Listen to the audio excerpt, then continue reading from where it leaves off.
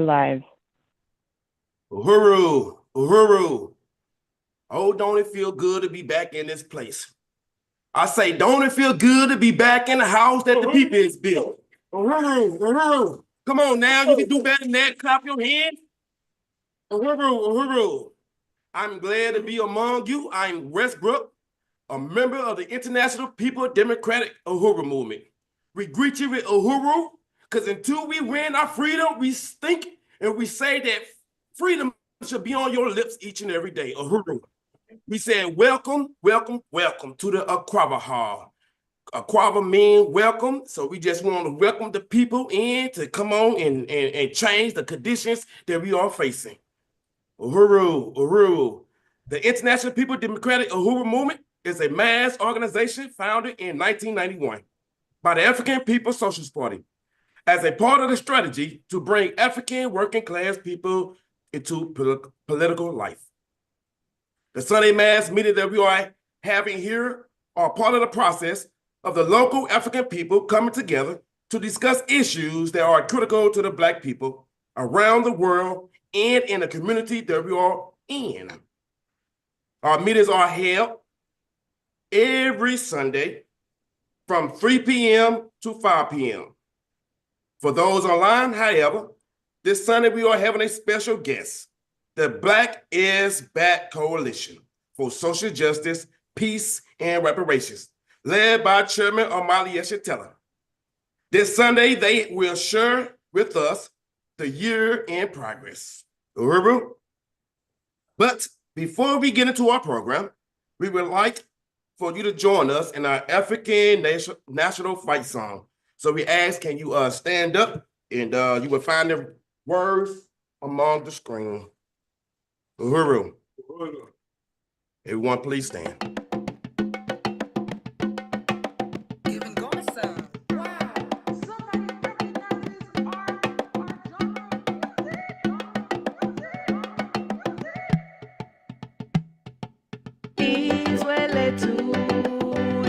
Africa, we are winning. Shout Uhuru for our freedom. We are winning. We'll dance and sing songs when revolution's won. We are winning. Africa's best.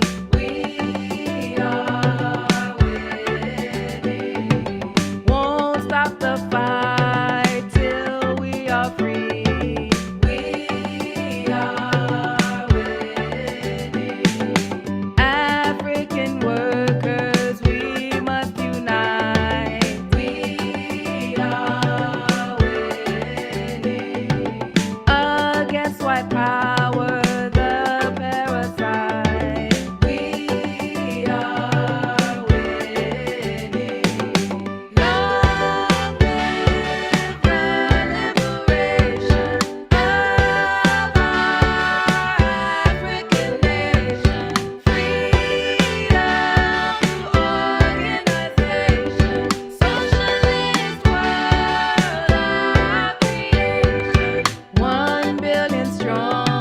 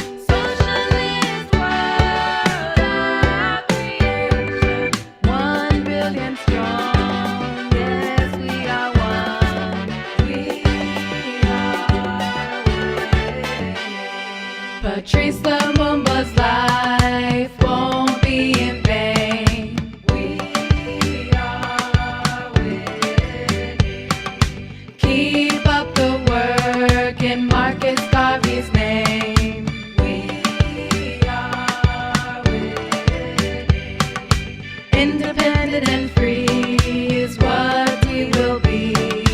We are winning. Africa will bask in our victory. We are winning. Long live the liberation of our African nation. Freedom to organization. Socialist world, our creation. 1 billion strong, yes, we are one. We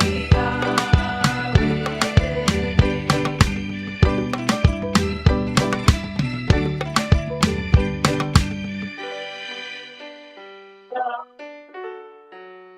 winning. Yes, we are. We are winning. We are winning. Fist up. Fist up. He's way late too.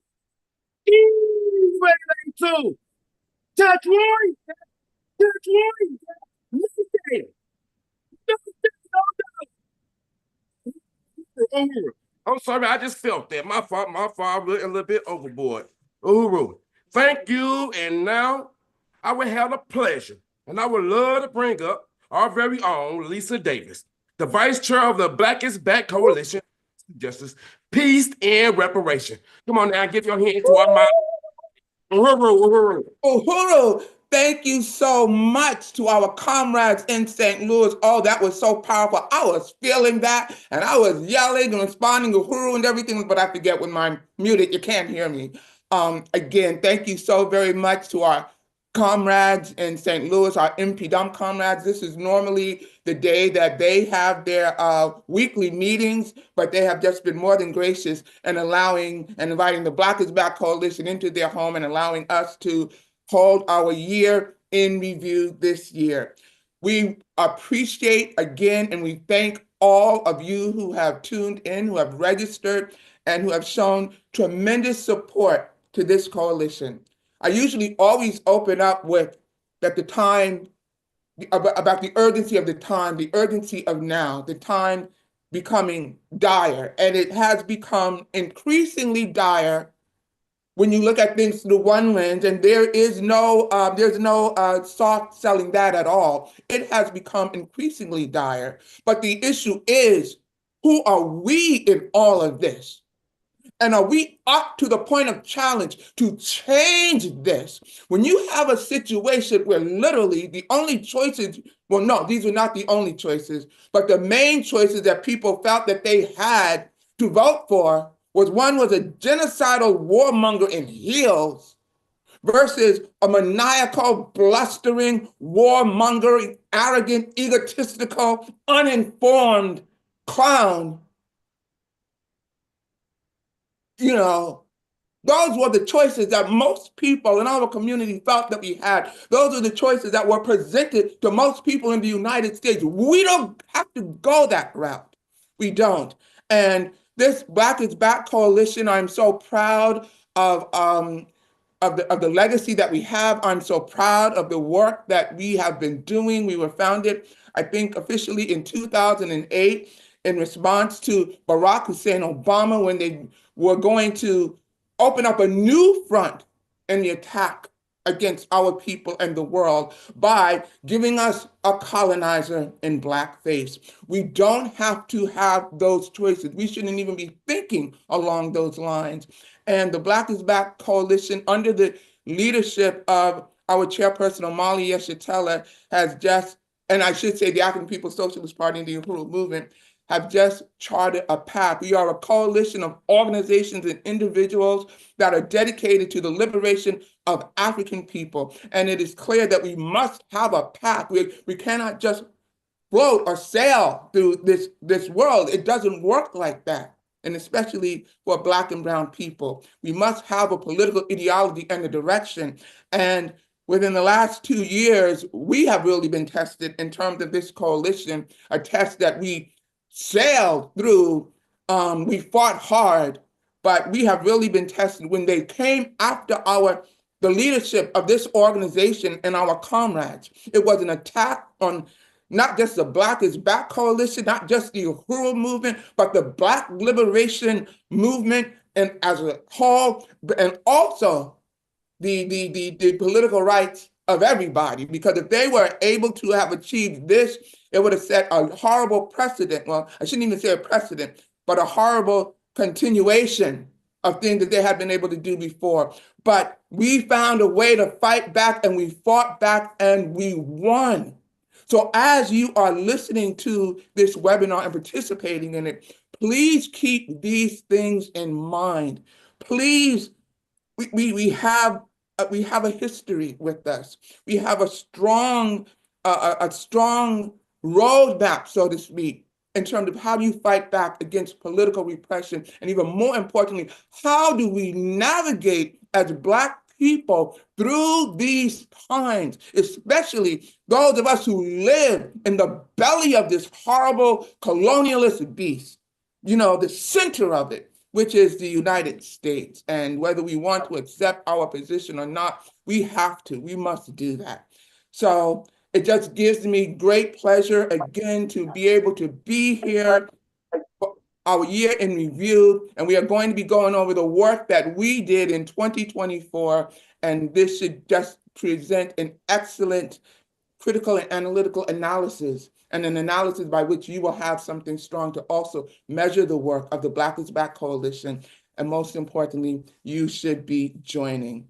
And with that, I'm going to now bring up one of our strong comrades, Brother Thyara Oshie. He is a member of Louisiana United International, whose mission is for social justice and reparations under the leadership of CEO Belinda Parker Brown. He is also a member of the International People's Democratic Uhuru Movement, Uhuru, and under the leadership of President Matsamela Odom, and a former city commissioner out of the city of Benton Harbor, Michigan. And he's also the vice chair of the Political Action Working Group. Brother Thyara, he's going to introduce to us the members of the steering committee of the Black is Back Coalition, Uhuru, my brother. Uhuru, very powerful start. And we all should be very, very happy. We all were involved in the freeing of the Uhuru 3 under the leadership and guidance of Chairman Omali Yeshitela, with Jesse Neville and Comrade Sister Penny Hess. We're all powerful. We work as a collective. And I'm going to begin to name off the Black is Back Coalition. First, I'll go with the steering or coordinating committee. It's Chairman Omali Yeshitela, whom we all know, whom we all follow those footsteps in the roadmap to liberation. Sister Lisa Davis, she is the vice chair. Then we have Comrade Elikia Ngoma, the fight song. We have Zayi Rizdisa, she's the secretary. We have also Nkuleko Sechaba, Nkuleto Sechaba. I hope I didn't chop your name up, comrade. Comrade Ikinge Millet. The Black is Back Steering Committee consists of, do we have these slides up?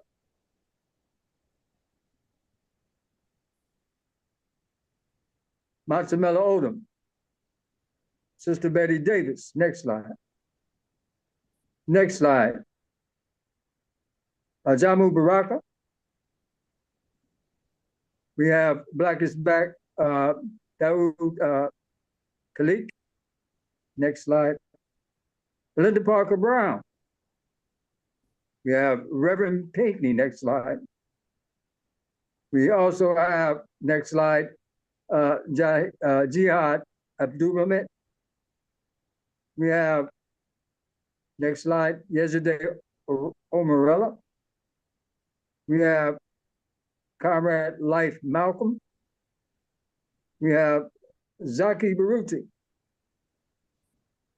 We also have the Joko Collective. Now we're gonna go into, speaking of the groups that are involved, all of you organizations, the Joko Collective.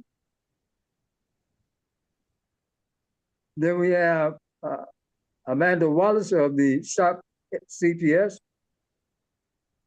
We have Paul Pumphrey, co-founder of Friends of the Congo. We have Robert Ward Williams, chairman of the Black Panther Party, San Diego. We have Comrade Cam Howard, Reparations United. We have Emmanuel McCoo, Student Working Group. Oh, we have me, Sayero Shoshi, Political Education, Action Working Group. In memoriam, we're gonna call out some comrades we know that we held dear in our hearts. These were warriors, revolutionary, very powerful spirits that fought solely, as the chairman stated, that the court found out we work for Africans. We work for Africans here and abroad in Africa. We work also for the native indigenous people, the prisoners, all inmates, since we make up 67% of the prison population all over. I want to mention Glenn Ford, very powerful writer, The Black Agenda, outspoken, very, very compelling brother. I remember watching my first encounter of the Black is Back Coalition. That was back in 2018. That's how I really was compelled to the organization, was through Belinda Parker Brown and Glenn Ford. And of course, when I heard the chairman, definitely the chairman. I want to mention Dr. Zena Crenshaw Logo.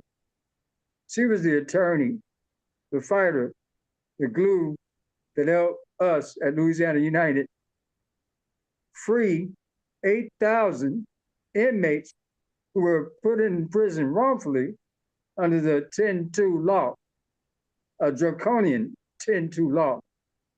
Dr. Zena was definitely on point, soft-spoken, never saw her get enraged. She could handle anybody in a gunfight and win. She looked the judges in the eye, she had her T's crossed, and she had her I's dotted. She was truly a champion. She was the other hip of Louisiana United's CEO, Belinda Parker Brown. We dearly miss her, dearly miss her. Our brother Ralph Pointer, I called him Papa. And I think that we all had this kind of encounter because Papa, as I called Ralph Pointer, mentored me in terms of radio broadcast, bringing up the values of history and the here and now. He would be very wise in how he spoke with others. As a matter of fact, you couldn't help but get compelled to both he and Sister Betty Davis. But there we have the Black is Back. That's you all. We are winning. We won in court. No time, no dime. Uhuru, I'm going to pass this back over to my comrade, Sister Lisa Davis. Let's get this on. Uhuru, yes, let's get this on. And as we go throughout this webinar, we're going to hear a lot about the various work of the coalition members, including the organizations and the working groups. So thank you so much, Brother Sayaro. Uhuru. And now it is a great honor for me, and it's a great honor and a privilege for me to introduce this next person. Omali Yeshitela, who is the chair of the African Socialist International and the African People's Socialist Party, and chair and co-founder of the Black is Back Coalition for Social Justice, Peace, and Reparations. From the day he tore down the racist mural from City Hall in St. Petersburg, Florida in 1966, our chairman has never stopped fighting for the liberation of African people everywhere. In the heat of revolutionary struggle and during years in prison for his political work, Chairman Omali developed the theory of African internationalism that understands the world through the eyes of the African working class. In 1968, he founded the Burning Spear newspaper, which is still published today. The chairman has authored numerous articles, pamphlets, and books. He made reparations a household word with the International Tribunal on Reparations for African People, it was the first one held and it was held in Brooklyn, New York in 1982, finding that African people are owed over $4.1 trillion for stolen labor in the US. We know that number is higher today. Today, Chairman Omali Yeshitela, as the leader of the African Socialist International, speaks to its growing base around the world and leads the worldwide movement for the liberation of African and African people everywhere. And he is one of the foremost strategists and tacticians for liberation, the liberation of African people, but not just for us, but for overturning this ruthless system of colonialism and for finding a path forward. Chairman Omali Yeshitela, Uhuru! Uhuru! Uhuru! Uhuru. First of all, I'd like to express my appreciation to you, Comrade Sister Vice Chair Lisa Davis, and to the entire steering committee for the Black is Back Coalition for Social Justice, Peace, and Reparations, and to everybody who is participating in this discussion on today. It is a critical moment, as has been indicated by our Vice Chair. And what we will be doing today in this meeting is presenting a year in review. And we do this while recognizing that this is a serious moment in history that cannot simply be examined through looking at events, simple events that have occurred. We have to talk about some events, but we have to contextualize that because something has happened very profound in the world. And this is something that's being experienced by people who are defining it in various ways. And when we look at some of the things that's happened in the world, we look at the year review. Again, we're looking at a year that has come about as a part of a process of cumulative events that responds to the fact that the entire political and economic configuration of the world has changed very dramatically. And we describe this moment in the African People's Socialist Party, in the Uhuru movement, is a moment where there's a great uneasy equilibrium, a contest that is occurring between the past of slavery and colonialism and world domination by these external forces and the future of freedom, of liberation. Progress, as we understand it, is something that's defined by the extent and effectiveness of the struggle to overturn that past and to win the liberation of the mass of people in the world. We define this era and period that we're living in. It has become sharply, increasingly visible to peoples. And we have defined this situation, this economy, this relationship that we have in the world as one of a colonial mode of production. And when we talk about a mode of production, we're simply talking about the way that a society achieves what is necessary to live. It's the way a society goes about the process of creating and recreating life. And we have come to understand this way primarily from the viewpoint of colonizers who have, the best of them, have correctly identified this situation that we live in terms of modes of production as stemming from the developments in human society, the progress that people make in the process of creating life. And at one of the best of them was a man named Karl Marx who defined this, and he talked about this process of modes of production coming into existence as the development of human society. And he talked about how these modes of production came cascading one after the other as a part of the process of development. And he talked about the highest expression of this development, the one that we experience today as capitalist mode of production, where the vast majority of the people are engaged in producing wealth and value collectively, socially, social production, wealth and value that's owned privately by a handful of owners, bosses, and things like that.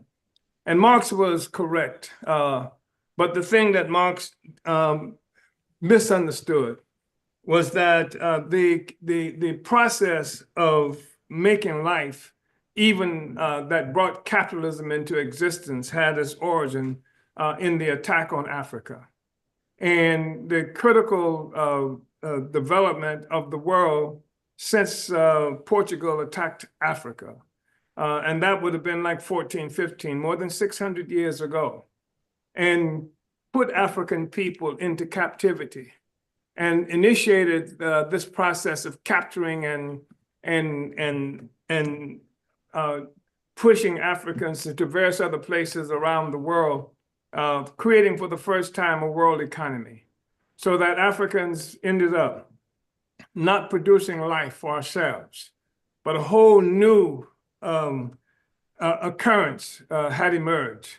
A whole new definition, should have been a whole new definition of the world. It was no longer the worlds that were experienced by Europe's and little fiefdoms and little tiny places in this place that was northwest of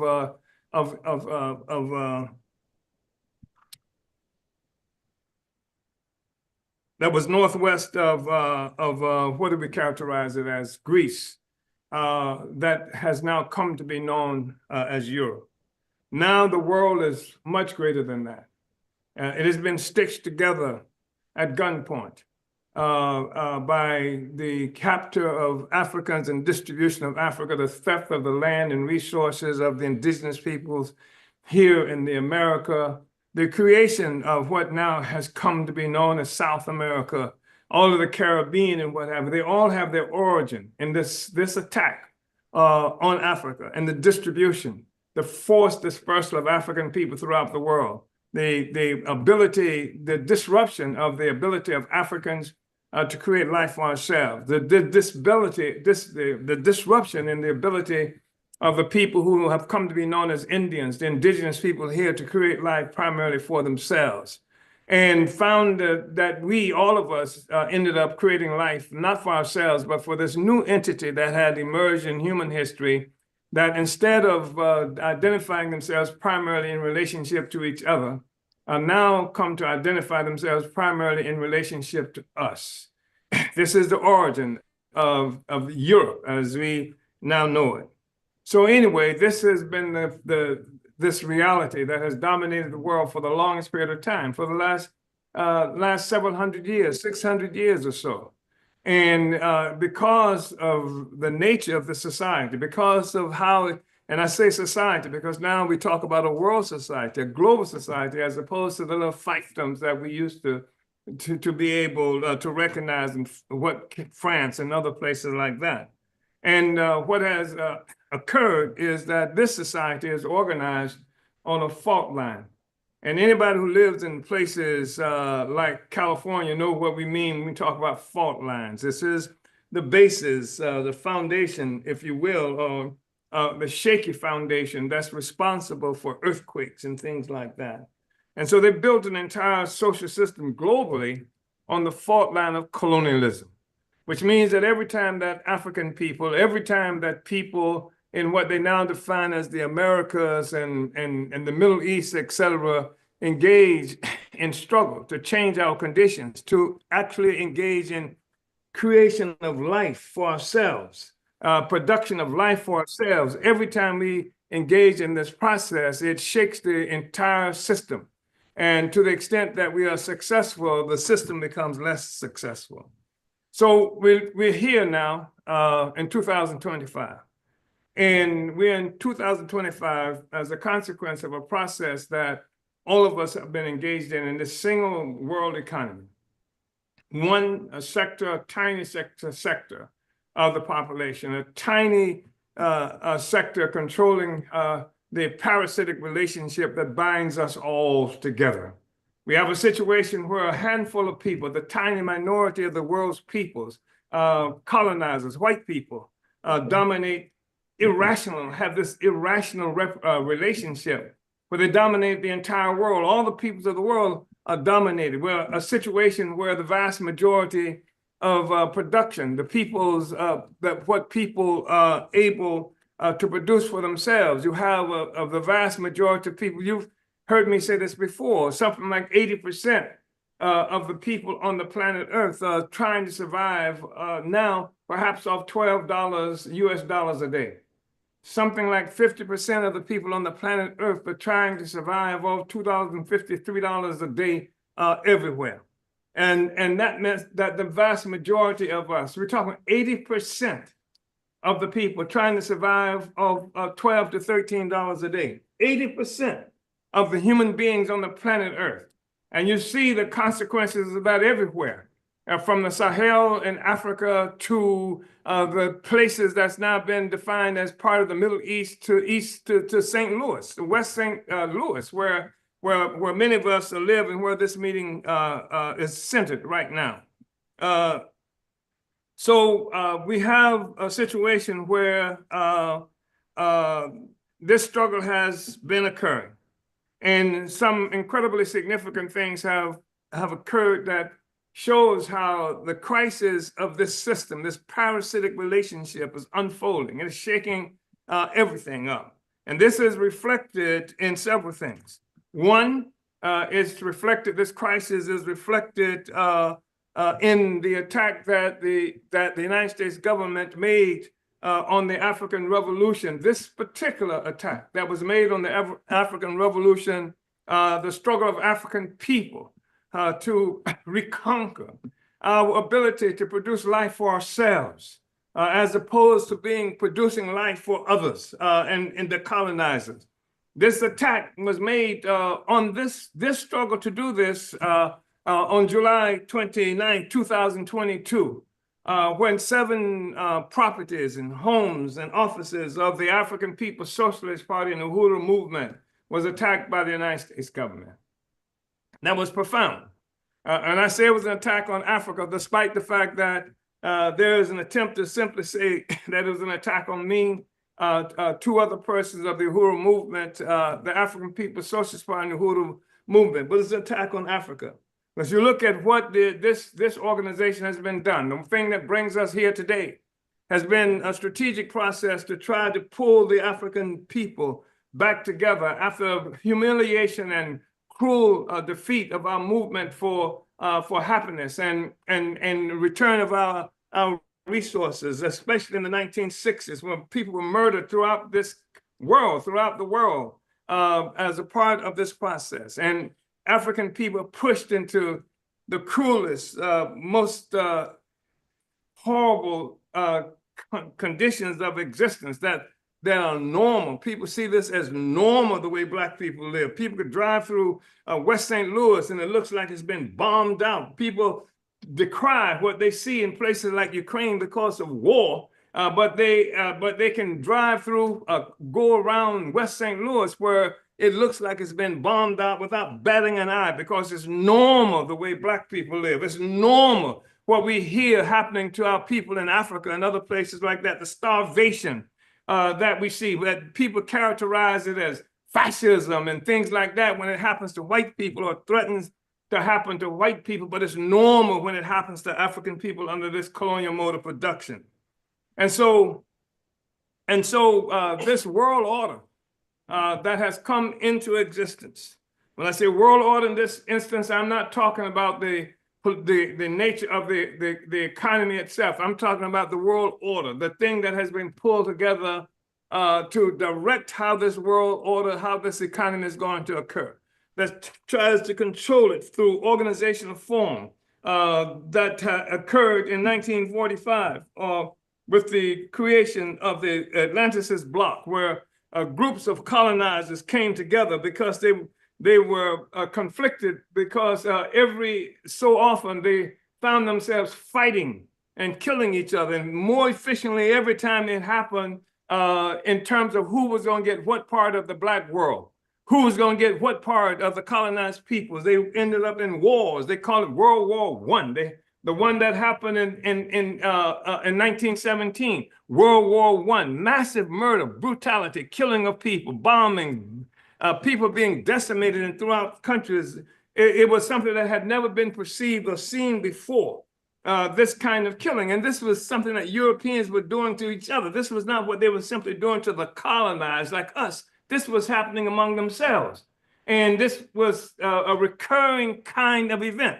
In an attempt to block it, to keep this from happening anymore, this is one of the more recent attempts to keep it from happening anymore was come to some kind of agreement among all the colonizers again, and to create a kind of parliament so that there can be negotiations, peaceful negotiation between all the colonizers about how the world would be controlled. They called this the League of Nations when it was created in 1919. Say, all of us, we can get together and dominate the world. We don't have to kill each other, etc.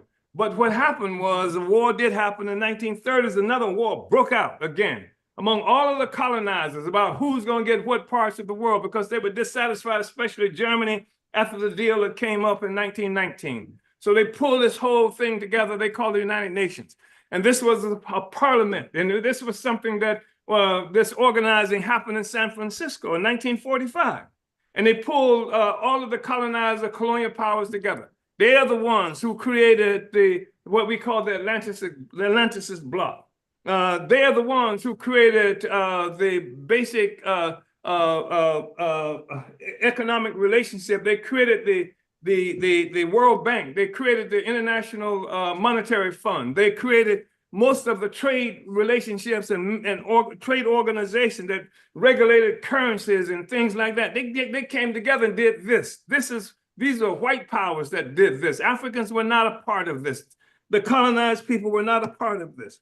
This was something they did while they controlled the world. And they created even thing they call international law. And this is white international law, because most of us were not even in the United Nations. Most of the colonized people didn't have anything to do with say about it. They created self-determination. They defined what self-determination was. They created, here's how self-determination would come into existence. And part of the preconditions for people's being allowed to be self-determining is that they had to be civilized. And they're the ones who determined what civilized meant. And that meant white, like. And so they set the terms for all the relationships to the peoples of the world. That happened. That's the Atlanticist bloc. It has dominated the world for almost 80 years now. But it's been trouble all the time because there's still this contest that happens between them. They still debate about who's going to dominate the world, and increasingly the oppressed peoples of the world ourselves intervene in this struggle. They're trying to fight for our freedom.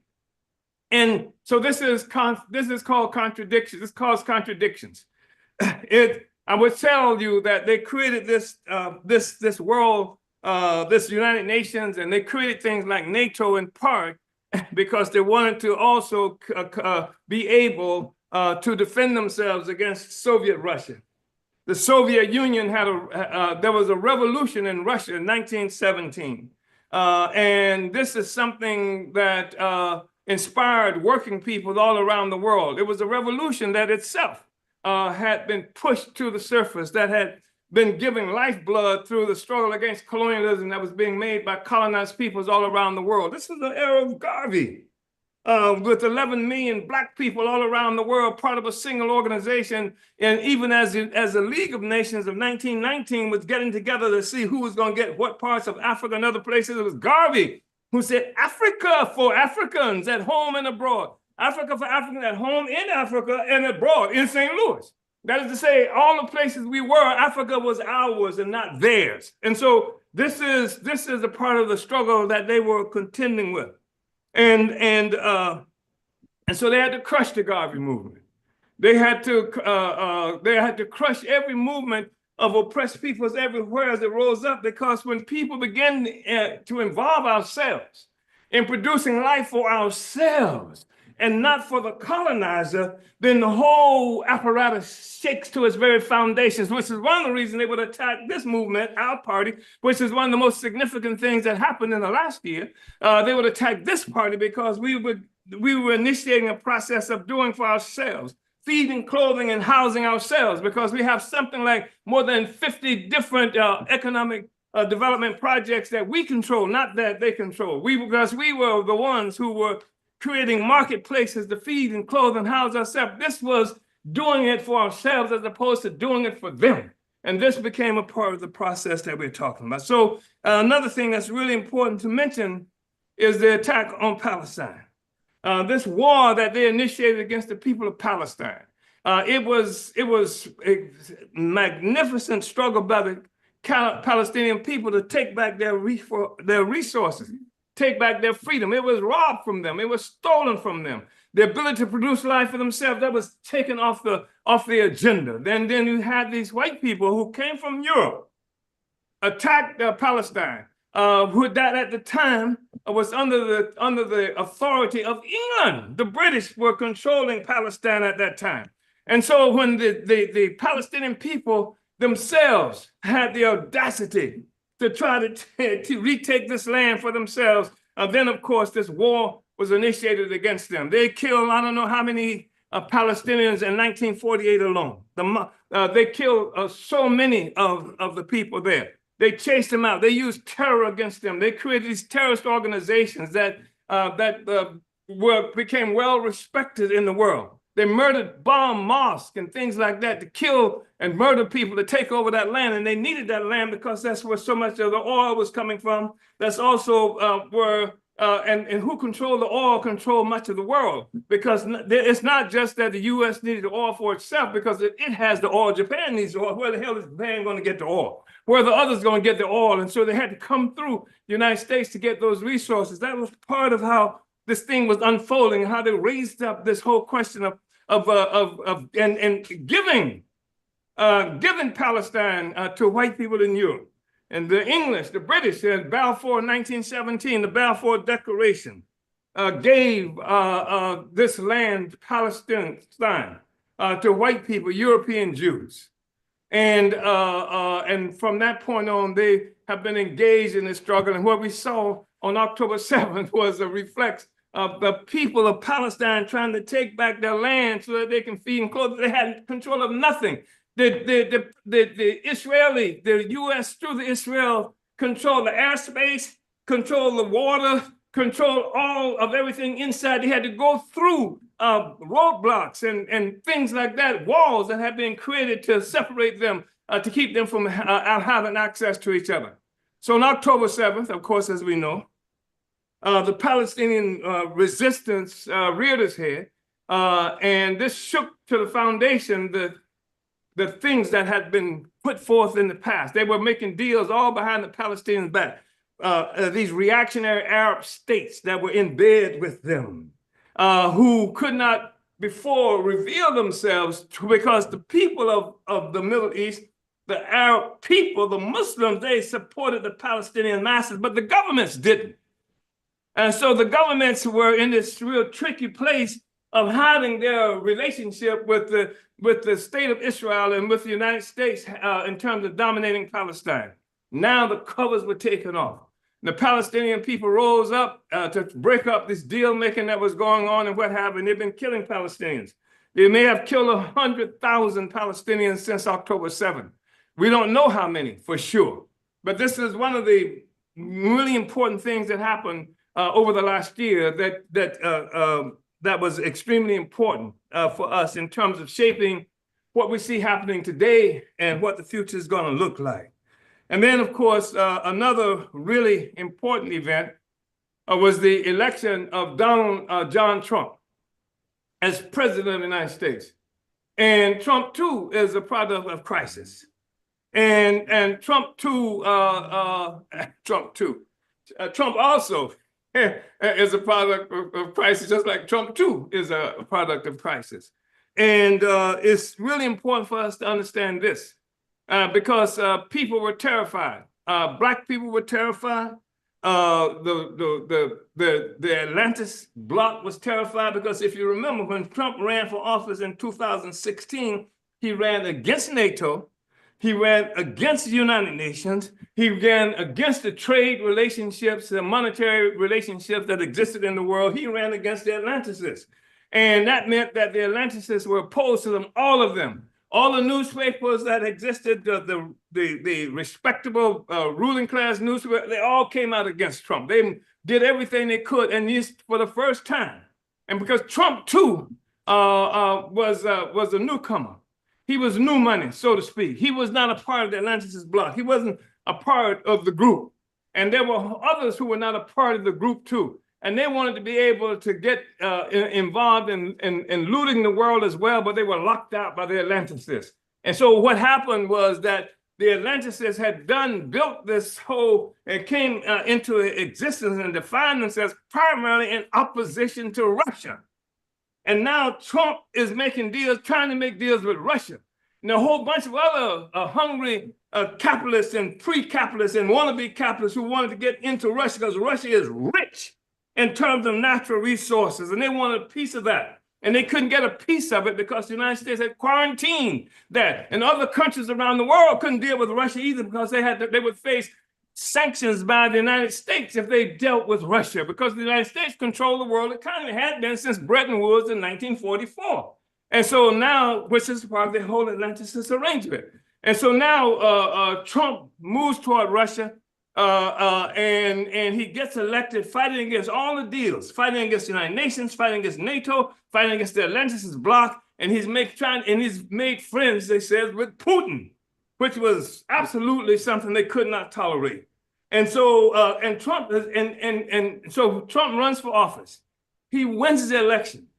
But then you hear coming from the Democratic Party and Hillary Clinton, the attack that they would extend to us in 2022, that Trump didn't win the election, they said. They said it was Russians' interference. It was Russia did it. Russia. They denied the legitimacy of the Trump election. They did everything they could. You couldn't open up a newspaper for 4 years.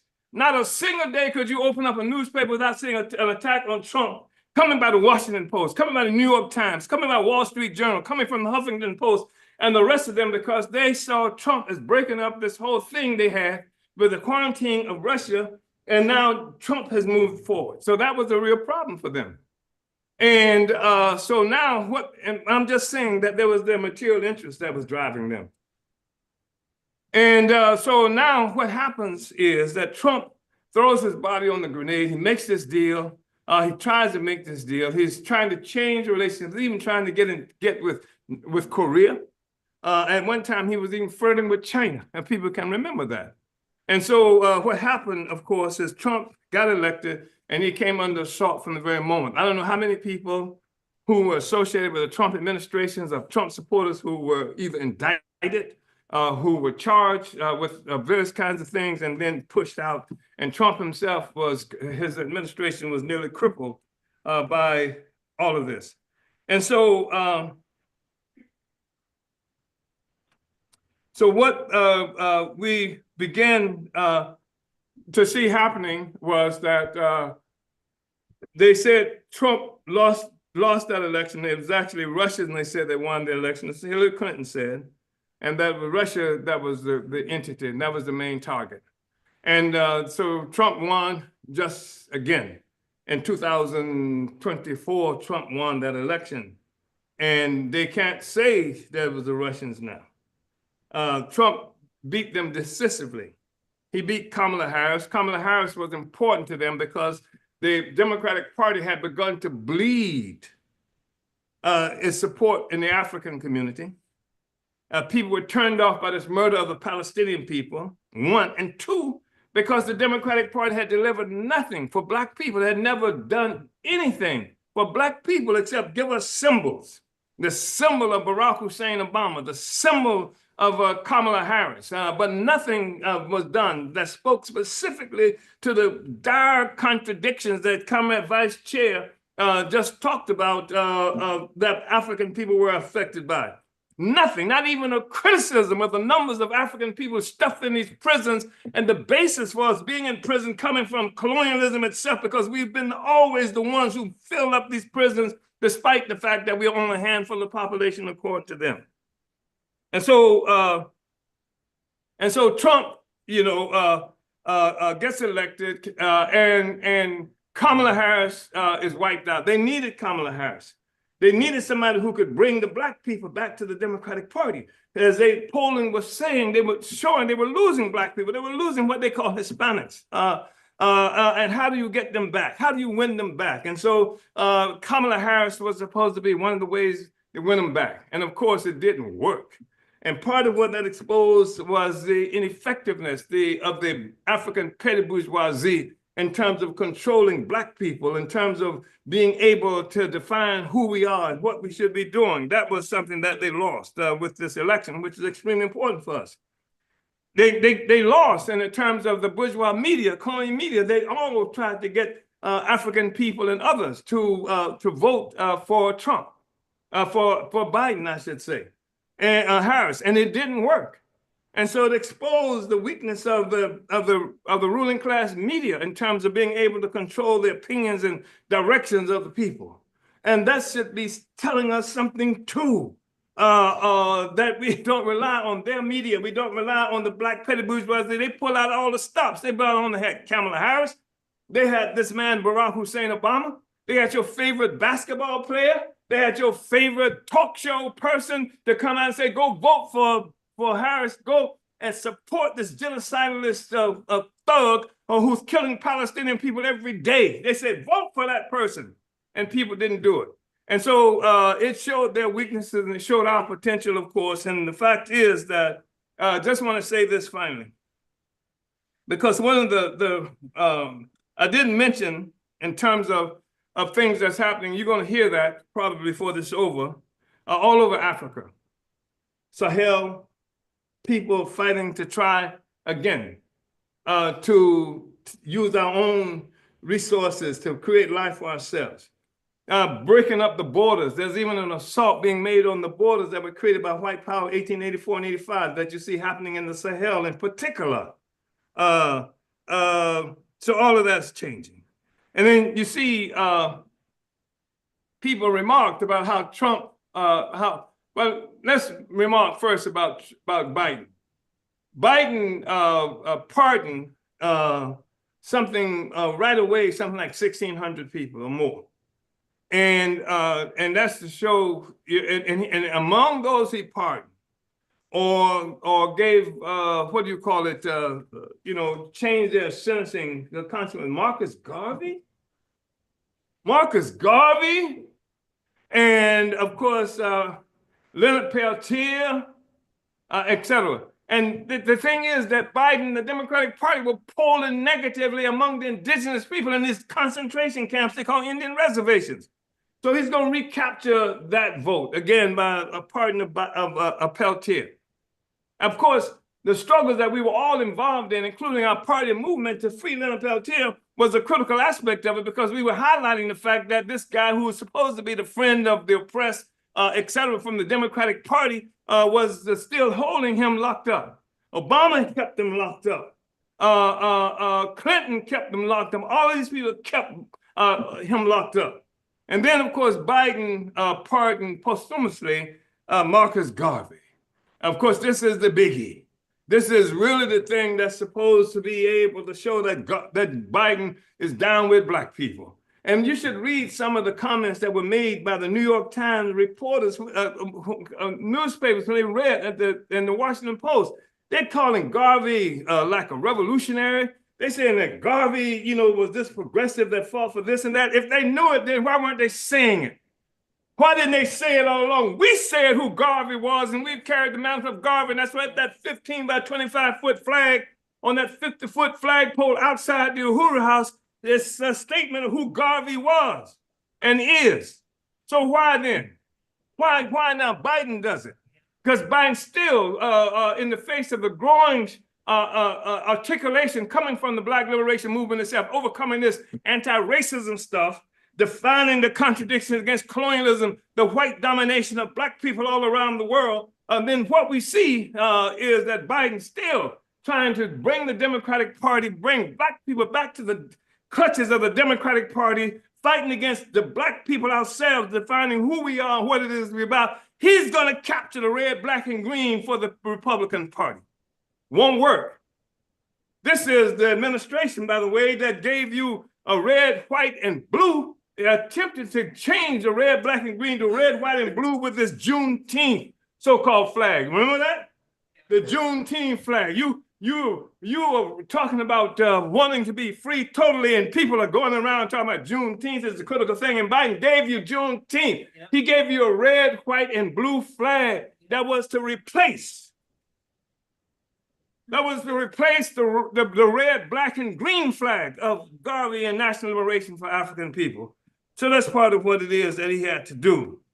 And so what we are saying is that everything that we've seen up to now, the last thing, I got to say this, because we're talking about how the Democratic Party, through Kamala Harris and the others, Biden, killing all these Palestinian people, right? In the name of defense of Jews and et cetera. And the Palestinians never did anything to Jews. It was white people who killed those Jews. But now I read an article in the Washington Post that explained why Garvey finally got this pardon, because they had asked Obama to pardon Garvey.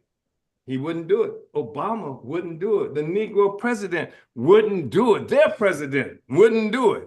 And none of them would do it. And so now they're saying, why is it that Biden did it? And so the explanation is Biden did it. And he said, this is something that most people didn't know, is because the opposition to Garvey being pardoned was that he was accused of being anti-Semitic. Anybody ever heard that before?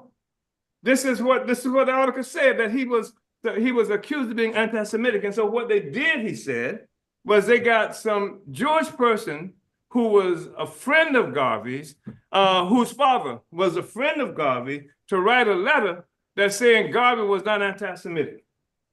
And so based on the fact that this Jewish fellow wrote the letter saying Garvey was not an anti-Semite, Biden was able to pardon Garvey. So now you got a combination of Biden, the murderer of Palestinian people, the one who's double-crossed and denied African people all up and down the line, and the Zionists who played a critically fundamental role in oppressing Palestinians and other peoples around the world.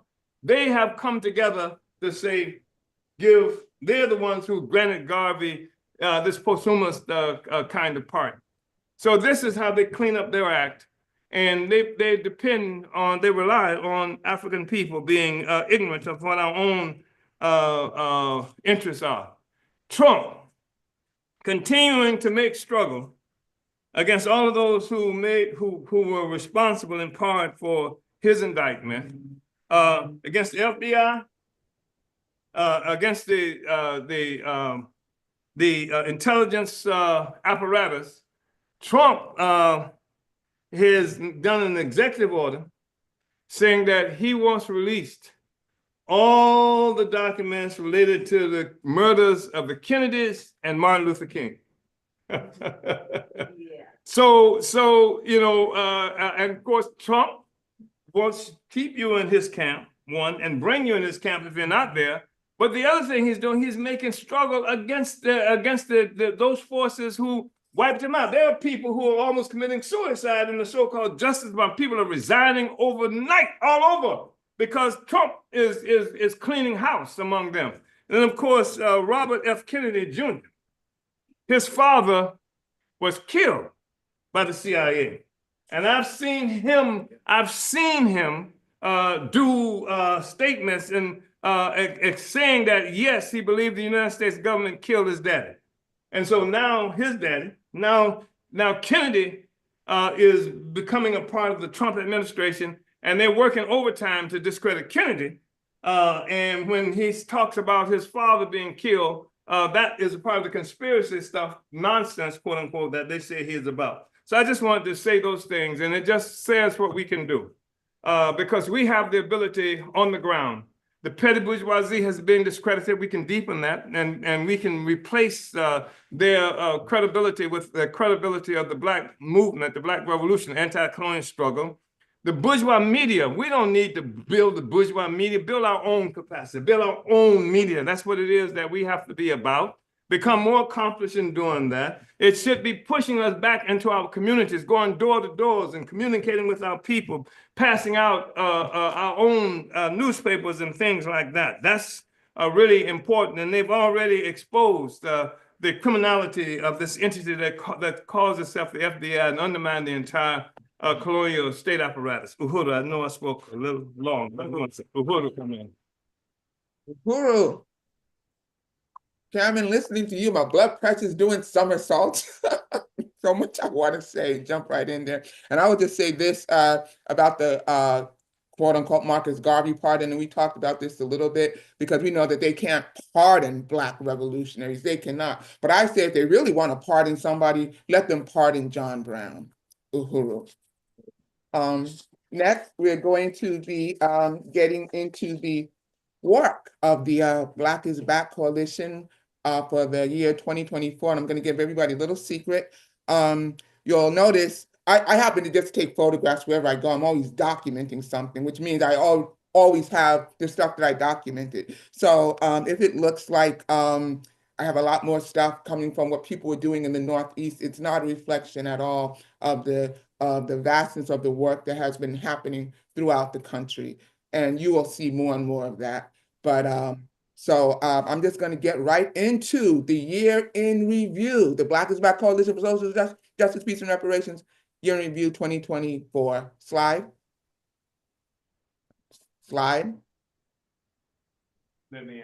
Okay, we start out in January.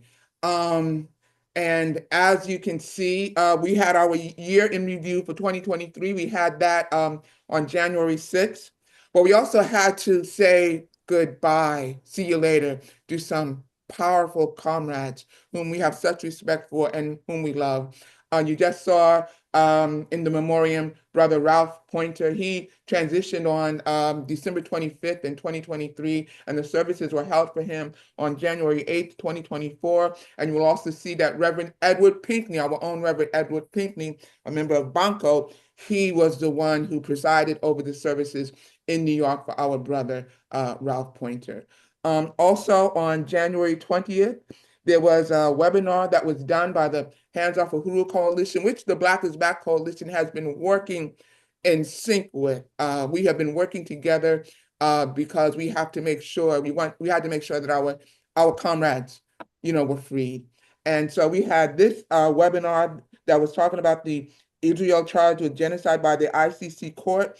You will also see that it was in January 13th, that there was a national call in DC, to support the Palestinian people and to demand a ceasefire. And we were there with some of our comrades. You see Brother Imaku, who was there, and that was on January 13th. We also had to say so long to a tremendous comrade, one of the founders of the December 12th movement, our sister Viola Plummer.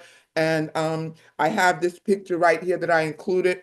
When the attacks first happened, the December 12th movement was one of the first organizations that they mobilized in New York City. Nobody even had to ask them. And that was in front of Sister's Place, which Viola Plummer is one of the founders of. And then you will also see that we have you're going to see a constant theme, support for Palestine and being out there on the streets, on the front lines, even though we are coming under attack. The other work that we were doing did not stop. And so you will just see that. And we had a call for a mobilization in Newark around Palestine when they attacked Yemen. Slide. February 2024 starts with All Politics Are Local. We were interviewed by Brother Zaid Muhammad. That's a show out of Newark. And you see Penny Hess and Brother Bakwa of the African People's Socialist Party. Again, we were trying to get Newark to pass a ceasefire resolution, which they did not do. Very disappointing for the city of Newark. You'll see right here, and I'm so proud of this collective right here. These are young high school students all throughout New Jersey, high school students who are walking out and standing up and demanding for a ceasefire for Palestine. And this was East Orange, New Jersey, the school, the high school I'm from, the area that I grew up in, and I had the chance to participate in that mobilization with them. We tried to really show mass support for all the youth that were organizing. And then we see that the Joko Collective, that they interviewed Comrade Jesse Neville, and again, Palestinian, this represents Palestinian youth and everything walking out. And they were doing that all throughout New Jersey, which I think started a movement throughout the rest of the country in terms of youth, teenagers standing up. Slide. Okay, March 2024, under the guidance of Sister Betty Davis, who worked very much with Brother Ralph Pointer. They did so much work together. She wanted to do something to honor the legacy of the revolutionary Ralph Pointer. And we had that on March 21st. It was a fundraiser for political prisoners, specifically with the focus on Mumia Abu-Jamal and Leonard Peltier. And I forget how much we raised, but I know that we met our goal. And the chairman was also there. He was also able to come and to participate in that. We had a general membership meeting that was on March 14th. We had that. Then we also began to work with the Uncommitted Vote campaign, and the African People's Socialist Party, or the Hands Off Uhuru movement, had developed Uncommit the Black Vote, and we supported that. We adopted the resolution to support that, and we began to develop campaigns around the Black community, Uncommit the Black Vote. And we had another webinar, the case of the Uhuru 3. One of the things I want people to really understand about this is that this will show the work that was done, the campaign that was mounted to ensure that we brought justice for the Uhuru 3, that they did not get any jail time, and they were found not guilty of the major charge. But we still have work to do on that. Also, March 31st, right here, you'll hear a little bit more about that. This is when I was at a protest in South Orange, New Jersey, and they're coming after me because I was at a pro-Palestine vigil. I was one of the only Black people there, and they blamed the whole thing on me, and they're coming after me. My court date is February 21st of this year. Slide. Okay, April, we had our 8th annual electoral campaign school. That's very critical in terms of the work that we were doing, and one of the reasons why they attacked the chairman and the African People's Socialist Party and the Uhuru movement. We had a webinar on that. We had April 13th and 14th. We had a webinar prior to that around April 6th. Does the Black vote equal Black power? That's a very critical question. We also adopted a resolution to free Leonard Peltier. We worked very closely with the Free Leonard Peltier Now organization, which has been doing tremendous work, and we're so glad to see some success with that. Our comrades, I believe this was in Philadelphia, had a press conference, Make the Black Votes Count, and Uncommitting the Black Vote. We also, CEMOTAP, which has shown great support to the Uhuru 3, CEMOTAP stands for the Committee to End Media Offensive to African People. Netflix launched a horrible attack on the Black community with that scurrilous remake that they did called Good Times Reboot, and we adopted a resolution to support CEMOTAP, and to, support the demand to cancel Netflix. Also, you can see right here, we were supporting many of the encampments. And whenever we would support the encampments, you can see we wanted to tie these issues together. So Haiti, AFRICOM, and Palestine, and all the other struggles that are going on. Next slide. Okay, May. This right here, we had supported the CUNY encampment in April, but the night that we were there, they came down and just tore everything down. So I reached out to Brother Charles Barron, a great supporter of the Black is Back Coalition. We were in New York the very next day. We wanted to make sure that these young comrades, that they had support, if they needed any kind of political support in any kind of way. Brother Barron and I were out there the next morning. He was one of the first people I called, and he responded mightily. Again, we had another webinar, COINTELPRO Exposed, to continue to keep this issue out there. We had here's from some of our comrades in Los Angeles. You see that they have Victory to Palestine, and they're out there showing the support. And we would always try to bring all these issues together. This is the Newark encampment, which we supported. Again, you can see we were tying those issues together. And the Black Mothers March on the White House, which happened May 13th, and that is spearheaded by our sister organization, Annual. Slide. June 2024. Part of the thing with doing this outreach is also making sure that we reach out to and unite other struggles. And we have received great support from many people within the the I don't like to use the word Latino, but around the issue of Puerto Rico, many Spanish speaking oppressed people from that community. We have been building bridges and received great support. Brother Carlito Rivero asked us to speak at El Maestro. That building has all kinds of photographs and everything of showing the diversity within the Spanish-speaking oppressed population and paying much tribute to many African people of that descent. We had this webinar right here, Black Education. Sister Betty Davis was very much a part of that. We have the youth group that's starting to hold their meetings, and we support them in every way that we can. And again, what's happening, Sister Betty Davis of WBAI, you heard the chairman earlier reference building our own capacity locally. If we can't get the so-called corporate media, we can still do a lot of work. And WBAI and many of these other podcasters, they played tremendous role. And this is right here. We had a protest in South Orange, and we involved the issue of what was going on with me. And this is support from one of our comrades out of New York. Slide. July. One of the things that we always do in July, the International African Arts Festival, in which we get to be there about 4 days. Again, if you look at all that picture, you can see all the issues that we were bringing together in terms of an anti-colonial struggle. And we've always did tremendous work within that festival, which lasts 4 days. We were also putting out all this information about supporting the Uhuru 3. And you can see right here, here's another webinar that was happening 2 years after the FBI raids mobilized for the Uhuru 3. So we kept this message out there. That was very important. We had another general membership meeting as we want to make sure that we stay connected to our general membership. Again, this is something that Black Alliance for Peace, one of their comrades in New York had been wrongfully arrested, and we showed up to support them. And again, you can just see part of the campaign that we mounted with the Hands Off Uhuru Coalition all throughout the year, and so this is one of the ones that we do with Call and Write State Representative. Slide.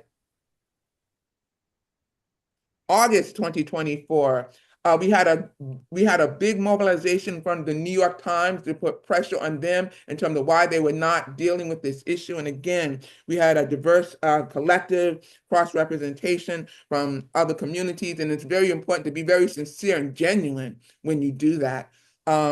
We had that register for the August 9th and 10th, the annual conference that we had, our annual conference with the Black is Back Coalition. And again, you can see that we continue to keep the issue of the Uhuru 3 in the forefront, but also tying this issue in with many other things that were going on.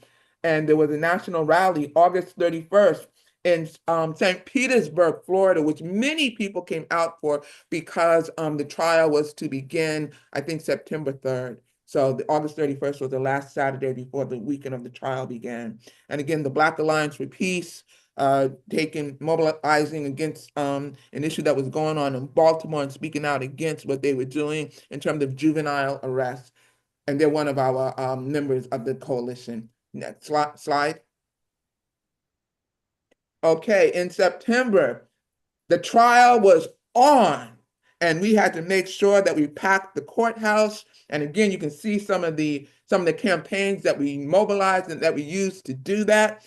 We are so grateful. I'm not going to use the word grateful, but we fought so fierce, and we were able to prove that Uhuru 3, the team of the Uhuru 3 were able to prove that we did not work for, that we worked for Black people, that the charges that were brought against the Uhuru 3 were bogus. And although they were found not guilty of the actual charge of working for the Russians, somehow because of the way this court system is, they did, quote unquote, find them guilty of, quote unquote, of conspiracy to do it, but it was still a tremendous victory. It was a tremendous victory of the people, and we'll see more about how they fought back against that. And also, we can see right here that December 12th in New York, while this was going on in Florida, and although members of D12 did come out to Florida to support, they also saw the need to organize in New York, and so that's what they did. They had an organizing meeting that we attended, and then they had a protest in front of Hakeem Jeffries' office. And again, you'll just see how we utilize the media to get this issue out. This is Brother Charles Barron's show. Slide. October 2024. Many of you have heard about the horrible case of our brother Jordan Neely. D12 called for mobilization. We tried to be there to support it. We began organizing for the Black People's March on the White House, and we were meeting regularly within this area. You can see our comrades in Los Angeles were also having a mobilization on that same day.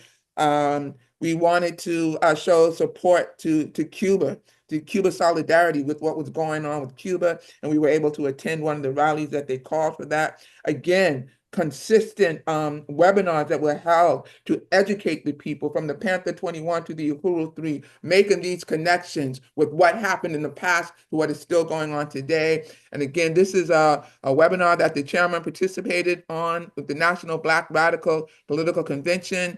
And then we had Reparations United, led by Brother Cam Howard, and called for a mobilization of people from all throughout the reparations community, which we also participated in. Slide.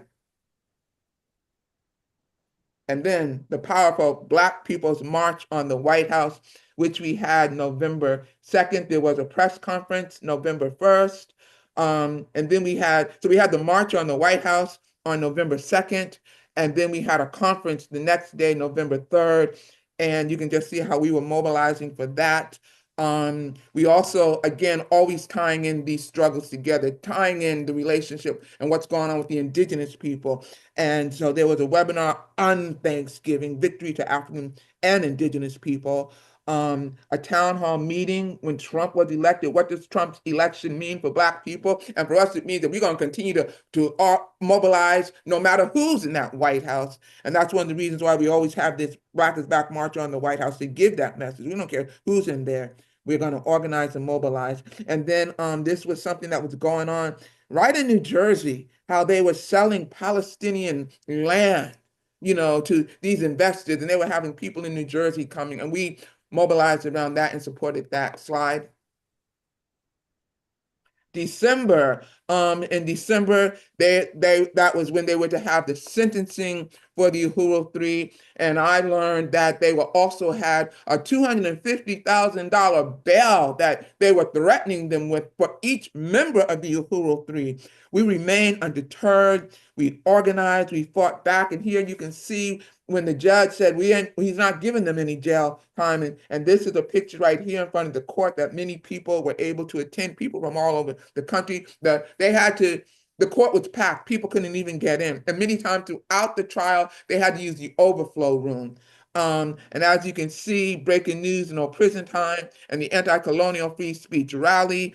And so this just goes to show all the ways that we work to keep this issue out in the forefront, that we forces that we had within our own communities to get the word out. And I just wanted to put this here. This was for January. This was called for January 1st. We were there January 1st of 2025. New York City, all out for Palestine. Uhuru. And again, please join the Black is Back coalition. You can see the work that we are doing. We are very much boots on the ground. And the more people that we have joining us and helping to do the work, the more and more effective that we can be. And we are a coalition with organizations and individual members throughout the country, but not just that, but we also have great international reach. It is a wonderful organization in the mobilization. Uhuru, into the presentation. And with that, we're going to just go right to talking about the work of the coalition and allowing members of the working groups and also members of the coalition No, actually, I'm sorry. I'm getting a little bit ahead of myself. This is also a fundraiser that we're doing. And we have a goal that we would like to, um, to raise money for. We are completely independent. We work for ourselves, and it's up to us to free ourselves. We don't need the colonizer to do that. Uhuru, Brother Sayaro, take us through this. Uhuru, powerful, powerful. 2024 into 2025. I'll tell you what, we are our own liberators. Strings are always attached to grants unless you can manipulate them to fit what it is that we're trying to do, and solely that. And we all know that once the colonizer gets you with a grant, that he owns whatever organization, whatever school, or whatever you think you have, they own it, strings attached, which means they can knock us off. Today, our goal is $1,000. That's our pledge goal today. And we're depending on each other to make these goals. How do we give? Go to www.blackisback, www.blackisbackcoalition.org/donate. It's Black is Back coalition.org/donate. Cash App, $BIBCOA. That has been the simplest way for me to cash out. Make checks payable to BIBC. Mail them to the BIB, care of Kenge, that's Ekenge,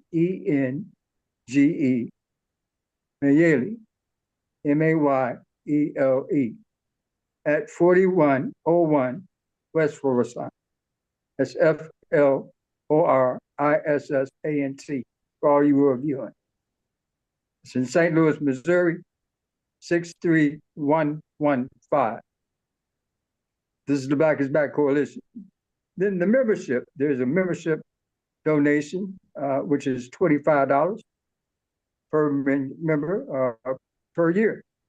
For organizations, organizational will be international is $200, and the national is $150. State, local, and provincial are $50. And I'm going to kick in my $20 right now. We're asking everybody to go beyond this $1,000. We sustain ourselves. All of us on here have proven that together as we work as a collective, not only do we build organizations, we build other interests. Right now, based on the Uhuru 3 trial, it's widespread about the power of collective working, thanks to the roadmap laid out by Chairman Omali Yeshitela, who formed this organization. And I'm going to pass it back to Comrade Lisa Davis. And I Uhuru, want to thank you. Brother Sayaro, when I heard you putting that amount, my pocketbook is talking to me. It ain't saying Talk. It ain't saying much. It ain't talking loud enough, but it's still talking to me. Squeeze it. Yes, I'm a really squeeze it. And now we're going to hear. Right, we're going to hear more from the member organizations of the coalition and also some of the working groups. It gives me a great honor to introduce. It gives me a great honor to introduce everybody within the Black is Back coalition. You're going to be hearing me say that about everybody, but it's all true. All of it's true. It gives me great honor to introduce Brother Zaki Baruti from the Universal African Peoples Organization. Brother Zaki Baruti, he is a former educator for 33 years and a union activist, the second vice president and political action chairperson of Local 2020 in East St. Louis. He's the author of 2 educational booklets, Challenge the Building of a Clean, Prosperous Black Community Through Our Educational System as Opposed to the Conspiracy, and Challenge Part 2, Can We Do It? He was a Democratic Party candidate for governor of Missouri in 1984 and 1988, and he was endorsed by Minister Louis Farrakhan, and he garnered like 90% of the vote in 1988, and he was a Green Party candidate in 2000. He is the co-chair of the Coalition Against Police Violence and Repression. He has traveled to over 35 countries and met several heads of states, including Muammar Gaddafi of Libya, Robert Mugabe of Zimbabwe, and Omar Bashir of Sudan, and Daniel Ortega of Nicaragua. He is currently a member of the Great Gateway Green Alliance, the co-chair of the Community Justice Coalition, co-founder and president general of the Universal African Peoples Organization, publisher of the quarterly newspaper, which is a great newspaper, by the way, the African News World, and host of the TV program Conversation with Dr. Baruti. Brothers, Dr. Baruti, it's on you now. Well, thank you, Sister Lisa. So you and the chairman will be a hard case to follow. I just really, truly, first and foremost, give greetings to everyone. I always say in the Arabic language of peace, assalamu alaikum, Black power, and liberation in our lifetime. Let me first say that in regards to the Black is Back Coalition, I am so honored to be among some very powerful and incredible people. So I just want to express a solidarity that has been my due honor to really work with some people who really want to have a transformative society based on justice, equality, peace, and socialism. So to that end, I just thank you for being who you all are. Now, as mentioned by Sister Lisa, I'm representing the organization, Universal African Peoples Organization. And this past year, of course, has been full of a lot of activities and also heartwarming and heartbreaking kinds of situations involving our people.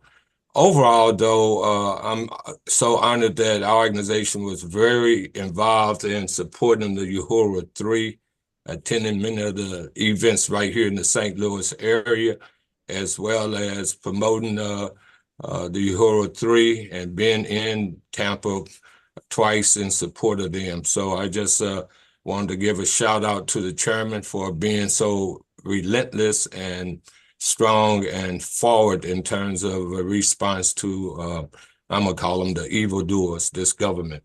So with that said, will my engineer put the first screen? Okay, you will see here that sponsored by Vivian Whitley Foundation, Universal African Peoples Organization, come help support the elderly and displaced residents of the Heritage House, which was held on Wednesday, January 24th, 2024, at a hotel in St. Louis County, the Hilton. And then we were asking to donate non-perishable food and healthy snacks, water bottles, socks and undergarments, adult diapers for men and women, toiletries, caps and gloves, gift cards. I wanted to put that on there because first and foremost, my January of 24 started in terms of activism and helping people. I received a phone call on Dr. Martin Luther King's birthday, actually, 2 a.m. in the morning from one of the residents of the Heritage House asking me, begging me in essence, to call the press because she was one of over 170 elderly people, predominantly Black, at a housing complex called the Heritage House, which the pipes had burst in the middle of the night, which was degrees was 14 degrees or so. It was brutally cold, and they were being displaced. And this was as an extension, really, of slumlord mismanagement of the property, which our organization had been called the previous year in 2023 to help put together a tenant organization. From that moment of that disaster, those residents, and I'm talking about people over 70 mostly, and being traumatized because they did not know, and losing everything at the apartment complexes also, the clothing, food, everything, in terms of what would be their final resettlement and the trauma to undergo that. So our organization, on day one, I got up out of the middle of the night, made the call to the press because she had asked me to call as many press. And that morning, our organization was there at the building as they were being evacuated, along with the Vivian Whitley Foundation members. From that moment on, we began to coordinate a lot of relief efforts for them, as well as providing moral support. And so that was the first hit in the month of January 2024 that our organization got very involved with helping those residents. Next slide, please. Part of this is kind of a picture where we're with the residents and encouraging them, but they had to be moved from one hotel to another hotel for about 4 or 5 months as they were seeking new housing and what have you. But this was a breakfast that we had sponsored for them, as well as working toward getting an attorney, which we do have now for them, to file a class action suit against the ownership as well as the members, the management team. So that was our first battle in the month of January, as I mentioned. And next slide, please. Now, this is at a gathering for Dr. Martin Luther King at a high school, Normandy High School in St. Louis County. And this is a significant picture. These are pictures of the members of our organization that was on hand to support one of our young members who had coordinated the program, and he's over a group called Young Voices with Action. But it was here at this event at the high school that I was able to meet a progressive principal who in our discussion had asked our organization if we could come into the school and do a program around the life and legacy of Malcolm X. And we did it on the date of his assassination. I was shocked because as a former educator myself, that many times teachers or principals would not really deal with the true history of our people and any kind of controversial issues facing our people within the classrooms. So to that end, if you will go to the next slide. Our organization, we did sponsor the program. And on stage, you see a host of students, some of the students after the program. And in the background, you see the slide of Malcolm X. There are many of them, some of them are holding up our newspaper that Lisa had made mention that we published, but also at this event, our organization was able to donate 145 copies of the autobiography of Malcolm X to the senior class there. And I think that's very significant from the perspective that we got to educate our young people about our past struggles, our present struggles, and what the future needs to look like. Next slide. Here we are outside a vacant historical site that is called the West End Center, that used to be a facility that hosted many social programs that benefited the Black community in that neighborhood. It has been shut down now for over a couple of years, but there have been talk that the current city manager, mayor is talking about selling that facility to some private developers. As you know, we always, as a race of people, have to deal with gentrification. And so here we're protesting that, or taking a position that that building should not be for sale to these private white developers that they're talking about selling it to. All right, next slide. This is one of our organizations celebrate 3 of our icons yearly. On April the 4th, we celebrate the life and legacy of Dr. King, who was assassinated on that date, as well as we celebrate the life and legacy of El-Haj Malik El-Shabazz, known as Malcolm X, along with celebrating the life of the Honorable Marcus Messiah Garvey. So this was one of our events that we had put together, a town hall political forum, which we projected as featuring progressive women in leadership. And this was on May 18th. And we held the program at this church called, where a progressive minister there, the Beloved Community United Methodist Church. And on hand, we had the former 1st Congressional Congresswoman Cori Bush, State Senator Carla May, Missouri State Senator, the mayor of one of the community municipality, Sharon Pace, Shameen Hubbard Clark, who was St. Louis, who is a St. Louis City alderperson, and Anastasia Sykes, who was a candidate for lieutenant governor of the state of Missouri. And then we had as our moderator, our own member, proud member, Coffee Wright. Next slide. This is gathering some of our members with Corey Bush, who was defeated in the August primary by what I call a real bootlicker, Wesley Bell, who received the funding of AIPAC to the tune of $12 million plus, because Corey took a position of calling for a ceasefire in Gaza, as well as during that time period after we had this gathering. There was an article in the Jewish Insider that was cracking on myself, as well as Chairman O'Malley Yasatelli. And the headline was to this effect: Corey Bush rallied with pro-Kremlin activists critical of CBC PAC Chair Greg Meeks. And it goes on, as I mentioned, criticizing myself as well as O'Malley Yasatelli. Next slide. This is a group of alumni nurses from a full-fledged Black hospital back in the day called Homer G. Phillip Hospital.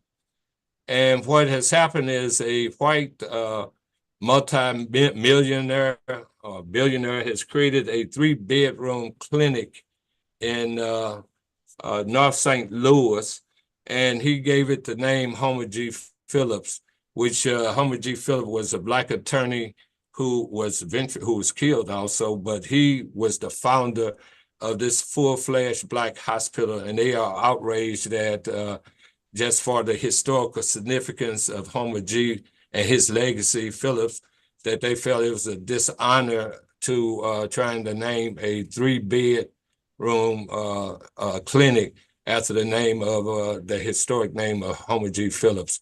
So a couple of our members was there in support of those former nurses of Homer G. Phillip, and they were having a protest in terms of drop that name, which arrogantly the white boy is not doing. Next slide. Here we're in front of the St. Louis County jailhouse, and this was a press conference around the fatal death of the sister that's standing in front of the mic, a brother named Mikhail Neal, who was killed a couple of years back through a car chase by the St. Louis County police officers, who actually said they were not involved in the chase, but witnesses saw them in the chase hit this car, in which the sister that's in front of the mic, it was her son and another brother. And on TV consistently, because a family was saying that they could have witnesses to the police chase, but they kept denying it. But our organization, along with the family, canvassed the area, and we came upon one establishment that did show the chase, and we were able to pressure the St. Louis County Police Department to fire the officers, which they did, but we're still calling for those officers to be prosecuted. Next slide. And again, that's a close-up of the sister. All right, next slide. This is just a flyer that the organization, as I mentioned, we celebrate the honorable life of Marcus Garvey. And as you see at the top, it says, in the spirit of the Honorable Messiah Garvey, the Universal African Peoples Organization cordially invites you to the 35th annual celebration of his life and legacy. And we did two kinds of programs. One was on a spiritual level. We go atop what is called Cahokia Mounds. It has a history, and I encourage everybody to look at the history behind Cahokia Mounds for spiritual meditation and prayer. And then we had our rally in his spirit later on that evening at a place called Legacy Cafe. All right, next slide. This in the month of September, our organization several years back shipped over 10,000 books to Ghana to help build a local library. And to that end, while that was my first time in Ghana, we went to the Kwame Nkrumah Museum. And I just want to share this statement by Dr. Kwame Nkrumah that stated, I am not African because I was born in Africa, but because Africa was born in me. And we need to instill that spirit in our young people as well as everybody, but actually. Next slide. This is a gathering on the day of the march on the White House, which I saw. I was there representing our organization, a couple other members. And at the press conference there, I was at the press conference in support of the Uhuru 3. But also that day I had supported one of our members of our organization who helped found it in Baltimore. This is in Baltimore. Black Men, Unifying Black Men. They had a rally earlier that morning with attendance over 100-some people. And then later on this evening at this Black-owned seafood restaurant, the brother who's sitting right next to me, to my left, Bill Gooden, hosted a reception for myself, and along with the other brother to his left is owner of a Black magazine in the Baltimore area. And those are people behind that supporting us. Next page. Next slide. Next slide. Okay, all right. So, so much of our activity, though, during, as I made mention, we were in support of the Uhuru 3. Several of the members appeared on one of our media, and I like the concept that we got to have our own media, and that's our theme of our newspaper, the African News World, a media that we control.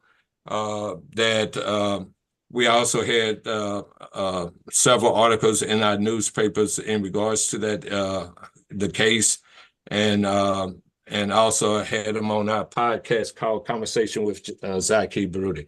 Last but not least, I'm gonna just close out. Wish I had put that as a slide, but our newspaper, this issue, we publish a quarterly newspaper, so we were able to produce at least 3 4 for the year. One was Save the Children in the Spirit of Black Love. We had part 2 because we had done a prior news article on that, on Black love that we feel that needs to be existing as far as Black revolutionary love. Another issue of our last year that we published was the Universal African People's Organization celebrating 35 years speaking truth to power. And we were founded on April 4th, 1989, and as an extension of my candidacy for governor in 1988. Another issue that we published for this past year was, as the caption is had, as the masses of Ferguson, Missouri commemorated the 10th year anniversary of the murder of Mike Brown Jr., which occurred on August 3rd, 2024. Our organization was very involved there in that movement, and that's how we met Chairman O'Malley Yesatali. But we also go on to say, police violence continues to rage across America, and we have a number of instances of the police killing of and brutality toward our people. And in that issue, we deal with about 4 or 5 situations involving sisters being brutalized and killed by the police. Our last issue for the year was the title, "The United States Presidency is a Criminal Enterprise." And then we have a subtopic, "Not one step backwards. We must move forward with serious organizing and building righteous armies of spiritual, political, and economically like-minded people." And then we go into detail, cracking on both Trump, as well as we were calling for Biden to pardon Black and progressive political activists. And actually, we had listed Leonard Peltier as Warren and the Marcus Garvey. I was shocked that he did that. But anyway, those are some of the activities that the Universal African Peoples are engaged in.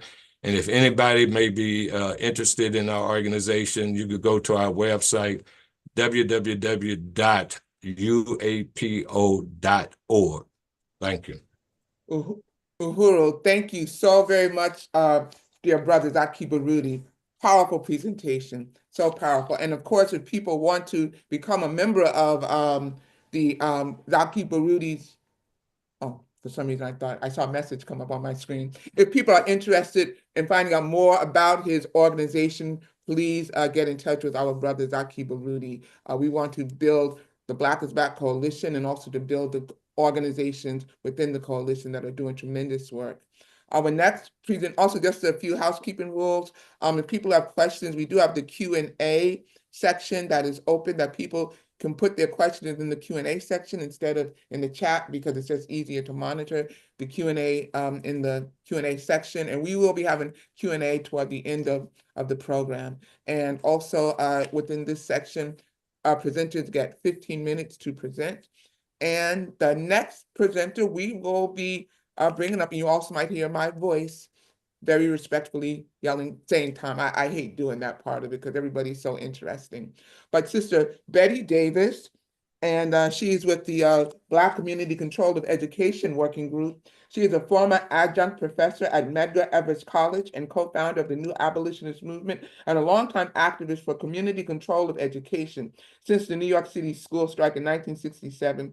She's also the chair of the Education Working Group of the coalition, and she's also supported the Political Prisoners Working Group, and she also does a tremendous show on WBAI, What's Happening, that she co-founded with brother Ralph Pointer, Sister Betty Davis, and she's going to be dividing her time up with some of her people that she invited to also present during this segment, and 15 minutes. Uhuru.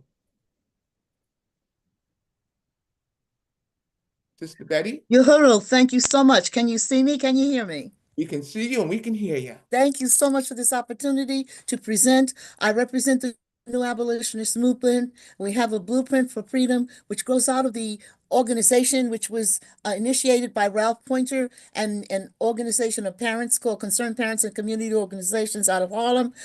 They took their school in 1969 and they organized a whole movement which later resulted in the Ocean Hill-Brownsville uprising. And you should look at that. Out of this legacy, Ralph Pointer placed the first Black principal in a Black school that had an all-white staff at the time. And he also placed the first Latino Puerto Rican principal in the community in Lower Manhattan. The struggle continues, and our principles are based on the fact that we think you should control all the institutions in your colony or your local government. Identify and control all the contracts in your colony and especially your schools. Monitor the passing rates of your students. Requesting teacher results is a must.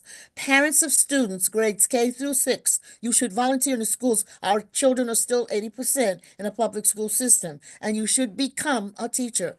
Every union is accountable for having a paraprofessional ladder by which you may ascend to the possibility of becoming a public school teacher.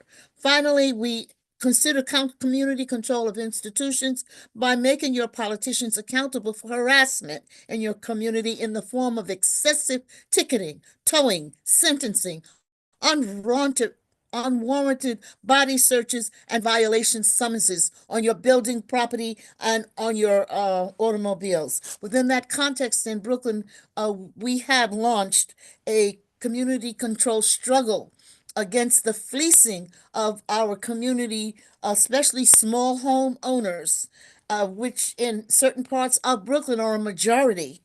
And they are being given violations repeatedly in terms of what is considered a rat epidemic in New York City. But everybody knows the rats grow out of the new buildings and high-rise buildings that are being placed in our communities at the expense of tearing down our small homes. This disturbs the rat populations, and New York City is a rat-infested city. However, it is the Black communities, and this has been documented by the Times and other news agencies. It's the Black community that's bearing the tax for these in the form of violations. So community control has mandated that we launch a struggle. And yesterday all day, we were at one of our local colleges. I want to give a shout out to the youth in MPDUM. They have been defending people like myself and other members of the community who are attacking their community boards for the vicious city of yes that the colonial puppet Eric Adams is instituting in our communities to take away all forms of control from us and to abrogate any form of responsibility in the form of services to our community. Within that context, I have two presenters tonight, this evening, pardon me, for this program that have been amazing in their struggle to be accountable in the concept of community control of education. One of them you will hear is Dr. Paula Sarnes, and she is a community organizer, however, and an educator that is accountable to her students. As a result of her accountability, she has been attacked. She has been brought up on charges. But you will see some brief slides that she will share with you what her idea of accountability really should look like in your school system. In addition, we have the next generation, Brother Nahim Mael Ibrahim. He has his own educational facility called Basima's Hands, and he is going to show you the work that can be done when we are accountable to our community. So without further ado, I'm going to, pardon me, jump off and introduce our first presenter to his community and to the brothers in NPDUM. He is known as Nemo. Comrade Nemo, the mic is yours.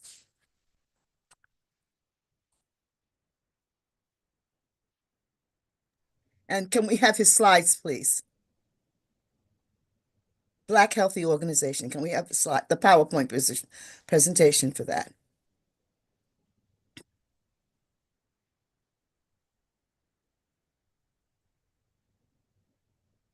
Do we,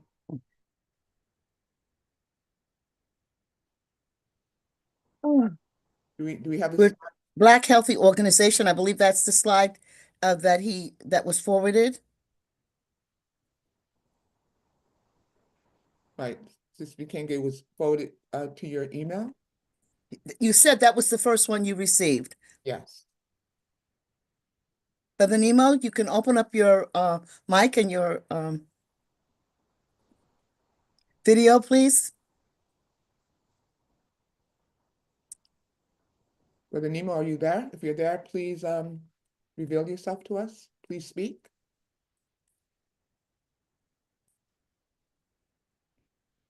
I don't know if he's in the Zoom. Okay, so then we'll just go straight to Dr. Sarnes.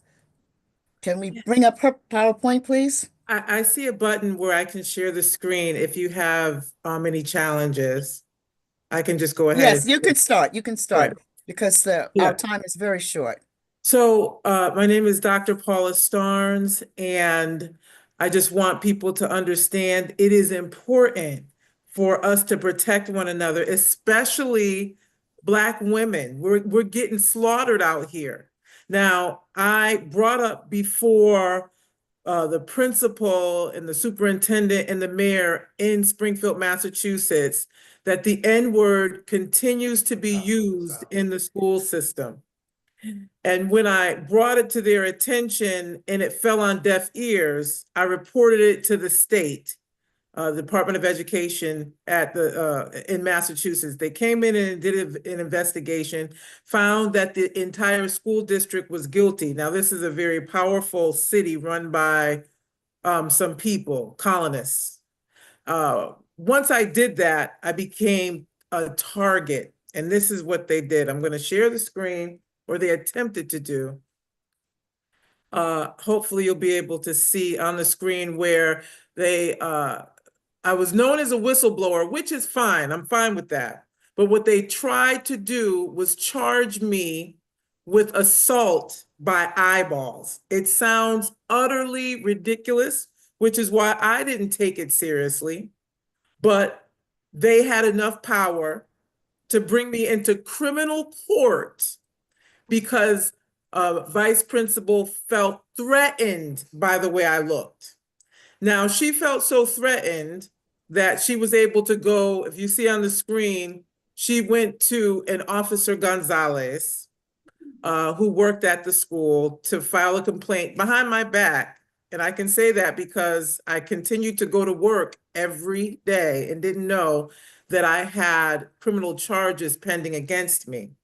The case was dismissed, but the point is it made it to criminal court, and that's what disturbs me the most. The fact that a Black woman, a female doctor, can stand up for the rights of young people, for the rights of students in school, and be punished or silenced. And I'm just going to draw a quick reference to this paragraph. The school assigned police officers in Springfield Public Schools are a serious concern because they're putting police officers in all of the public schools in Springfield. So when students get out of hand, they get pulled out of school, they're even arrested. But this time they used the police against me because I made a complaint about the N-word. I faced an assault charge, not because I put my hands on anyone, not because I did anything physically. It was the way that my eyes looked. They felt threatened. Now, that's what I mean, that we are getting slaughtered out here. And I know our men got slaughtered before us. So we step up to the plate to protect our children and even our men, but then they come for us. So this article you can, go through and I'm sure get it at some other time, but I'm going to stop sharing that and just go into, I'm going to go into a school that I actually purchased. I purchased a school building. It took me a couple of years to renovate it. I then got it licensed through the state of Massachusetts. So I'm a special education school called YSET Academy. So it's Yes at YSET Academy, and I'll show you some quick slides of this venture. And I did this as a result of the fact that, again, if I can be out here and other Black women and our men who have already stood the test of time and have been accosted by the system, I knew we had to do something. So I went ahead and I purchased a building, and that was no small feat. I could get into that at a later date. But this is the school. It's an alternative school for children with IEPs.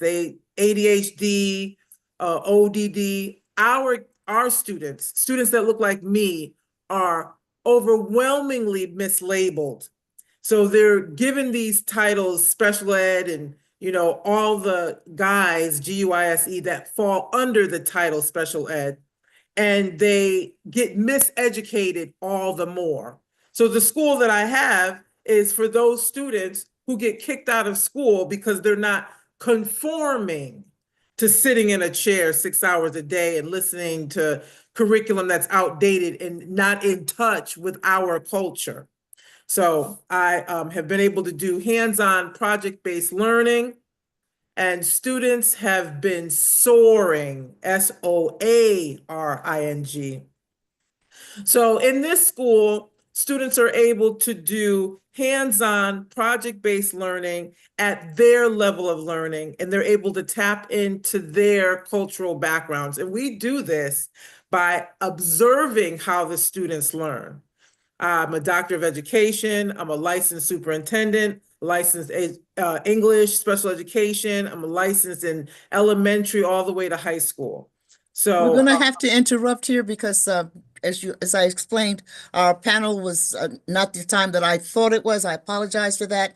And we're going to have to segue into Brother Nemo so that we can finish within our time frame. So if you could just go quickly through your slides without the discussion so people can see the type of program that you have set up. We will be back. The Education Working Group will have a special Zoom in collaboration with the rest of our comrades in the Black is Back Coalition. But at this time, if you could go through your slides, we'd like to, I think we have the slides for Comrade Nemo ready right now. Okay, thank you so Thank you much. so much, Dr. Paula. Yes, thank you for The that. important thing is when you fight, you win. Yes, She yes. was practically by herself in her community, and she was, I mean, unstoppable. And we appreciate this type of spirit. This is what helped the Uhuru 3 win. This is what will help us win against the contradictions, no matter what so-called party is in power. Thank you, Dr. Sarnes. Yes, Can you I'll go to your finish. next slide quickly? Yeah, And yes, then I we will. will, yeah. I'll finish up. Thank you so much for this. Thank you for this time, because we should educate our children. We know how best to educate them. I educate them through math and science. As you can see, these are elementary school kids, students that are doing cooking classes. We have STEM. Everything that you could imagine students would love to do, we're able to do that and still align it with the Mass State Curriculum Frameworks. We can do that in New York. We can do it all through the country. We just need to take ownership and take control of our schools, take control of the funding. Right on. So I'm going to the last slide. I want to just show you a 5 seconds of this video, just so you can see that we are doing it grand for our children. And here's a quick experiment where students are learning long division. Can you see that? Earn more. Do you see the video? No. No, but I think we're going to Okay. have to go on Okay. Dr. Well, Paula, and we'll come okay. back at another time. And All I right. really Thank you. apologize for that. Okay, that's okay. All right. Okay, thank you. Thank you. Vanguard up.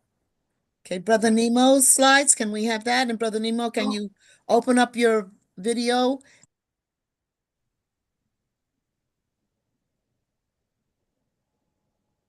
Brother Nemo, are you with us? Would he be the one Black Healthy Organization? He was in the queue. I don't understand. Okay. Everybody. Okay, I hear him. There he is. Okay, start your slide presentation, please, after you introduce yourself. Hi, everybody. Yeah, so my name is Nahimael Ibrahim. I'm 25 years old, educator, journalist here in New York City. For the last 7 years, I've been teaching. I've taught in private schools, taught in public schools, taught in charter schools. And 4 years ago, I started my own tutoring practice. And since then, I've worked with about 60 children from about 40 families. So yeah, that's just a little bit about me. A couple years ago, about 3 years ago, I was working at an independent African-centered school. And during the months of May and June, the teachers, the faculty wouldn't get paid. And it just made me recognize that there is a lot of stuff wrong with the so-called independent schools. And it made me want to take a deeper look at that question. And so we started a little campaign called the Struggle for Interdependent African-Centered Educational Institutions.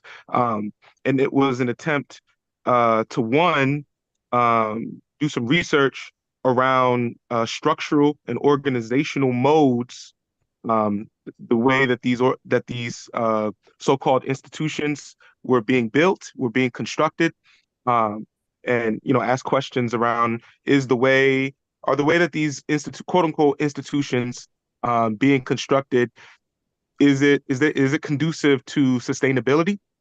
And then the second part was to propose a mutual aid developmental agenda that would have leadership from a few different independent African-centered organizations agree to share resources in order to develop. So that's kind of the gist of everything. So I'm going to move to the slides. I guess I have to share my screen. And you have to go quickly because I'm sure they're giving us a little extra time because we had difficulty getting on to begin with. But we've got a lot of other comrades who have to present, and I apologize for Yeah. misunderstanding the time frame. Absolutely. I'll share my screen right now. Sharing my screen. Start now. Um, I did this presentation for the association for the study of classical African civilizations. And it's called Struggle for Independent, Interdependent African Educational Institutions, Political Philosophy and Movement Critique. And so because I don't have a lot of time, I'm gonna kind of just skip to the major parts. And so this is a representation of what is called a complex adaptive system.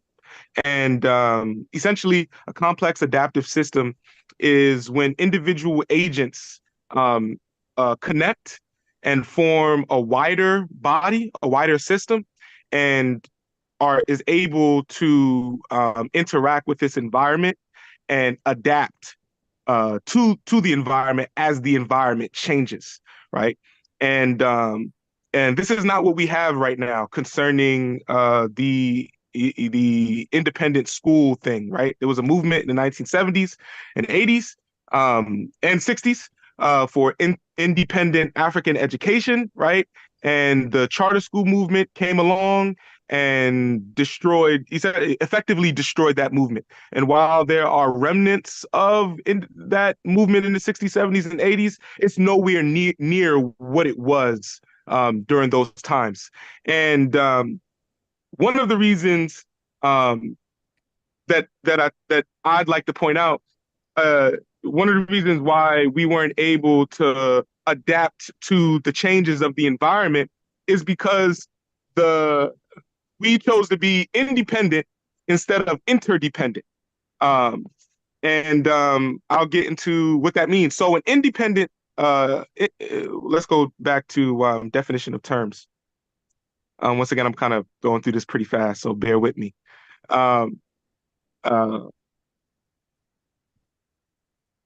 So an independent system is defined as simple. An interdependent system is defined as complex, right? And independent systems have certain characteristics, right? As opposed to interdependent systems. What we want is an interdependent system, not an independent system, right? Because an independent system tells you who you don't want to rely on, what you want to be separated from. It doesn't necessarily tell you what you want to rely on. An interdependent system tells you what you want to rely on. And so in our case, if we want to be independent and not isolated, independent doesn't mean isolation, right? It just means that you can operate without this thing if it came to that, right? But it doesn't mean that you don't interact with the thing that you want to be independent from. And so a lot of How times we does say, this relate to your struggle within the state, the colonial state, to yet have community control? That's what we need to jump to the trace to present to our audience. And you have 2 more minutes for this segment? yeah, absolutely. So we need to figure out a way that we can educate our children in order to, raise young people that can grow into adults and elders that can benefit our communities. And the way that we do that is through an education process. But we know that we need community control of the public school system, and we need community control of the independent African-centered educational institutions. And so the way that we're saying that this needs to happen is that we need to push the leadership of these organizations, these independent African schools, to be more interdependent than independent.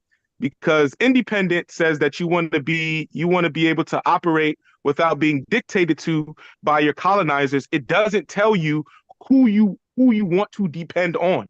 And if you're independent if you're trying to be independent of your colonizers, then you have to be dependent on each other, or you're going to have to be dependent on your colonizers, right?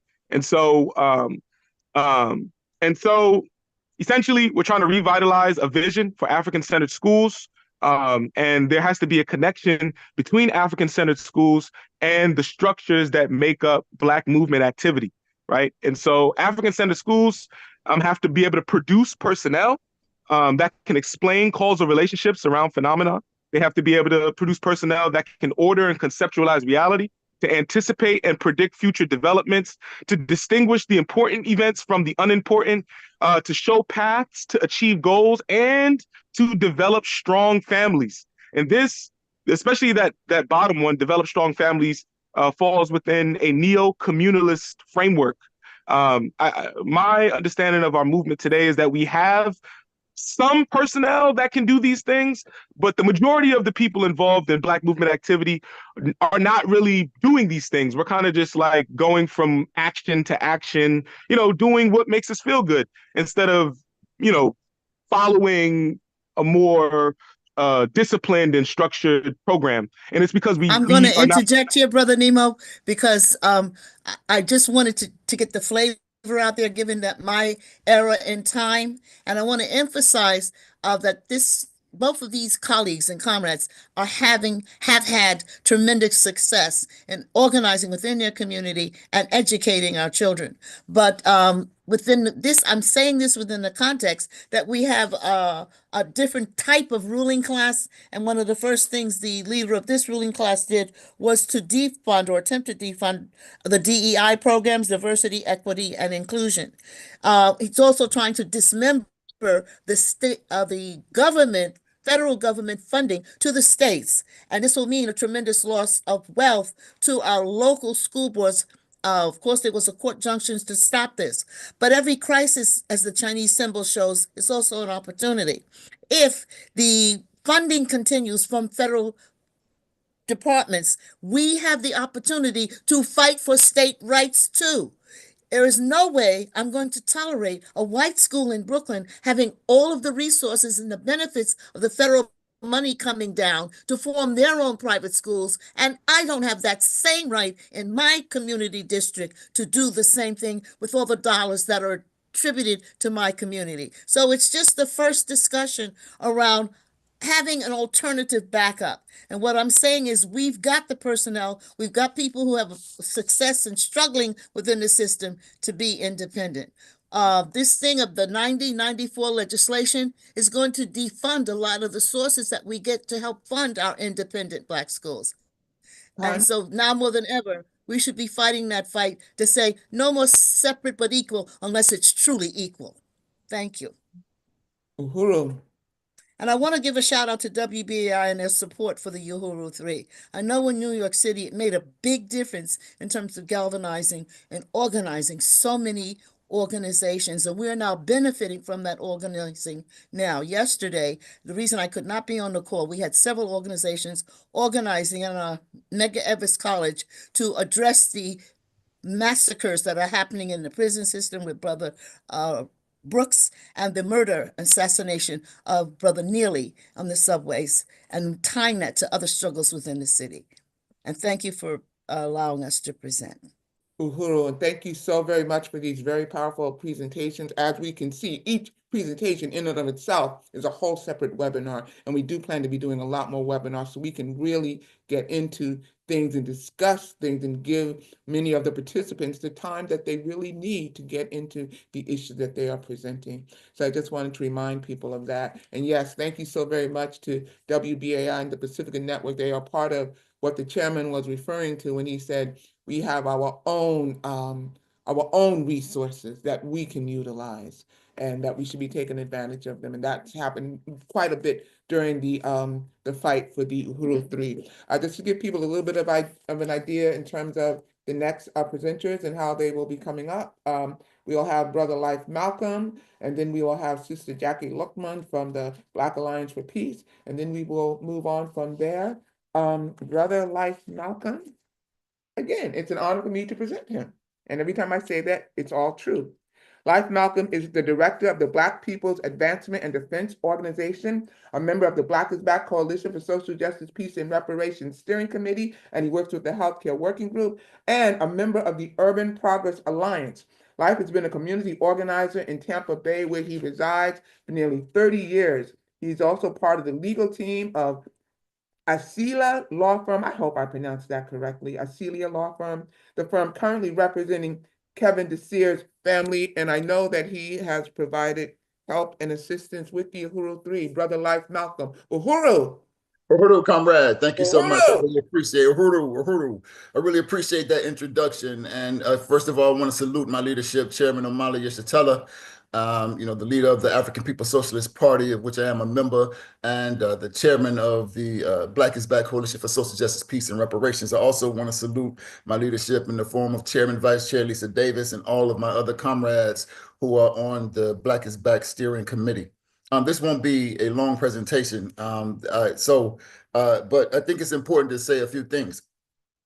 For years since the advent of the colonial virus, the Black People's Advancement Defense Organization has had some organizational limitations and also faced some colonial contradictions that made organizing a bit difficult in the city. As Comrade Lisa Davis said, I live in Tampa, Florida, and gentrification is everywhere, but this mass dispersal that's occurred in Tampa has made it almost impossible to identify any place in the city that you could call a Black community. And faced with that contradiction, it's been difficult to pull people into the work up until last year, 2024, when the struggle was on for the Uhuru 3. The chairman's articulation of that struggle and helped, and the lessons around it helped us frame the discussion in a way that seemed to galvanize several people in the Tampa Bay area, several Africans who wanted to know more and wanted to do more in response to the colonial attack against Africa in the form of Chairman Omali and the Uhuru 3. And to that end, we came across a brother named Kwame Che Shakur, who is a member of the Almighty Vice Lord Nation and the leader of the Black Liberation Party and the Black Liberation Circle. And based on our connection, this brother was able to pull on people who he knew from around the country to come into Tampa and start doing work on the ground. He likes to use the phrase all the time. I hear Brother Zaki use it from time to time to put boots on the ground. And so Brother Kwame Che brought people into the Tampa Bay area and had people out in the streets passing out flyers, putting up our posters and holding meetings to have political discussions about the difference between racism and colonialism, to elucidate ideas surrounding the colonial mode of production and what have you. So we were able to pull people in through that brother's process locally. Also, the brother Kwame Che introduced us and connected us with the brother named Larry Hoover Jr., who is the son of Larry Hoover Sr., who was a man in Chicago who put together an organization known as the Gangster Disciples.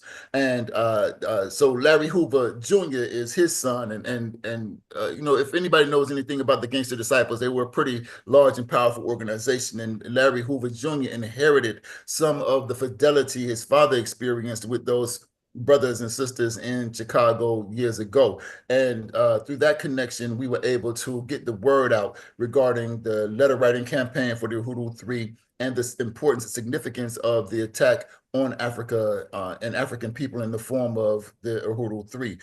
Likewise, we came in contact with the brother named Ike Taylor, who founded the GDs along with Larry Hoover Jr. and now serves as a senior historian to the brothers and sisters who still affiliate with that organization. And he was able to call on a different sector of that organization to come in and do work, mainly writing letters, because many of them were far away. But a lot of them involved themselves in the letter writing campaign, but at the same time, hungered to know more about the work of the coalition, the work of the African People's Socialist Party, and the details surrounding the attack on the Uhuru 3. So we pulled them into the work that way as well. And again, like in that same vein, I want to mention the brother Minister Caliph, the divine minister of the Moles, formerly known as the Black Peace Stones, who was founded under Jeff Fort. You know, he has a different energy as from Larry Hoover Jr. and Ike Taylor. Larry Hoover Jr. kind of low key, based on the previous work of his father and his father's imprisoned situation. The brother Ike Taylor served sort of as a like an elder statesman for the organization. And Minister Caliph brought that young energy out in front kind of demeanor and character to the letter writing campaign and getting brothers and sisters on the phone so we could have these political education discussions surrounding the Hoodoo Three, the indictment, the arrest, and the trial of the Hoodoo Three, and those things that made it important that we, no matter where we were, got on board with the Free Hoodoo Three campaign. So more locally, though, in Tampa, we were also able to pull in some people whom I've known for quite some time and some whom I've known for just a little while. Sonia Coleman, we were able to pull her into the International People's Democratic Hoodoo movement, and through that process, connect her with the Hoodoo Three. She, along with her friend Luce, began to provide some what we call katamu at the Sunday rallies, which, of course, were all aimed at Free the Hoodoo 3 and the Hands Up for Hoodoo campaign up until and through the trial. That was very powerful because along with Sonia and Luz came others who were able to see what it is we do in St. Petersburg around the Black Power movement. They got to experience the August 31st rally, see Black Power 96 work, which invigorated and inspired them in many ways. And it seems that they'll be sticking around for some time. They look as if they have sturdiness. Also, two brothers, Justin Coffey and Roselle Coffey, young men. Justin Coffey is a law grad who is he should be taking the bar this month. And but he, you know, a brilliant young man who, once he heard about the work of the Black is Back Coalition, heard Chairman O'Malley speak, saw the grotesque attack on Africa through in the person of the Hoodoo Three. Did not hesitate to be everywhere he could be, whether it was rallies, press conferences, at the trial, in meetings. He tried to be there everywhere he could, and he brought his younger brother Roselle along, who has a certain kind of skill when it comes to creating videos. And there were many discussions between the three of us that makes it seem promising that we'll be able to do some propaganda work and build and draw even more people in. And lastly, but certainly not least, I'm delighted to say that my youngest two children, Miles and Jaye, found themselves anxious and eager to get involved in the work during this period. They made phone calls, and so you have these 17 and 15-year-old girls with these, you know, young, energetic voices, inviting people out to rallies, inviting people to come to the trial, inviting people to participate in the letter writing campaign, and you know, so it just, in my view, brought a different kind of character and strength to the Black People's Advancement and Defense Organization, which in turn allowed us to reinvent ourselves, so to speak, in the way that we approach this work in the Black is Back Coalition for Social Justice, Peace, and Reparations. And I would say that was the last thing as far as bringing people in. But the one thing that the Black People's Advancement and Defense Organization did, of which I am super proud, is based on the brilliance of the chairman and the African People's Socialist Party. I went out and got this tool called a bar card, and the court, the colonial court, at least the federal court, does not allow cell phones and what have you in the building, but they allow that sometimes for lawyers. And we were able to get the phone in and take the video showing the chairman and the Hoodoo Three walk out of that courtroom with what's that? Not one day and not one dime, you know. And so just all the chance of a Hoodoo, we were able to capture those incredible moments, and we really appreciate the brilliance of the strategy of the chairman and the party, making sure that we have that kind of tool available to us and be able to use it to capture that tremendous moment for the Black People's Advancement and Defense Organization's contribution in the victory of the Hoodoo 3, memorializing that thing. So yes, that's everything I have. We're looking forward to continuing moving in that direction, pulling people in, connecting with young people with strong voices and strong legs, and a lot of energy, eager to connect and make the world a better place, no matter how widely we've been dispersed in the area where we currently live. So, Uhuru comrades, thank you so much for listening and allowing me to share. Uhuru. Yes, and that was a very powerful moment that our brother Alive was just talking about, and we thank you so very much for your work and for your organization. You've been a tremendous force. Also, I just want to just let people know, please also look in the chat. And the great thing about the chat is you can save the chat because people are putting so much great information in there. There's 3 little dots in the chat box that you click on those 3 little dots and you can put save the chat. So one of the things that one of our strong supporters, Brother Don Hammonds, he put something in. He's with the youth working group, and he says, please fill out this form if you're interested in working with the youth working group. And he certainly was directing his interest to some of the educators who have already presented. So please check out that form and the chat. And also, if you have any questions, you could put it in the Q&A, and we want to make sure that we answer them. And next, it gives me great honor. I told you all were going to hear me say that about everybody, but to introduce our representative from the Black Alliance for Peace, who has also been doing dynamic work.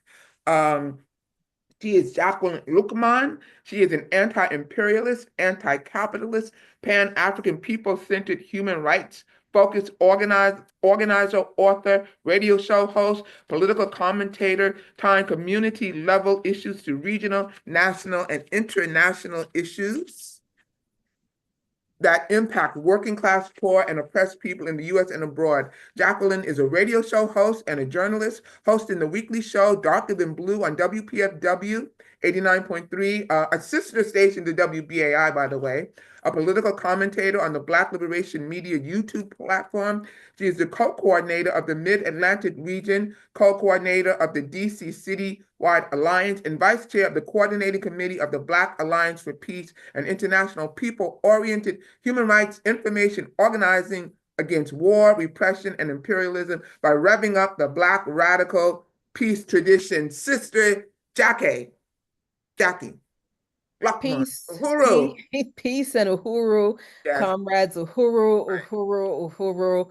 I'm so glad, and I'm honored to be a part of this today. I'm especially honored that we get to be a part of this after this struggle to protect and stand with and loudly proclaim our solidarity with our comrades, Chairman Omali Yeshitela and Sister Penny Hess and brother Jesse Neville and the entire APSP Uhuru movement. I am honored that this presentation today is the culmination of that entire campaign, and we are here having won, not one day, not one dime. That is exciting. And thank you very much to have us here. So last year was incredibly impactful for not just you all, I am sure, but definitely for the Black Alliance for Peace. And I did not produce a separate presentation because we do put our newsletter on our website. So I'm just going to share the website, share the screen, and go through a few things that we did last year that are very impactful, and that we are continuing this year. Our last entry was right before our annual break. We do try to give our members a little bit of a break in December because, especially last year, because of so much work that was done. Just very quickly, our motto the Black Alliance for Peace's motto is no compromise, no retreat. And for us, this is more than a statement, it's a mandate. We do not take it lightly. We clarify and sharpen the contradictions that this empire, this colonial empire, always presents to us, regardless of who is in the white people's house.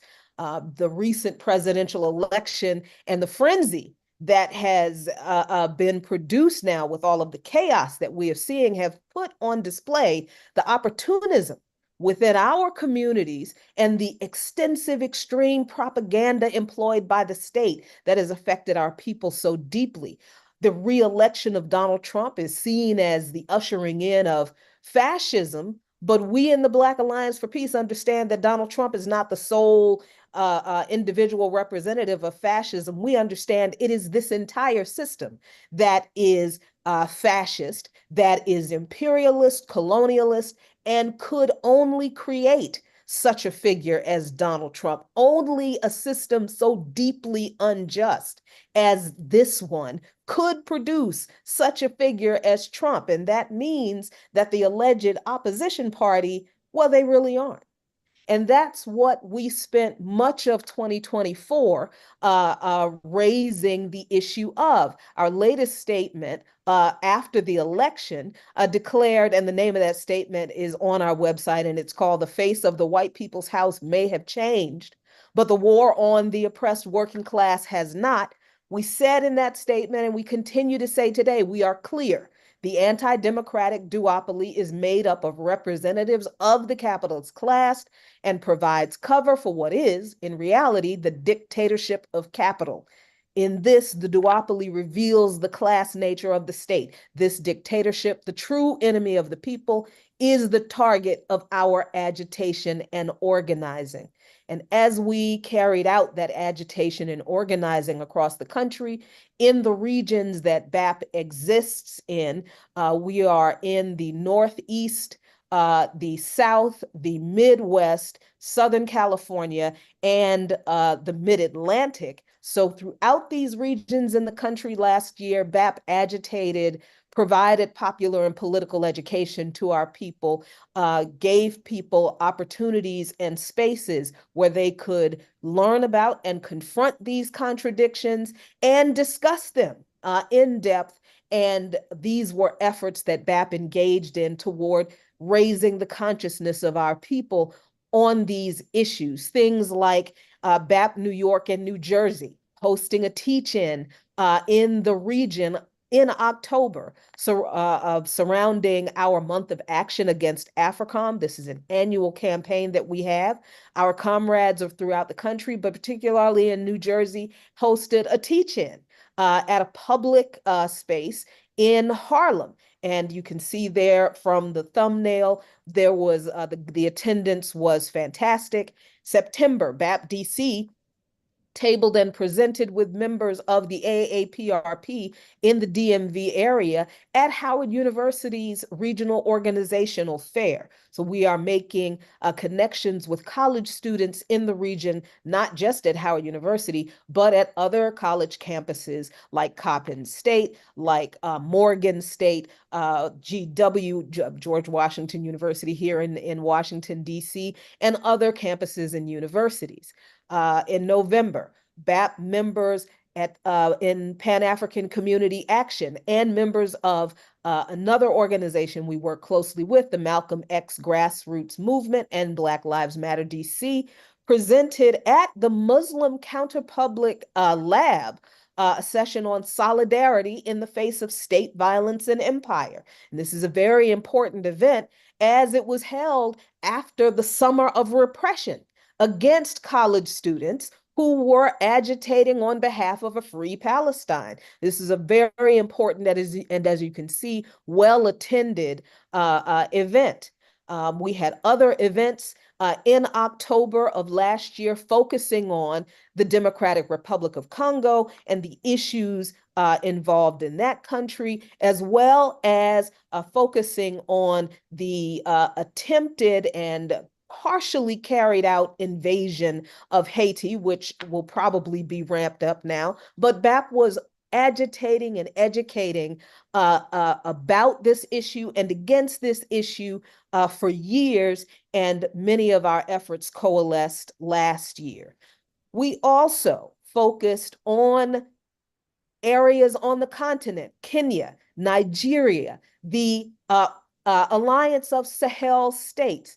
Even in the Midwest, we had our members doing Black August teach-ins. BAP DC worked with Diaspora Palante Collective, Friends of the Congo, Nodutal, and the Palestinian Youth Movement, BAP Baltimore, to connect the struggles against colonialism and neo-colonialism and neo-imperialism that affect Puerto Rico, Korea, Haiti, and other areas around the world. We are working on solidifying not just a Pan-African united front, but a global international united front against fascism, connecting our national campaigns, U.S. Shut Down AFRICOM, Hands Off Haiti, the Zone of Peace. Now we are connecting these existing campaigns with campaigns against imperialism on the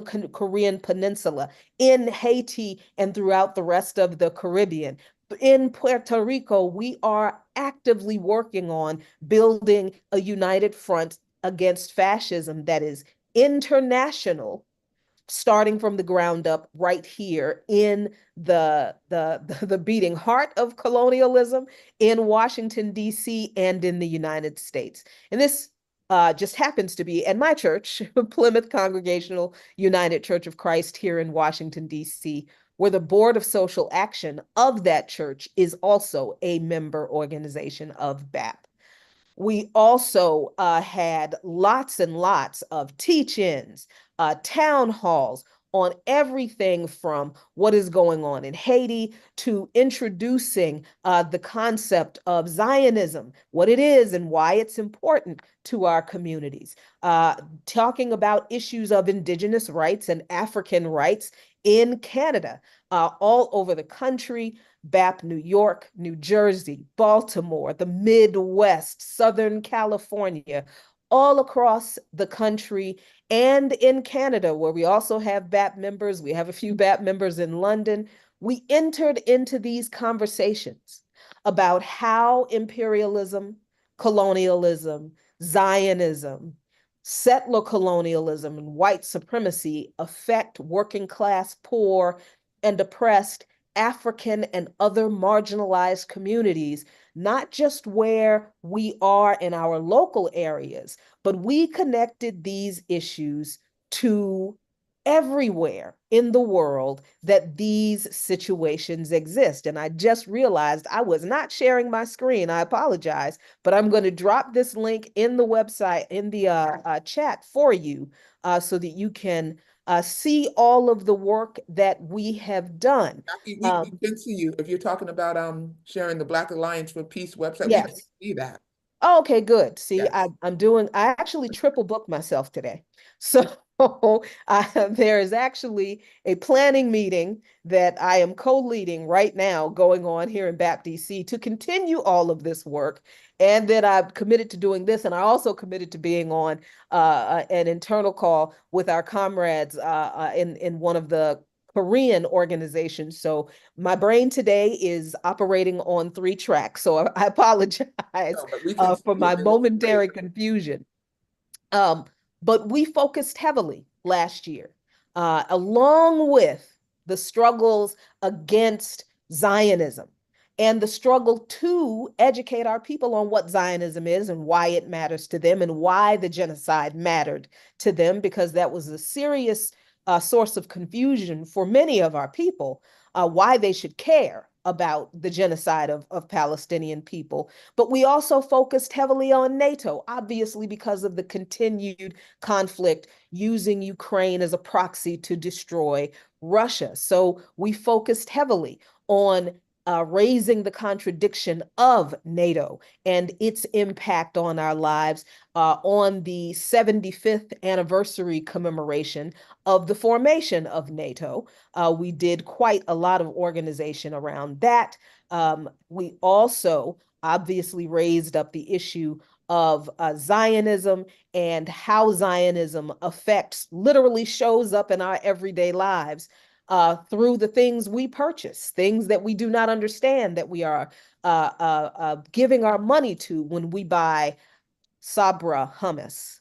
Do you understand? When we get our coffee from Starbucks, when we choose to get a snack from McDonald's or Burger King, we need to understand what Zionism is and why our dollars going to support Zionist entities or entities that support Zionism, why that matters to us in a material way. And as you can see, we had lots of activities centered around raising the issue of NATO and its involvement in the militarization of the continent through AFRICOM, the militarization of the Pacific through the Indo-Pacific Command, and how all of the other military commands that exist impact people in those countries and how that all connects back to us. So you're seeing, as we're scrolling, a lot of the same issues and organizations and entities involved in this work. Friends of the Congo, BAP New York City, New Jersey, BAP Baltimore, Diaspora Palante, all of these organizations and people and entities, the AAPRP, certainly African Liberation Day, certainly the APSP and the Uhuru movement. So to wrap this up, the work that BAP has done, particularly that I think in the past year was brought into sharp relief for many to see. The reason BAP exists is to step into the void between the propaganda from the state that convinces our people that the state is our friend and our only path to liberation is through the state and through the political parties.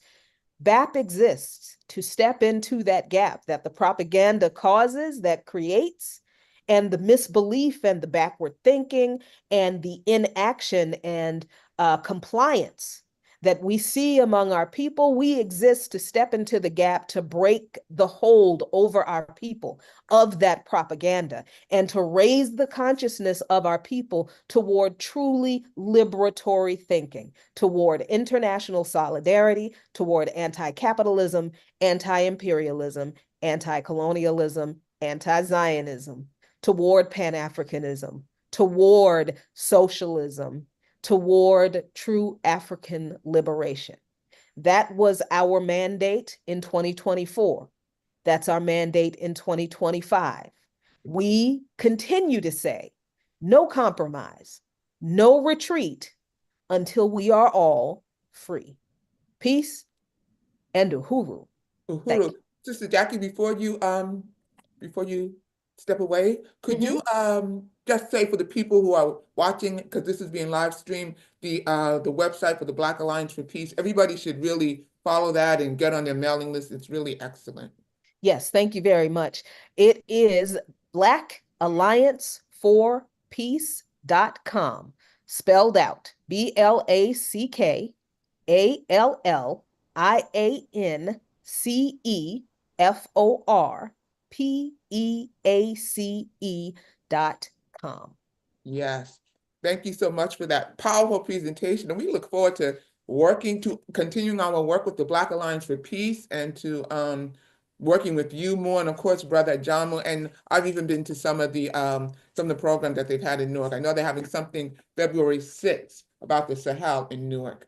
So thank you so very much. And also, presenters, when you're up here, if you have websites and stuff like that, please also remember to put your website in the chat and to say the name of your website so that people who are listening to the live stream so that they can also go to your website. Because again, we want to build up all the forces within the Black is Back Coalition. Uhuru, and thank you so much.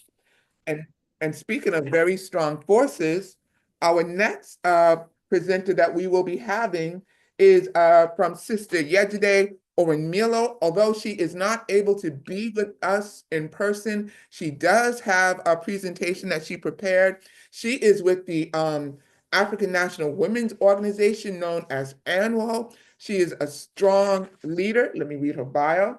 She is the president of the African National Women's Organization, an international organization founded by the African People's Socialist Party in March 2015 to address the specific oppression that African women face as a result of colonial domination.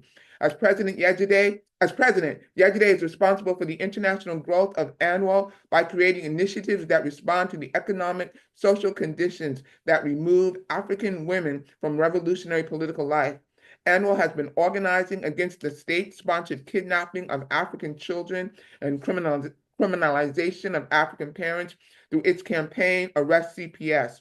Black women and their relationship to the prison system as prisoners and as supporters of incarcerated persons, anti-African dress codes, policies in schools, and horizontal violence. Do we have that video ready? Also, Black women, every Black woman should become a member of the African National Women's Organization. I will put the website in the chat. And that's anwouhuru.org for people who are listening or who are watching the live stream. Uhuru. Uhuru, everyone. My name is Yejide Ormila. I'm the president of the African National Women's Organization, which is a member organization of the Black is Back Coalition. I'm happy to present our 2024 year in review. We've had a lot of work happening over the summer and over the year, really, that upticked and, really, shown the power of, effective organizing and collective organizing with African women and others around the world. So our 2024 year was really kicked off with the work of building the convention, but overarchingly, we're participating in that Hands Off Uhuru, Hands Off Africa campaign in different ways, which we'll talk about, but mostly in social media teams, and outreach. And we had our convention, which usually happens in March. We co-coordinated the Black Mothers March on the White House. We completed phase 1 of our African Liberation Center project, which is to replace the roof. And we completed our first year coordinating the One Africa, One Nation Farmers Market in St. Louis and participated in the Black People's March. So our annual convention really kicks off our year for us. It happens in March. And we celebrated 9 years last year. This is our 10th year, so we're planning for another great event. But last year was really special because we were able to hold up the Hands Off Uhuru campaign at our convention, in addition to inviting more international African representation on our panels and getting to know and form relationships with African women who are dealing with the same but different kinds of struggles where they are. So the annual convention was really critical. And to be able to show the progress and the power of the Black Power blueprint on the ground in St. Louis was also really critical for us. So the annual convention was really great. We followed up months later with the Black Mothers March, which I am the director of, and I have co-lead my comrade Amanda Wallace from Operations Stop CPS. We started organizing this about 4 years ago to raise up the issue of family policing, and being able to bring together parents, organizers, advocates to Washington, D.C. to show on Mother's Day to allow people to understand that, this modern day slavery is still happening. So this is a picture of our comrades in front of the White House at the conclusion of our march on Mother's Day of last year. And there's some other activities that were associated with the event. So it's usually like a weekend of work. So a weekend of activities, that's a better word. And we had teach-ins, we had healing sessions, we had the march, we have speakers and interested persons who were there to tell us about what's happening to them. And so that was really critical. And I'm always grateful to be organizing with these group of women who are thinking about like the real concrete ways in which the state terrorizes African people, take away African children, and devastate African families. And of course, we experienced a victory with the Hands Off Uhuru, Hands Off Africa win, no prison, no fine. Our comrades, still convicted, but not in jail, are these wins were due to the power of the people and the power of community coming together, and we were so happy to participate. Animal Forces participated in the social media aspect of it. I was leading social media aspect of it. I participated on the campaign, the campaigns, info ed and tech department. We have other comrades who participated on the press media area, calling on different news entities to get interviews to make sure that we were getting the full coverage that we needed, and to make sure that we were also being interviewed on platforms that will allow us to be expansive so people will know about this particular issue. And I think that helps us overall in winning all the support and really pushing toward this victory. So I was happy to be a part of that. And we had campaigns that we waged also on our social media as the African National Women's Organization that really highlighted our comrades on the ground in Tampa and St. Petersburg organizing. And these videos were really important to getting people out there in the world to understand the AMWO support, but also AMWO's willingness to go to the ground in St. Pete and Tampa, organized with the rest of the Uhuru movement to ensure that we were able to really bring home the victory for our comrades. And one of the biggest things that we were able to accomplish over the summer was to complete phase 1, which is a huge victory for us, of our Animal Liberation Center, which is located at 4617 Natural Bridge Avenue in St. Louis, Missouri, where we had to replace the roof. That was phase 1. Phase 2, we haven't even started yet, but to get to this point, we were able to raise over $10,000 to get the roof replaced and to at least shore up or secure the building in that way. So we're looking forward to continuing our work in this year and the years after to make sure that we can open this up and have the space that we envision for our community and for ourselves. We also spent a lot of time in St. Louis this summer. The organization took on the leadership of the One Africa, One Nation Farmers Market, which has been an institution in St. Louis for the past 4 years. So we were able to, our leadership traveled there every single month and work with organizers on the ground to facilitate this market, which is a really a great community event. We've met with vendors in the community people, and form relationships that are long lasting. And we're really excited about the 2025 season and winning people to this market, not only because it's a place where we can grow economically, but it also solves a problem in the north side of St. Louis, which is experiencing food apartheid, where we are providing fresh fruits and vegetables. And I just want to give a huge shout out to the Gary Brooks Community Garden, which supply a large sum of the fruits and vegetables that we were able to give out at the farmers market. We also participated in the Black People's March on the White House, and we had comrades who came to Washington, D.C., but also participated in the marches that happened in Europe, in Africa, and in Los Angeles. So we just really want to hold up our comrades for doing this work.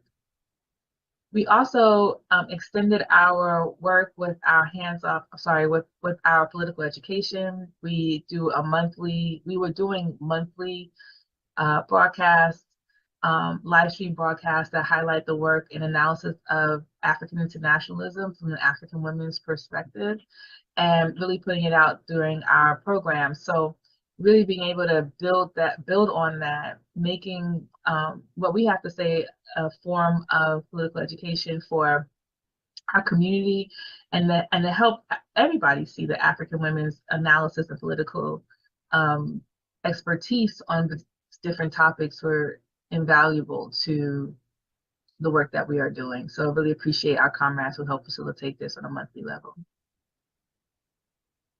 And finally, as part of our information and education work for the African National Women's Organization, we focus in on doing a virtual book club that we're now expanding into. We're going back to expanding into our local everyday chapters, where we are facilitating these on the ground where we are. So we're going to have virtual and in-person Marriage Artists book clubs.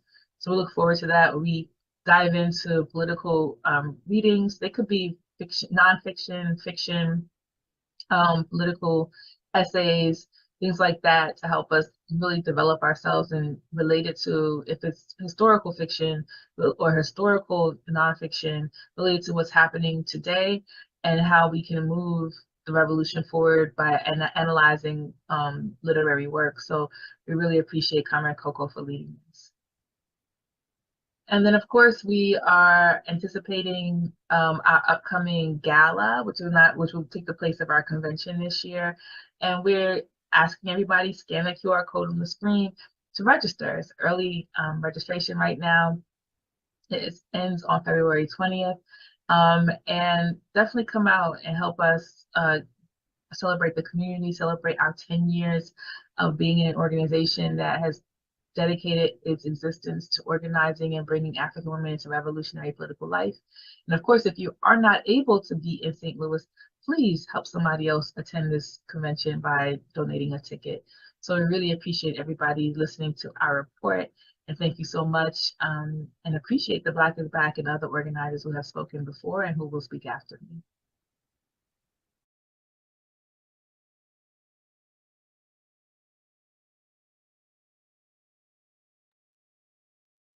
Uhuru, thank our sister, Yejide Oronmila, for that very, very powerful, dynamic report. And again, I cannot emphasize enough how all Black people, all Black people, certainly all Black women everywhere should become a member of the African National Women's Organization. That would also be given a strong message and political statement to this ruthless colonialist system, and certainly to the so-called feminist movements founded by colonizers that have never worked for us.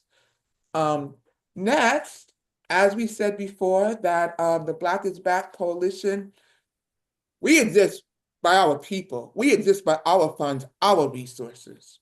And that's how we want to maintain it, and that's how we want to keep it. And I'm going to call up Brother Sayaro to come up with me, and we're going to tell you some of the most important parts, some of the most important information of this webinar right now. We're going to tell you how to become a member of the Black is Back Coalition, because we cannot do it without you, and we need to build membership. That is critical. Uhuru, Brother Sayaro, are you with me? I'm with you. All Most right. definitely. Very powerful presentations today, showing us working as a collective with the same goals in mind for liberation, that we can do this. We can grow organizations, get more organizations involved. I'm grateful to see so many youth getting involved, taking strong stance, taking leadership roles, and listening to wisdom from the old heads. Yes, we got giving levels. Matter of fact, I'm going to ask where we're at right now with these giving. If I may, then I'll go. Well, I know we want to raise $1,000. Yes, we want to raise beyond that. Right. Okay. But where do we stand at this time? Where are we standing at this time? Can you hear me?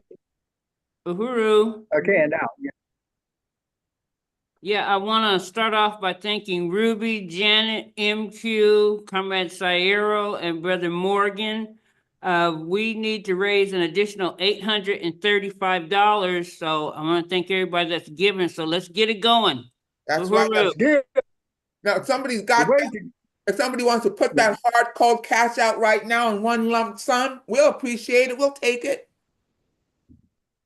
And if you're online, listen up and give. You're giving to yourself to grow organization, to grow African liberation, self-determination, and agency. Agency means our ownership, not theirs. We're not trying to be a part of the U.S. It's stolen land, as we were kidding. Go ahead, comrade. You want me to continue with the giving level? You know what? Speaking of giving, I'm gonna put my money where my mouth is. $50. Go on now. $50. Go on now. Cash it Go back. on now. Uhuru. Uhuru. That's why I love Cash App, because I can do it fast. Well, I'll start with the giving levels while you're digging out that money. Yes. First of all, you want to be a member. You want to become a member.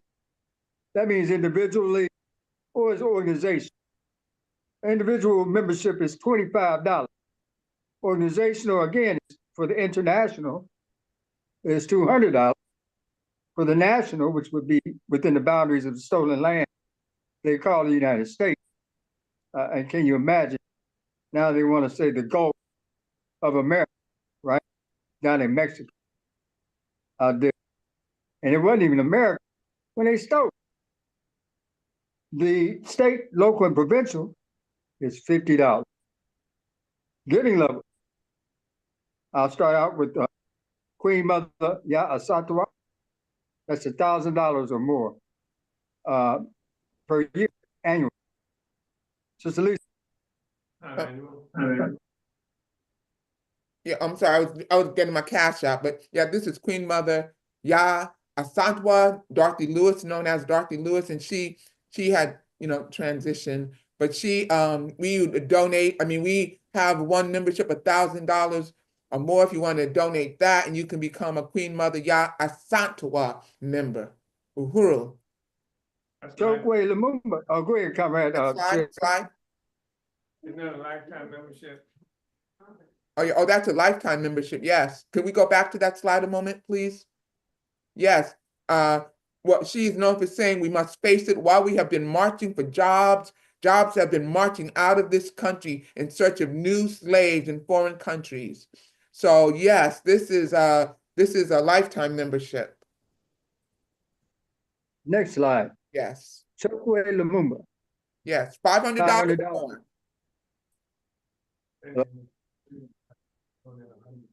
Anybody was saying something? Oh, I was just reading $500 or more. I'm sorry, brother. You take it away. Okay. Ooh. Hey, don't stop my stride now. I only came to the movement because of King, and he was killed. I only stayed in the movement because of Malcolm, and he was killed. Then I became a leader. Chokwe Lumumba, $500 or more. Marcus Garvey, $365. Or you could say $1 a day. A people without the knowledge of their past history, their origin and culture, is like a tree without roots. And the chairman just mentioned that this morning. How dare they? This is the Biden administration posthumously give a pardon to a leader who is liberating Africans in America and abroad. But he said 100 years later, we're gonna take and pardon him. He's dead. Why didn't they pardon Marcus Garvey then, who was only doing right, did no criminal act, liberating his people? That's human. Go ahead, comrades.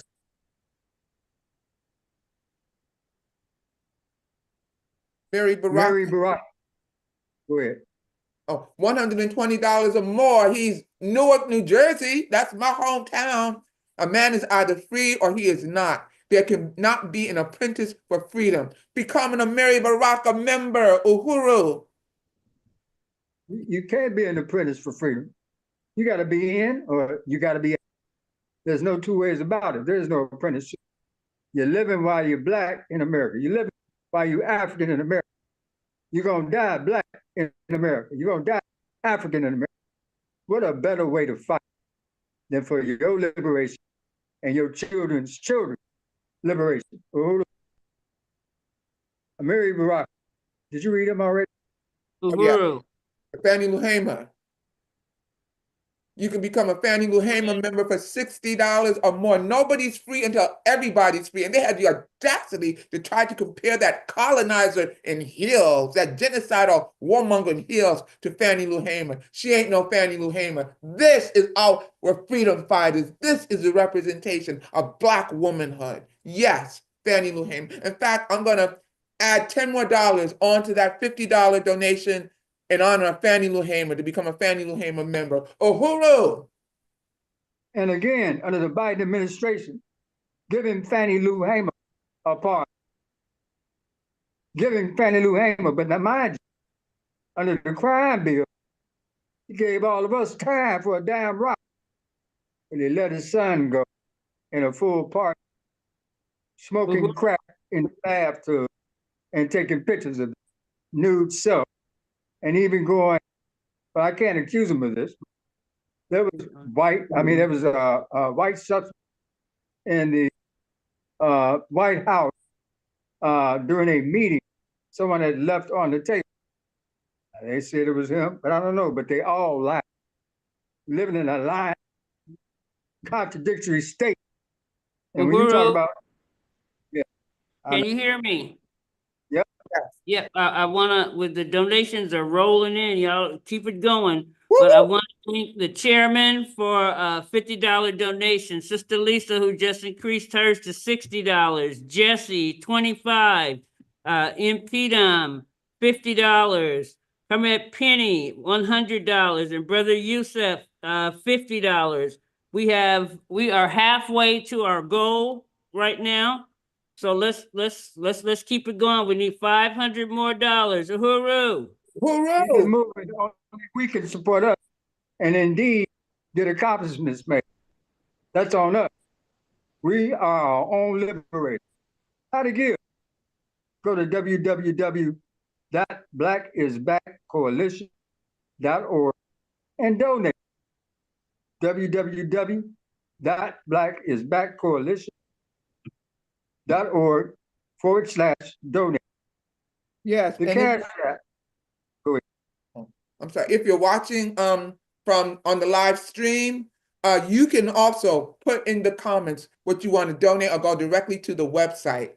And also let me just say this, and I do mean this with everything in my heart. There is no contribution too big and certainly no contribution too small. And we know that a lot of times those small contributions come with so much heart and it's so appreciated. But we know that sometimes people are struggling. So you can also, I donated in increments. So you can go to the website and say, like, if you want to become an Amiri Baraka member, you can say, I'm going to donate $10 a month or something like that. We understand that. So that's how you can do that. So if you want to pledge it and you don't have it right now, you can do it in installments. So Sister Betty, go to www.blackisbackcoalition.org/donate. It'll take you to the website, put in your amount, and once you put that amount in and hit send, it will take you to the PayPal page, which will allow you to either pay with a card or pay directly through PayPal. I know some people have problems for whatever reason with our donate page, but it does allow you to pay with a card or to pay directly with PayPal. And So also, Uhuru, thank you. right. And also, please also become a member. People are making wonderful gifts of donations, but if you're not a member, please become a member. And you can do that by going to the blackisbackcoalition.org website. So if you want to become a member and you're making a donation, make sure you go to the website and fill out your information so that we can have, all that we need to stay in contact with you. That is so important, because what ultimately determines the success of any organization is the membership. And if you got members, if you got the most valuable resource are human beings. So if we have members, the other stuff will come. And thank you, There are no Larry, armchair. for $50. So we got 450. We're getting there. We're over halfway. Yes. Thank you, Brother Larry, longtime member of the Black is Back Coalition. Uhuru. Uhuru. Another easy way to pay and donate is the cash app. A lot of young folks like myself got a cash app. And you can go to, and it's so easy. Go to $BIBCOA. $BIBCOA. Be real quick. That money come right now. That money would come right now. You put it and devoting it to your and my liberation. Your children and my children's and grandchildren liberation. There's not a amount too small, and there's never enough too large. And we all suffered in the system. So we got to support ourselves. Nobody would do it for us. That's Mayor, right. also, Thank you, Sister Fofi, for $20. That brings us down to $430. And I see Brother Lewis, $50.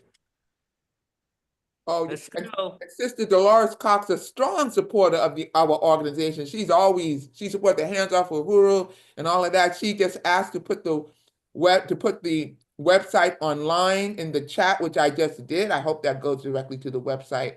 But we want to make it as easy for you to donate as possible and to become a member of the Black is Back Coalition for Social Justice, Peace, and Reparations. now I like what y'all doing, but you break my stride doing it that way. But we only have We can- $380 left to raise. I didn't see I think you just said someone else, and I didn't hear who that was. Sister Dolores. Well, we'll wait on hers. Let's keep it going. 380. That's all we got left to go. All right, go to also BIB, care of Ekenge. Yeah, that's Ekenge. Malay, Mayle, 4101 West Florissant. That's Florissant. If you don't know it in other parts of the country or out of the country, it's spelled Florissant. That's Florissant. I didn't say it right, but that's the right way to say it. It's St. Florissant. Louis. That's the way they say it in the Lewis, Florissant, West Florissant. We'll break me down to St. Louis language. St. Louis, Missouri, 63115. And we having fun doing it. You know, you can have fun being a fighter for yourself. You can have fun standing up and listen to Chairman O'Malley Yeshitela, who put all of this coalition together. Listen to all of the people you've heard speaking and doing presentations today. These are fighters who fight because they know we have no choice but to do it for ourselves. Self-determination is the way to go. Organization is the key, and the growth of organization is even more powerful. You know, when we get together as a group, as it was displayed in that corner, the strength of many and all speaking the same tongue, in which they stripped us of our tongues when they kidnapped us out of Africa, but speaking in the same tongue, you can believe me, you would rescue our people or any other person from the grips of tyranny, the grips of terrorism, the grips of hostility, the grips of criminal incorporated. That's what the U.S. stands for. Crime Incorporated. Uhuru. Let me continue. Yep, thank Go you ahead, to comrade. Sister Betty for $200. Uhuru. You. Thank you to Robert for $20. We have $160 left to raise, and I know somebody's gonna give that, and then we can sit down. So we are Somebody give up $160. Yeah. Give up that $1,060. We want to go overboard because definitely organization is taking care of itself. We don't beg. We only look towards each other for our solace. We have to look towards each other for our goals. We can no longer sit back on the couch looking at football, looking at baseball, looking at basketball while our coordinates are getting cut off. I want to keep mine. Let's do the fight. Thank you to Now, Paula for $50. $110 is what we got to raise. 110. We're getting there. Yeah, but we're gonna. Now remember, we're gonna do it.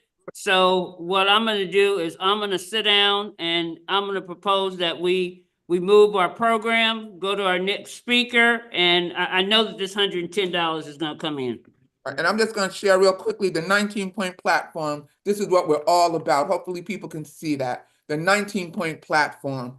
Let's build it. Let's build up this coalition, and we're going to move next to our next presenter. But can people see this? All right, yeah, and before we go, Brother Larry Wells donated another $50. So that means we got $60. We only need $60 to break our 1,000. Oh my gosh. All right. I hear my pocketbook trying to Woohoo! talk again. Black is back. Black is back. I hear my pocketbook Black is trying to talk back. again. Well, we're gonna move on. Yes, Hooroo. my pocketbook trying to talk again. But we're gonna get that rest of that $60. Next, hold on a moment. Just give me a moment to get myself prepared with my notes in the program. Do we have the presentation ready from Sister Imwezi, the chair of the Hands Off Uhuru Coalition? I'm going to read her bio right now. Sister Imwezi, she is doing some serious business, the most important work of our people. She's getting ready to bring another revolutionary into this world. And we want to just salute Sister Imwezi Odom and Dr. Brother Maximella Odom. Now I'm going to read her bio, and she has a presentation for us. Imwezi Odom is a leading member and organizer in the Uhuru movement. In January 2020, she joined the African People's Socialist Party-led mass organizations of NPDUM, AFDEP, and ANWO to return her skills and contribution to the African liberation struggle. Using her skills and training as a counselor and educator, Imwezi unites with the principles that her skills do not belong to herself as an individual, but rather to the whole African nation and its development. With this, Imwezi established the AFDAP Mental Health Committee and built dual and contending power programs and events in the interest of offering genuine support to African people suffering from mental and physical health problems caused by colonialism. In November 2021, Imwezi joined the African People's Socialist Party. In her capacity, she served as the administrative assistant to the office of Chairman Omali Yeshitela and is the chair of the Hands Off Uhuru, Hands Off Africa Defense Campaign. Imwezi is a proud African woman, a lover of African internationalism. She believes Africa and her people will be once again free and self-governing, and she is the mother to two of Africa's best daughters, Uhuru, and reinforcements are on the way from Sister Imwezi and the Odom family. Uhuru.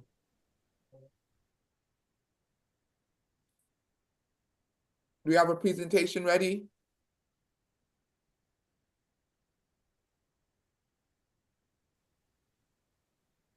Uhuru, Black is back. My name is Imwezi Odom, and I just really want to salute this tremendous kickoff to 2025, the Black is Back Coalition 2024 Year in Review webinar on today. And again, salute once again, the tremendous victories as has been said in today's webinar, that the government lied and lost, and that we, the people, the Uhuru movement, the fight back, the African liberation struggle in this day, told the truth and won. And again, my name is Imwezi Odom, and I'm here to give the report on the Hands Off Uhuru, Hands Off Africa fight back. And I really want to salute everybody for staying on today and all the presentations that came before me as well. So I'm going to show just a couple of slides to give an overview. But first, I want to salute the tremendous leadership of the Black is Back Coalition for Social Justice, Peace, and Reparations. I want to salute these comrades, in particular, the chair of the Black is Back Coalition, Chairman Omali Yeshitela, the vice chair, Comrade Sister Lisa Makemba X Davis, and also the steering committee of the Black is Back Coalition. I want to begin my presentation by also giving a shout out and a long live to all of the fallen comrades that we have lost during this period. Although this is a 2024 in review, we want to salute these comrades. Long live to Comrade Viola Plummer of the D12 organization, as well as Comrade Brother Ralph Pointer, who we know is a long-time fighter for the struggle for political prisoners and a leader in the Black is Back Coalition, and fought until the very end. So salute to these comrades. And just saying that part of, saluting this broad range of support for the Hands Off Uhuru, Hands Off Africa Fight Back speaks to the broad and the growing support that we were able to win through the Hands Off Uhuru Fight Back Coalition. The Hands Off Uhuru Fight Back Coalition is a non-sectarian, anti-colonial free speech coalition that made the demand to drop the charges on the Uhuru 3 and to defend the right to freedom of speech. This is what we took going into 2024 on the backs, on the heels of these attacks by the FBI and their attacks on the Uhuru movement, we were able to come in strong with this fight back, this free speech coalition to take the charges, on the Uhuru 3 back, back on the world stage. So let's take a look back at 2024. Again, going back, we must recognize that 2024 was in the context of the 7 raids on Uhuru movement properties in St. Louis, Missouri, and in St. Petersburg, Florida. This happened on July 29, 2022. We understand that these raids were, violent, multi-city raids. They were carried out and coordinated by the FBI and the United States government. And this was a fight back, and we fought back as the people. And here are just some images of, post-raid and during the raid. And we want to, just salute the comrades, as you can see there on the front steps of the raids, on the bottom there. Comrades Jesse Todd, Comrade Brother Zaki Baruti on the ground right there with Chairman and Deputy Chair outside of their home as the press conference was held, declaring that this was a fight back, as well as Comrade, our Director of Media and Communications, Akile Anai, who was also, a victim of these violent FBI raids. We fought back, and although 4 of our members were named as unindicted co-conspirators, 3 of them were being charged with these conspiracy and working as a foreign agent of the Russian government charges. This was Chairman Amalia Shatella, Penny Hess, and Jesse Neville, who we recognize as the Uhuru 3.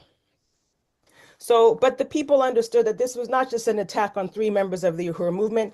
This was an attack on the people, and it was an understanding of you touched one of us, you touched all of us. We saw a response to these attacks by, comrades in the Northeastern region. We want to salute the comrades for D12, once again, and I want to salute right there in the front, holding up the Burning Spear newspaper. That right there is Comrade Sister Lisa Davis of the Black is Back Coalition, who helped as many, who helped to, throughout these past 2 years of the fight back, win broad support for the Uhuru movement in this fight back up there in the Northeastern, region, New Jersey, New York. We want to salute the comrade as well as others that you can see here in this image.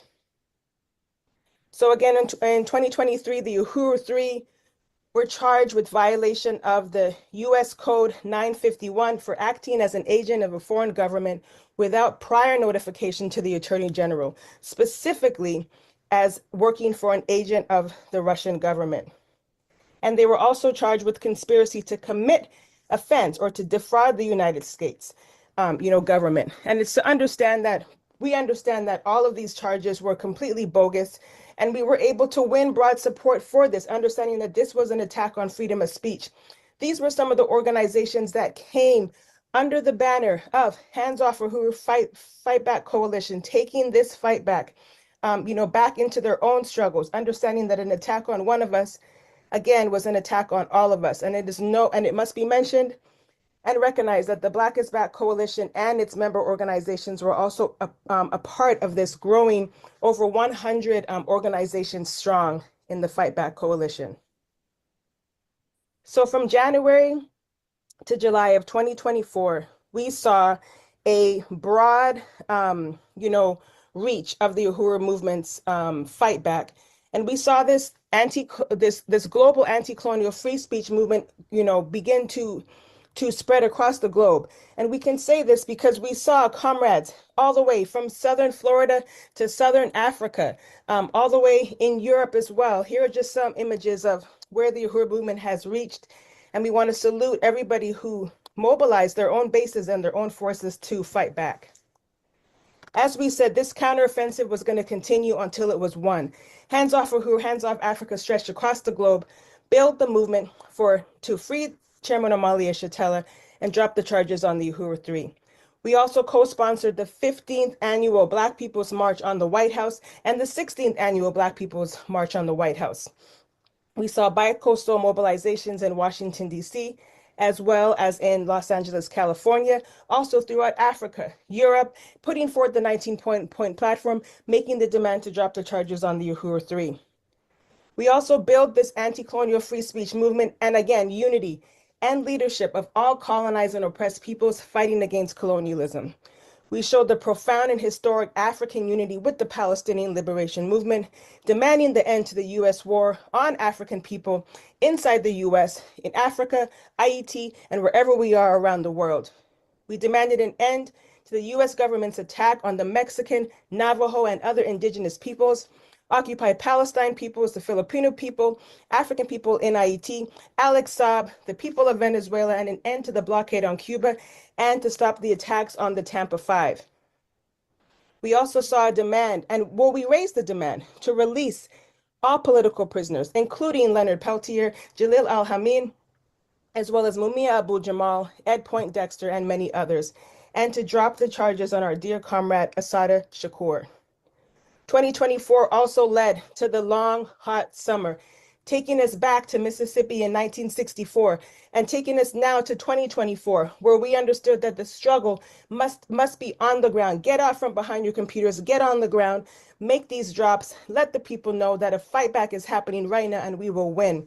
We want to salute members of the Black is Back Coalition that took time to fly down to Tampa, Florida, and spent weeks, some people months, on the ground, distributing flyers, thousands of flyers in the scorching heat, literally scorching heat, to help spread the word about the Uhuru 3 and this trial that was happening on September 3rd.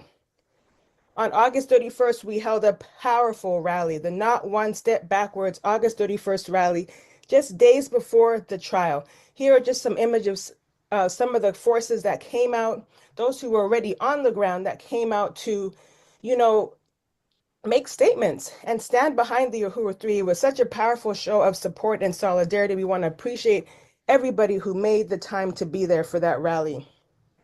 September 2024, we then saw the free speech trial of the century that again took place in the federal courthouse in Tampa, Florida. We understand, the outcome of this trial was that, which this trial that was supposed to last for, a whole month long lasted 9 days. And on September 12th, the Uhuru 3 were acquitted of the 951 Russian agent charge, but were convicted on the conspiracy charge. So, but this is, part of our understanding that this was not us to win some kind of legal battle, because we understood that fighting this was a political attack on the Uhuru movement. It was a political attack on the people's right for self-determination and freedom of speech. And so we have to salute our lawyers who were able to bring this into the courtrooms. The word Uhuru, the word freedom, the question that this even had to go to trial in the first place was something that our lawyers were able to raise up in this fight back. Chairman Amalia Shatella and the Uhuru 3 were, again, as we said, convicted of one count of US 371 on the conspiracy charge. This basically says that, the Uhuru 3 are not Russian agents, as we have always said that we work for Black people, but falsely charges them that they, quote unquote, wanted to be Russian agents. But we understand that the real conspiracy was and is the US government's attack on free speech. We can look at, many examples. For example, even according to the Free Speech Center website, that the conspiracy law 371 lacks specificity about what constitutes, agreement and intent. So there's, all these various ways in which this was a bogus law, it was a bogus outcome, and that clearly this was a political attack on chairman, on the African People's Socialist Party, and on all freedom-loving people. The conviction completely went goes counter to the 60 plus years of tireless leadership and struggle led by Chairman Amalia Shatella for the African liberation, struggle for Black people around the US and around the world. This was a thought crime. It's to understand that this attack, using the attack of conspiracy is nothing new. We saw this with W.E.B. Du Bois, with the Communist Party back in 1949, with the Nuremberg trials as well. Conspiracy was used against the Panther 21 back in 1971, the Chicago 8, the New York 8, the list goes on. Even right up until last year, pro-choice activists who were convicted, again, in the same court that we were, around this question of conspiracy. So this was nothing new. We want to salute everybody, including, our donors, our volunteers, our supporters, who understood that even after the trial, with this bogus charge of conspiracy, knew that we said it is not over, we must fight back. We were preparing for the sentencing hearing in December. And because of that, we called on the people to write letters. Many of you who are listening right now submitted your letters on behalf of the Uhuru Three. Our goal was to get 1,500 letters, 500 for each of the Uhuru Three.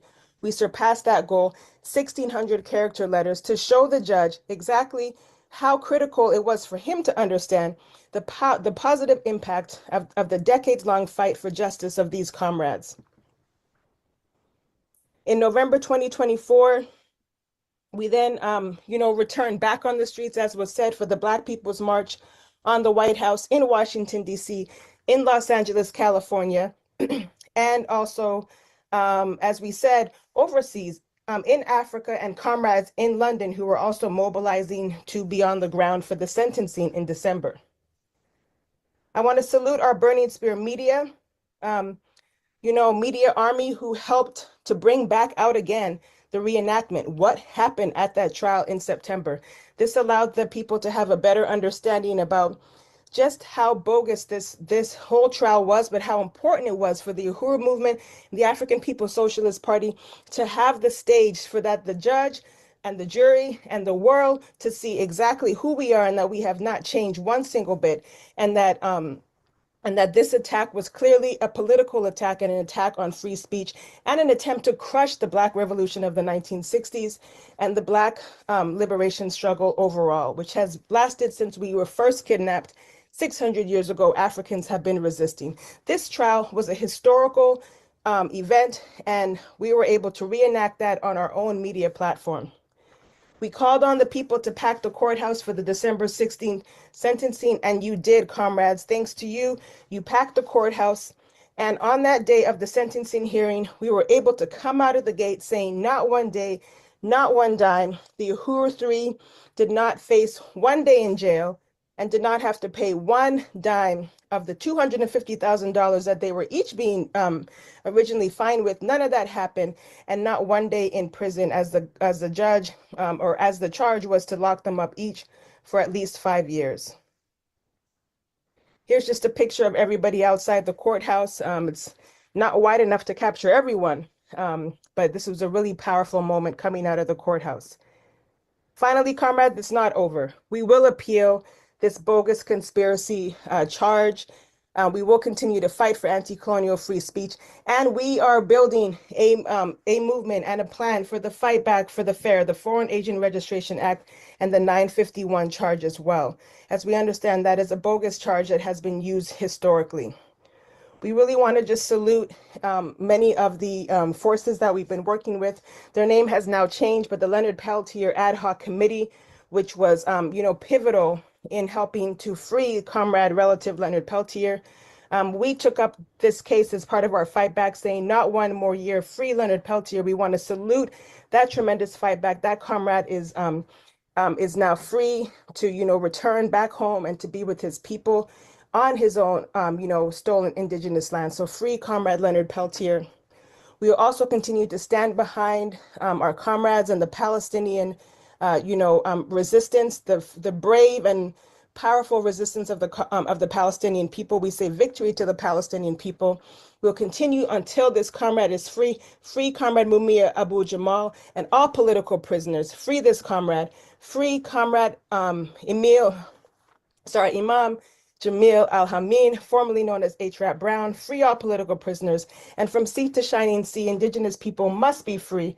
We want to salute the comrades from Union del Barrio and all the comrades who are fighting back on their stolen land. We will continue to stand behind the struggle for Cuba. And right now, we are deepening our attacks on the ground zero, in St. Louis, Missouri, fighting back against the attacks on the Black community's right to self-determination and development right on the ground in North St. Louis, where we can't even build a bakery cafe to bring healthy food on the north side in St. Louis, Missouri. So this is where the Hands Off Uhuru is also adopting this case, and we want to say we support the Black Power Blueprint, and if you have more information, you should check out and follow us, and also look in to see all the great work that we have done, which is the basis for these attacks. So from 2025 until it's won, we say follow us at handsoffruhuru.org. You can check out our events page. We want to thank all of you, comrades, and we will continue to deepen the anti-colonial free speech movement. Thank you. We are winning, and salute again to the Black is Back Coalition. And I will turn it back to our moderators, and I hope everyone enjoys the rest of today's program. Uhuru. Uhuru. Uhuru. And again, we so appreciate the leadership, the tremendous leadership of the chair of the Hands Off Uhuru Coalition, and that's Sister Mwezi Odom. And we are looking forward to continuing to work with you and your family and to the new revolutionary that you're bringing forth into the world. We love you. We got your back. Uhuru. Our next presenter, do we have Brother Cam Howard in the house? I thought I saw a message from him that he unexpectedly will not be able to be on. I didn't know if maybe he came on. Has anybody seen him? It's not here. Right, right. We did get a notice from him that he had a conflict and he extended his apologies. He does not think he would be able to be on, and he is the founder of Reparations United.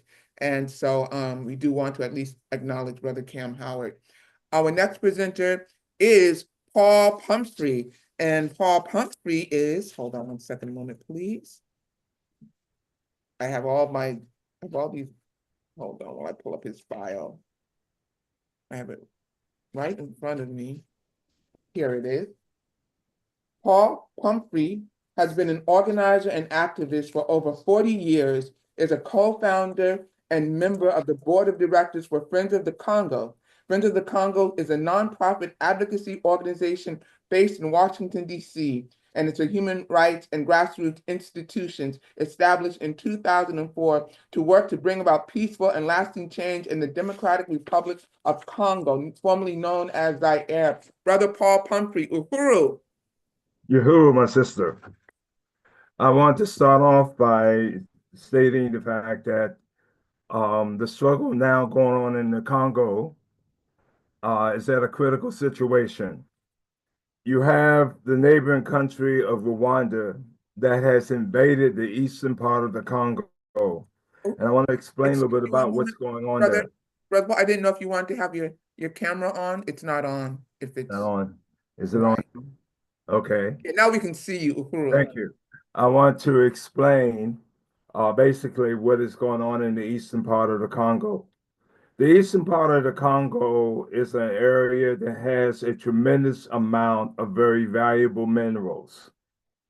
Some of those minerals are, for example, coltan, which is used for the electronic industry, in which the Congo has roughly about 64% of the coltan in the world. They have cobalt, which is used in the battery industry, such as for the electric cars. They have the tin that's used for the soldering. And if you look at the value of those minerals in a raw state, you're looking at somewhere close to $40 trillion. The problem has been is that the United States and the Western world know that they need these minerals and they want to monopolize these minerals. So they have used a client state in Africa known as Rwanda, in which Rwanda's game is they want to annex that region that they border into Rwanda, which would triple the size of Rwanda itself. And so they have joined in with a militia group inside the Congo, many of them made up of Tutsis, the same ethnic group that runs Rwanda, and they have taken and seized the city, the capital city of Goma in the eastern province of the Congo. Goma has roughly about 2 million people living there now. They have cut off the electricity. They have cut off the internet service. They have cut off even the telephone so that people outside of Goma cannot even communicate to the people inside of Goma. Yesterday, we held a demonstration in front of the Rwandan embassy here in Washington, D.C., and that's the reason why I don't have a voice left today. But it is a very serious situation, and it needs to, we need as much support as possible for people to start writing letters to Capitol Hill, to the White House, demanding that the United States stop aiding and abetting Rwanda's military, which they have used in several places inside of Africa today. And they've even had Rwandan military go to Haiti. It is time to us demand that Rwanda stop being the puppet for U.S. imperialism throughout the African world, and that they withdraw their military and their military support in the people who have now occupying Goma inside of the Congo. It needs to be brought to an end, and it needs to be brought to an end today.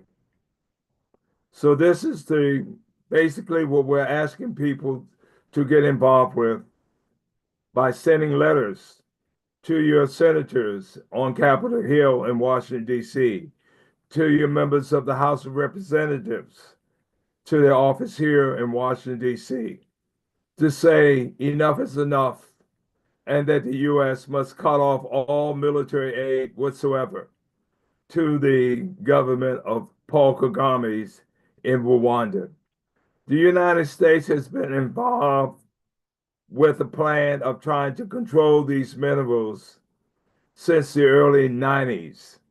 In fact, in doing that, they were involved in multiple invasions from Uganda into Rwanda, which when Bill Clinton became president, his claim was that he wanted to create a peace agreement between the government of Rwanda and the government, and these rebel groups that the U.S. was supporting coming out of Uganda.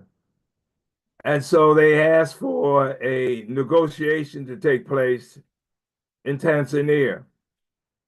And the president of Rwanda at the time and the president of Burundi at the time were flown to Tanzania to negotiate this peace agreement between these so-called rebels coming out of Uganda, who were Rwandans, including Paul Kagame. After they came up with an agreement, the president of Rwanda and the president of Burundi were flying back to Rwanda when their plane was shot down by a missile by the so-called Paul Kagame's forces that had been working out of Uganda. And that's what led to the war that took place in 1994 in Rwanda, causing killings of close to 800,000 people.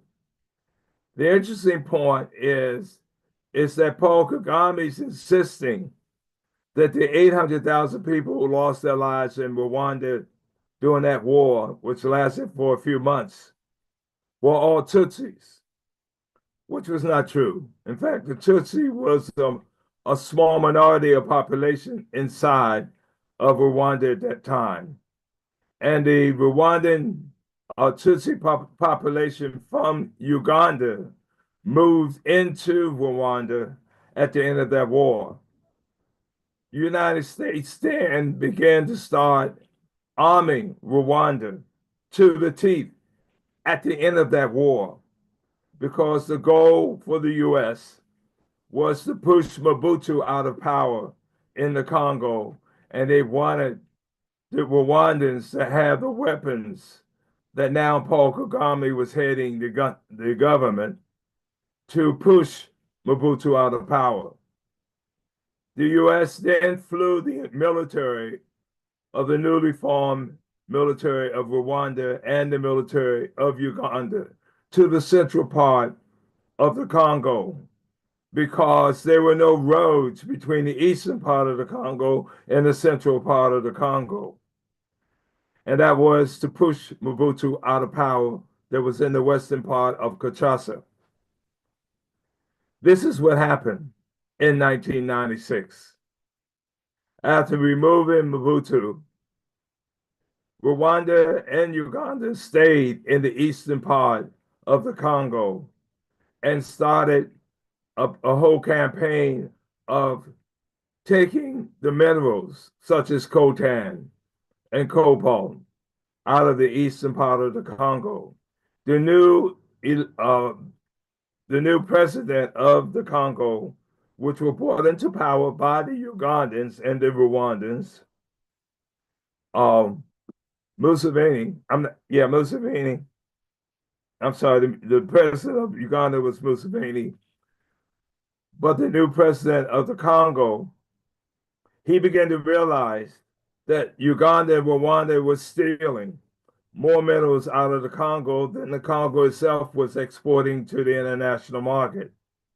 So he insisted that Uganda and Rwanda must leave the Congo. And so in 1998, once again, the United States flew the troops of Uganda and Rwanda back into the Congo to get rid of the president, Laurent Kabila, that they had just brought to power only a year earlier. But Kabila picked up the phone, called Robert Mugabe in Zimbabwe, Sam Njomo from Namibia, and Santos from Angola. Zimbabwe sent its air force, Namibia sent its troops, and Angola sent their troops, and they quickly suppressed the military of Uganda and Rwanda in the central part of the Congo. As the foreign minister of Namibia and the foreign minister of Zimbabwe were meeting to try to figure out how they're now going to get these troops from the central part of the Congo back to the eastern borders that they came from into their own respective governments. And this is a message that was given to me by the foreign minister of Namibia at that time. He told me that they got a phone call from a woman by the name of Madeleine Albright, who asked for air rights permission so that the U.S. could send their aircraft back into the Congo to pick up the troops from Uganda and Rwanda and fly them home. And he then told me that was one of the worst political decisions he made in agreeing on that, because really what the U.S. wanted were the minerals in the eastern part of the Congo anyway. And the gentleman who was the U.S. ambassador in the Congo at the time, a guy by the name of William Swing.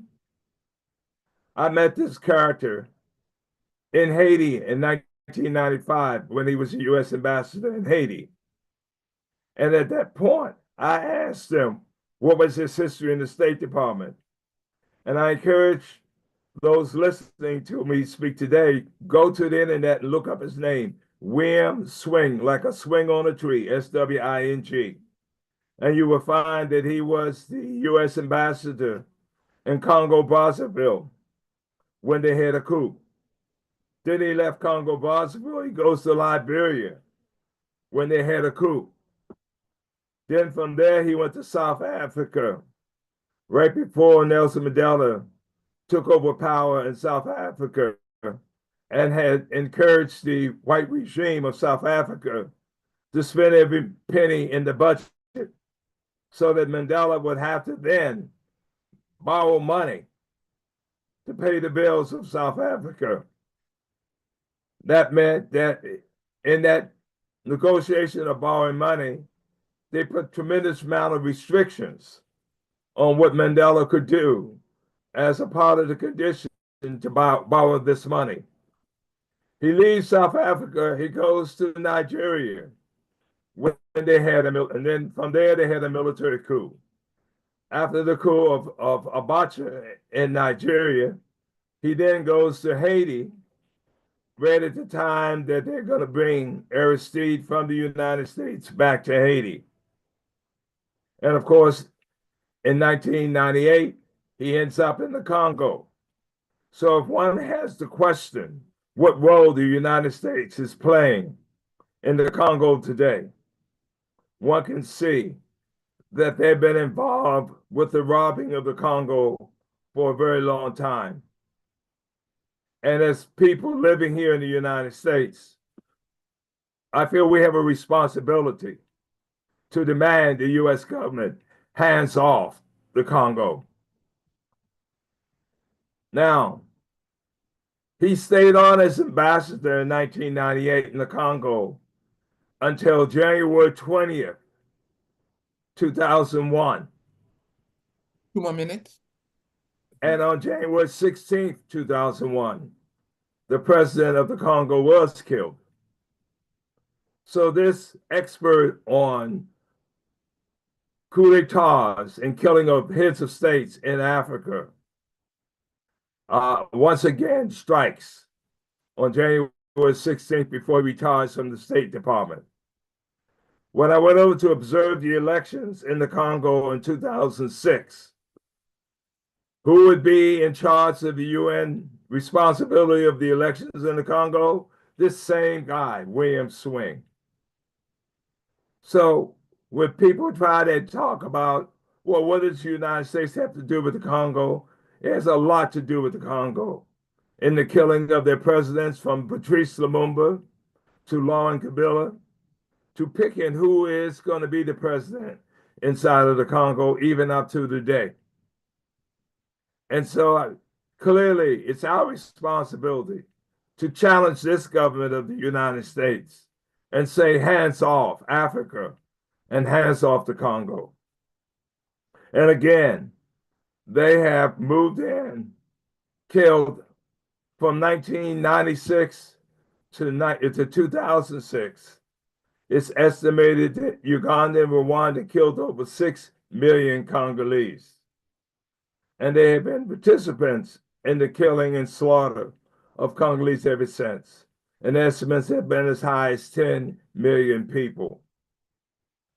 It's high time to say enough is enough, and that the United States must take those tax dollars that they're using to plunder Africa and use those tax dollars to address the needs of our African community here in the US.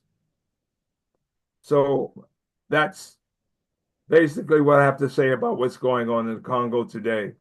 We need the support of people who believe in peace and freedom to demand the US government to withdraw all support, especially military support, from the governments of Uganda and Rwanda, and demand that the troops from Rwanda go back across the border into Rwanda. Thank you. Uhuru, brother Paul, just before you leave the screen, could you just say for people the website?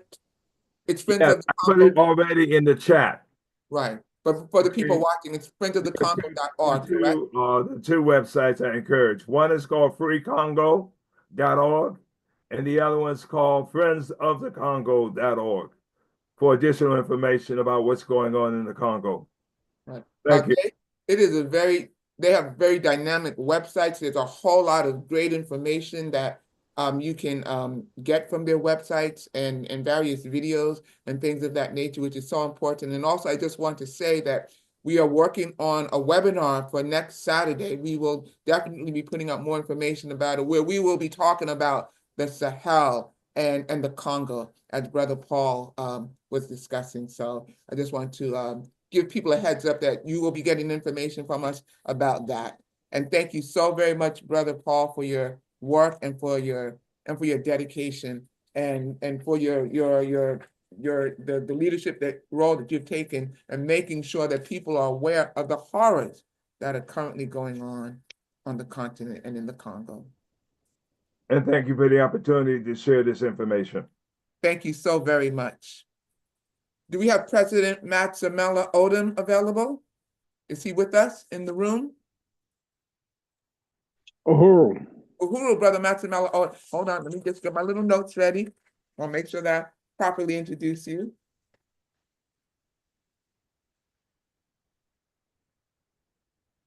Dr. Maximella Odom, he is the international president of the International People's Democratic Uhuru Movement. He also writes for the Burning Spear newspaper and co-hosts the Black Power Talks podcast for Black Power 96. Dr. Maximella is a professor in Africana Studies who has published on a variety of issues pertaining to African liberation and revolutionary culture. And he is also the chair of the Black is Back, Black Community Control of Police Working Group. Uhuru, brother Dr. Maximella Odom. Uhuru, Uhuru. I want to salute everybody and just go on and pull up my presentation for today, this very action-packed dynamic study that we have, webinar that we have going on today. I want to salute everyone on the ground in St. Louis, the headquarters of the International People's Democratic Uhuru Movement, which I've had the pleasure really to build for the last really 2.5 years, but also to be an organizing member for something like almost 7 years or something like that. So I really want to switch sides and salute the victory of the Uhuru Three, Chairman Omala Yeshitela of the African People's Socialist Party, Chairwoman Penny Hess of the African People's Solidarity Committee, and Chair Jesse Neville of the Uhuru Solidarity Movement. Going to switch slides. This is very important. It's important to the history of Impedum, to the work that we're doing, and to the forward trajectory that we're doing as well. In a document entitled Dialectics of Black Revolution, which chronicled the 1990 Freedom Weekend in St. Petersburg, Florida, Chairman Omala Yeshitela stated the following. He said, "So what we want to do is to make the state have to deal with the question of democracy, not the question of revolution. It is our responsibility to make the revolution, to win revolutionary forces throughout the community, while at the same time posing for the whole social system and everybody in it the question of democracy.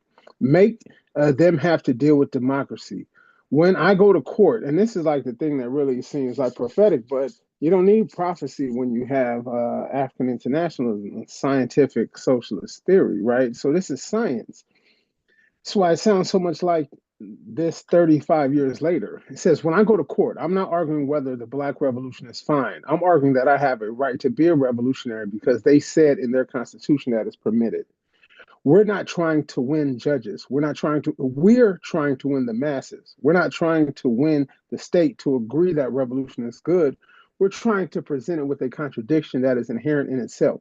At some juncture, the system has to say that democracy is just good for white people. That's all right.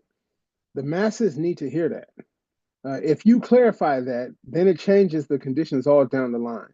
The system must say that or continue to pretend, as they do right now, that democracy is for everybody.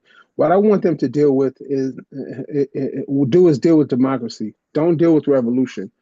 We'll handle that. So switching slides, I just want to really highlight that, because that document and that weekend in itself is really sort of a founding event, which leads towards the trajectory of the founding of Impedum a year later. I want to salute the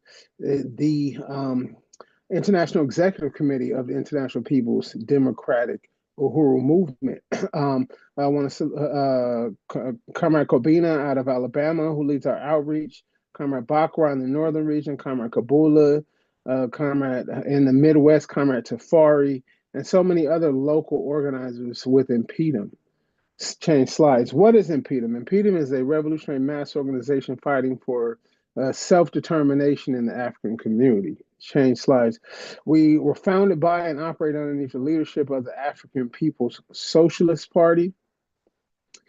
Change slides. And Impedum comes out of a strategy of the of the African People's Socialist Party to defend the democratic rights of African people and to bring African people back into political life, understanding that we were forcibly pushed out of political life, demoralized, had our communities turned into open air prisons, flooded with drugs, guns, all sorts of other things. So there's an organization called the People's Democratic Uhuru Movement, formed in Oakland in the late 1980s, moving to the National People's Democratic Uhuru Movement, formed April 6, 1991 in Chicago, Illinois. Change slides. Impedum is formed to push back the counterinsurgency, which we spoke of. Impedum has led, as changing slides, from its inception has led the call for Black community control of the police as one of our defenses of the African community. But the important thing about this is the fact that it's not simply a defense, as we'll get into in this presentation. It places us on the offense, right? This is what's important. So, but changing slides.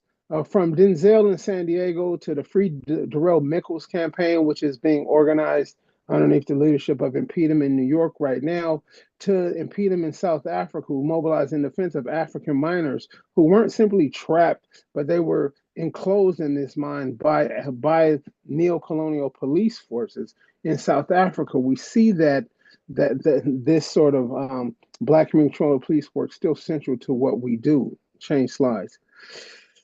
Yet it's with the creation of our mass program, the Revolutionary National Democratic Program in 2007, that the International People's Democratic Movement goes on the offense against colonial capitalism.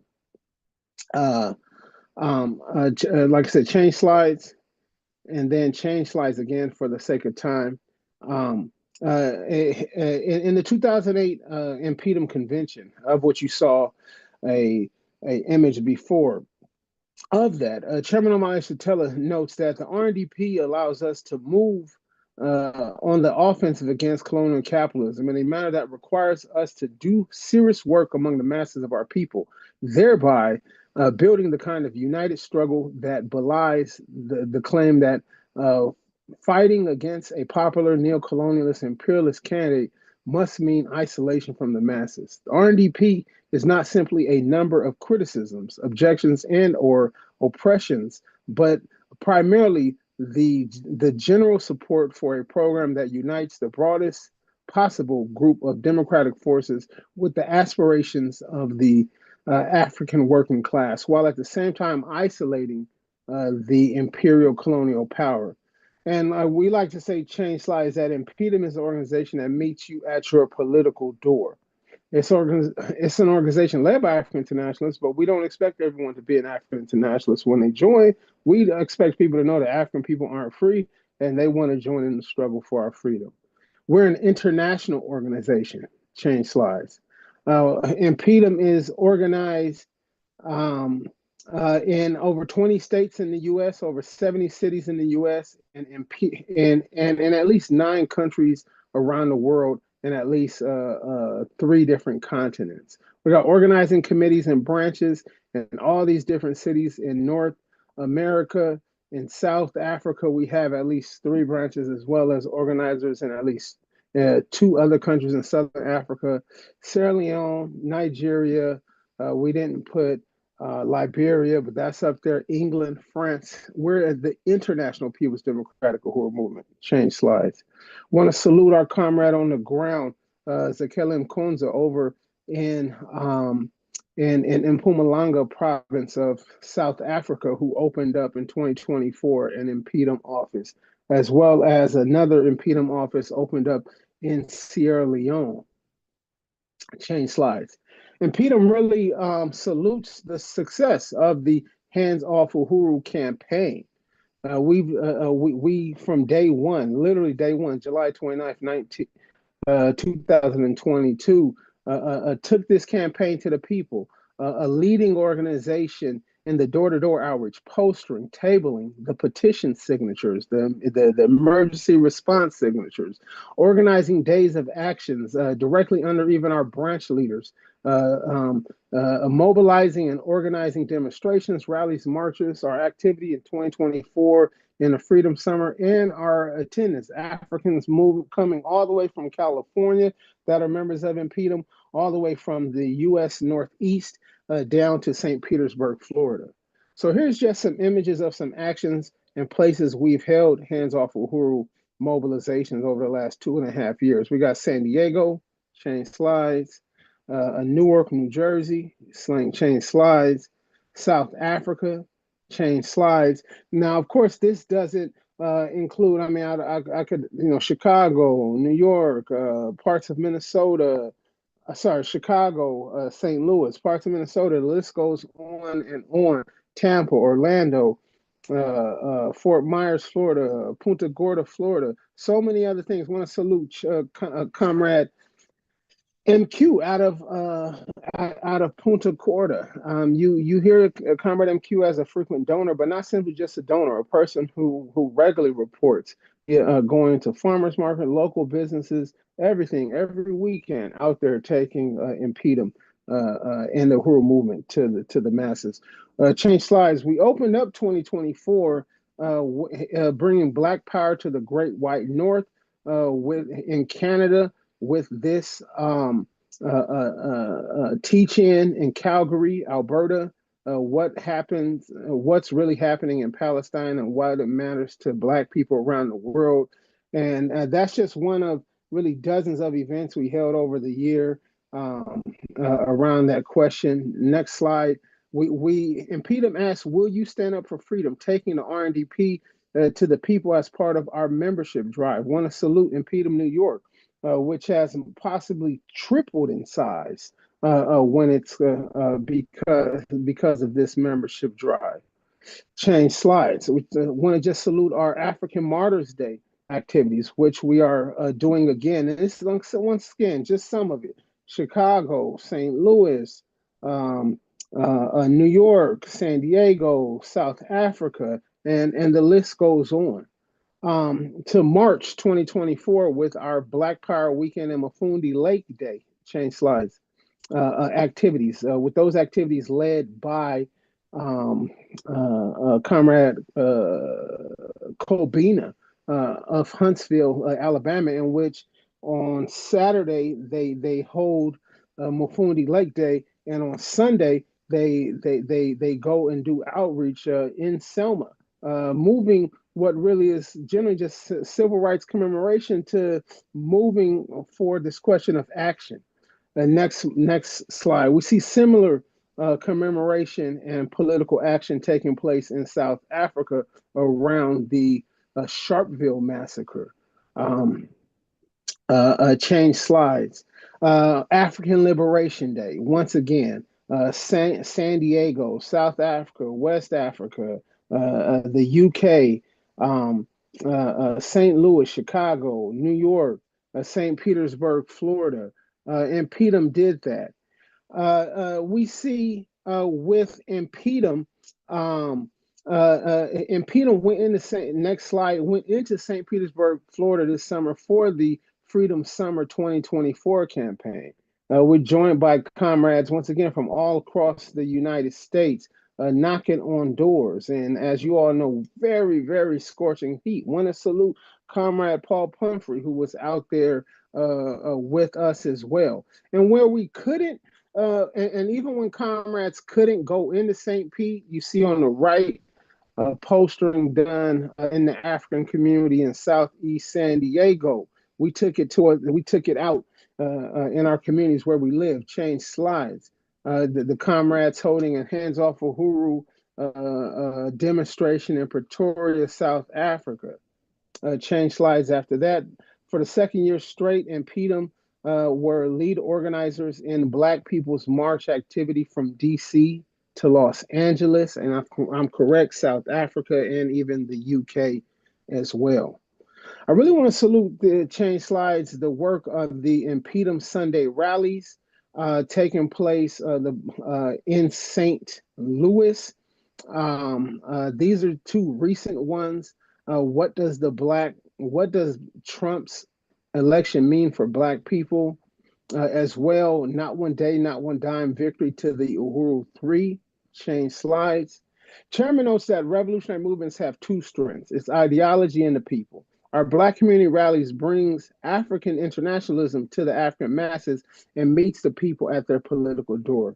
Just about done, but I want to say, changing slides, this really underscores the importance of our regular weekly Revolutionary National Democratic Program studies, in which we bring African internationalists to our masses. It's become a crucial, new member orientation tool. You see certain things like the question of South Africa charging Israel with genocide. But what's that mean for the African Charged Genocide campaign, a campaign that brought the charge of genocide out of the hands of petty bourgeoisie, out of the hands of neo-colonial governments like South Africa, and into the hands of the African working class. Last African History Month, and we'll probably return to it again today, this month, understanding the early formation of the Uhuru movement from SNCC to JOMO.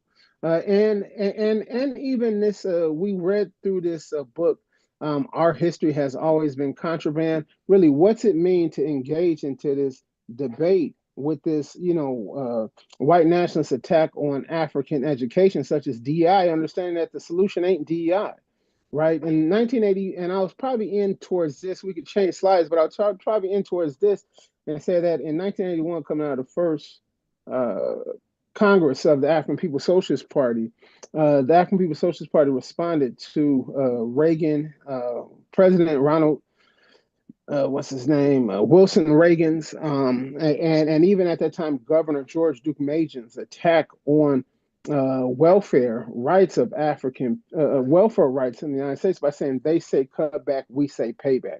What's so important about these studies and the way through which Impedum seeks to intervene in the mass struggle of African people is not to have us on the defensive, not to have us defending half measures, but to understand that as we see the white nationalist attack, we need to respond with revolutionary measures. That was part of our discussion there. That's also the importance of why we studied the dialectics of Black Revolution early 2024, ending 2024 and coming into 2025 with the what is African internationalism, a political education series. I just want to change slides, say that 2025 is already off to an excellent start. We still have the membership drive taking place, and there's so much work that's and the memberships, the activity taking place. We got in South Africa community garden, community cleanups taking place, just so much work taking place throughout the International People's Democratic Uhuru movement. That's my time for today. But to learn more about the International People's Democratic Uhuru movement, you can go to impedum.org. We got basic memberships at $25, as well as everything up to $1,000 lifetime membership. Really want to salute people like Lisa Davis, Betty Davis, and so many others who have united with the work of Impedum by becoming members of the International People's Democratic Uhuru movement. So just really want to salute you all and salute a successful year for the Black is Back Coalition. Uhuru.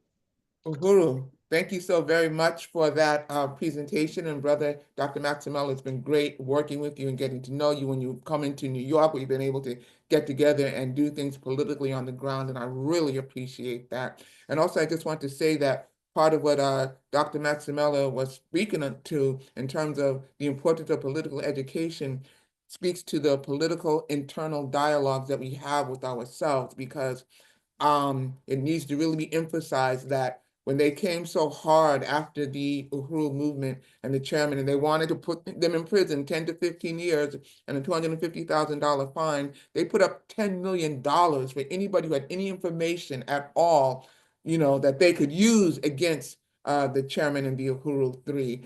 And nobody came forward, period. And that is not the way that things normally happen in our community, especially with so many of us being so vulnerable and needing finances and everything. And that's how they had nothing to say about them, but they get people to lie.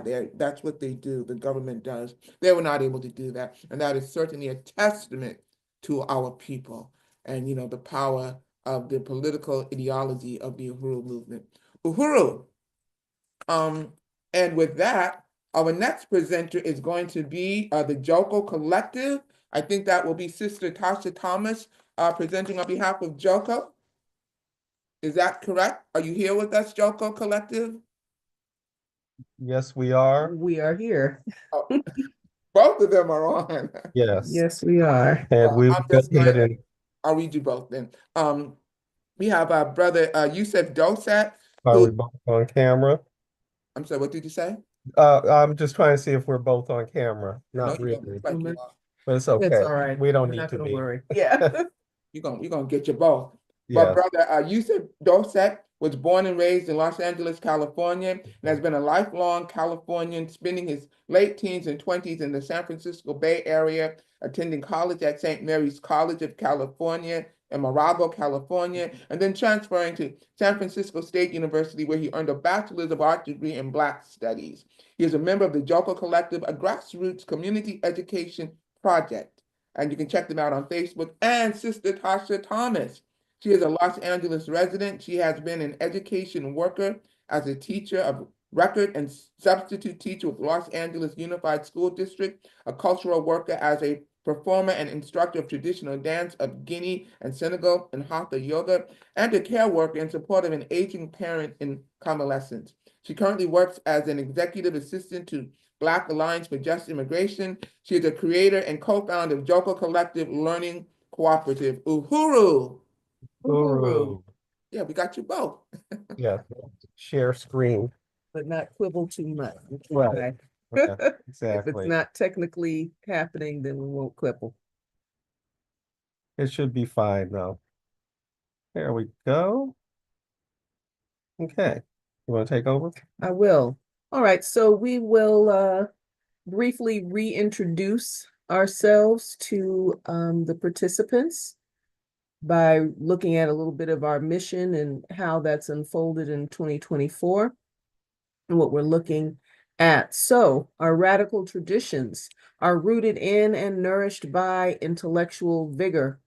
Joko endeavors to build that vigor through the presentation and practice of sustained probative dialogue.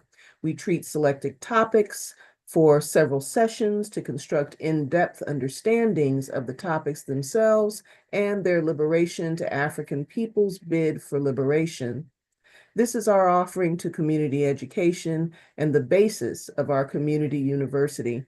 In 2024, we became more conscious of Joko's value as a media outlet that adds to the combat against disinformation, the why intended. We developed more varied formats and get out there more often, even as we shy away from the label content creator. We are being guided in that process by a highly reputed freelance writer and journalist who has been engaged in emancipatory media work for decades.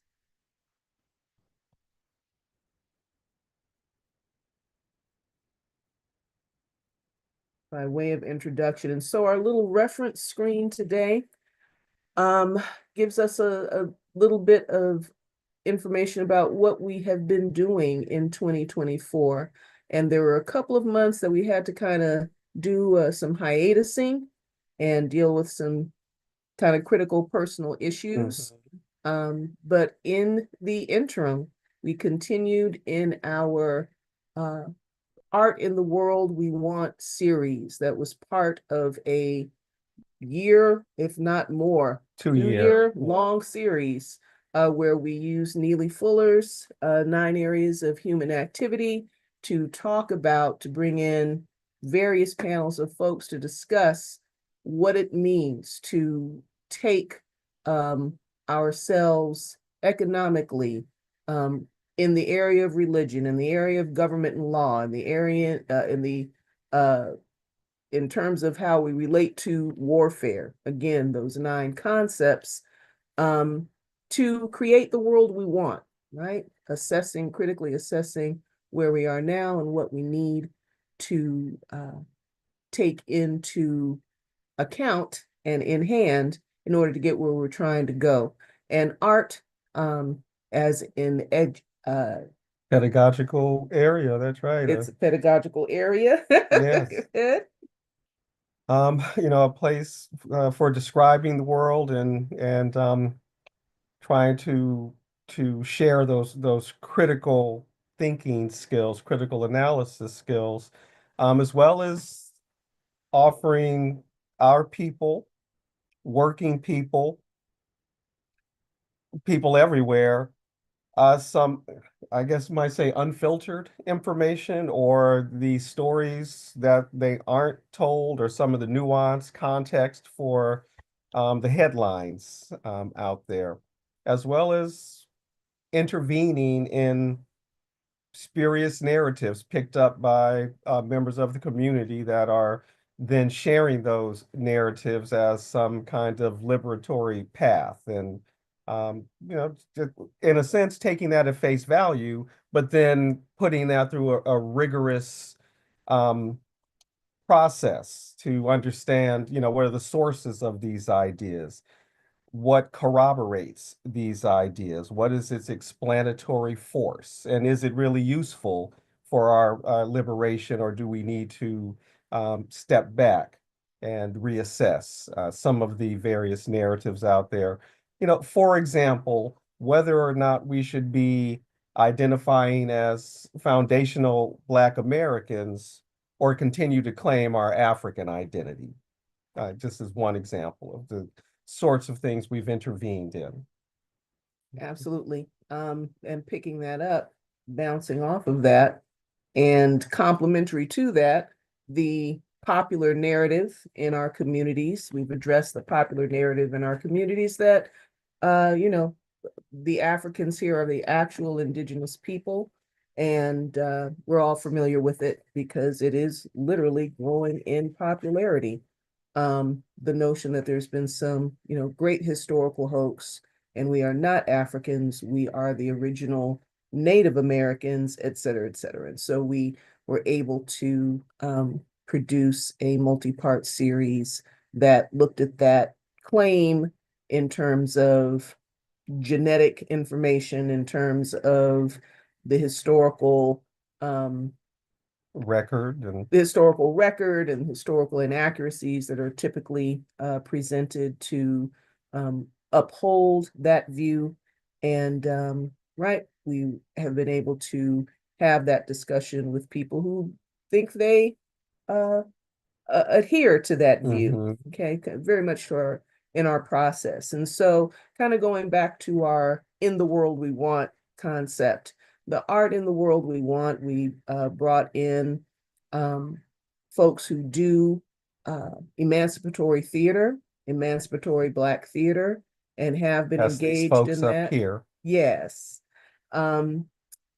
Intergenerational crew, and Brother Yusuf is going to talk a bit about that intergenerational crew in terms of what they brought to this discussion, of what it has meant over many decades to create representative theater work that allows us to claim and deploy our images and stories toward our empowerment.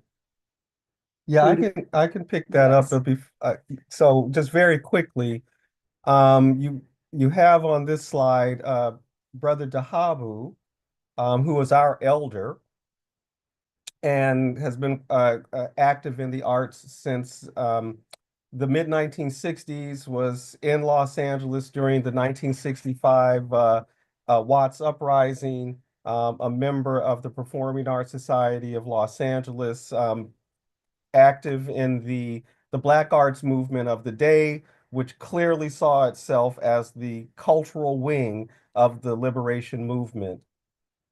In the center there is Lisa Marie Rollins, a playwright and director and our age peer, and a close friend of mine that I went to school with, who's now based in the Bay Area, and again doing theater primarily around liberatory practices for women in particular. And this young man here is an actor, young enough to be our son, and a former student of mine, who is originally from Detroit, was out here and went through the entire process, right? Wanting to be a star, moving out to Hollywood with his mother so that he becomes a child actor, and then going through that process, getting into college and realizing that that was not the path for him. So it's taken a different turn, but continues to to act back in the Detroit community and choosing projects that are going to be uplifting, along with his other projects, because right, they're doing urban gardening, gardening, etc. So that was just one. That's just one example of the kinds of conversations we're trying to have, and looking at that the continuity from generation to generation as we try to liberate our arts, which are also captive. Along with that, as we completed, well, actually, we haven't completed the series because we have to talk to some musicians, but along with speaking to those theater artists, we started 2024 speaking to several visual artists, two of whom are locally based locally, meaning here in Los Angeles, and then the other who is based in Philadelphia. As Tasha said, we found it necessary to take several hiatuses during 2024 as we were dealing with personal projects, as well as domestic stability issues, we can just call it. But we wanted to make ourselves available as a platform to promote the work of Hands Off Uhuru, Hands Off Africa. So you'll see them, there as we had Comrade Mwezi come on several times to update the struggle. Comrade Matamela was able to come on to talk about it. We were able to bring on Comrade Jesse and Comrade Penny. We also started something we called resistance reports to bring in members of the coalition as well as other activists in our region, in the country, to talk about the work they're doing. Again, as to offer this platform and as a way to participate in the fight back. And so that's when, JOCO began to reshape itself, at least over this past year, 2024. And I think an important thing to mention about those conversations particularly with the members of the Uhuru 3, and actually anyone who comes on. And I will also, I want to give Tasha credit.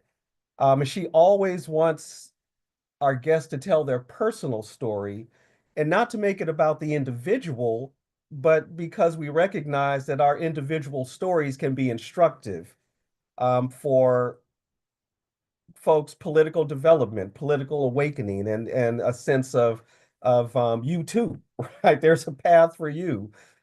Now, we could go on, and we know we got folks coming on behind us. So let me just add that we have you see the red, black, and green, and the red, black, white, and green. So we did do programming to express, our solidarity with Palestine.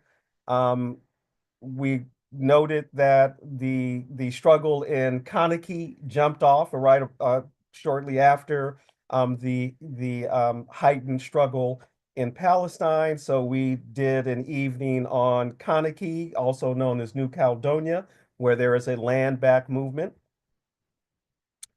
And we have started what's going to become a regular feature of inviting attorney James Simmons on to discuss various issues. In fact, we will be doing one this evening with James, sort of a weekly roundup, weekly review sort of thing. So that has been JOCO's past year as we get ready for our next year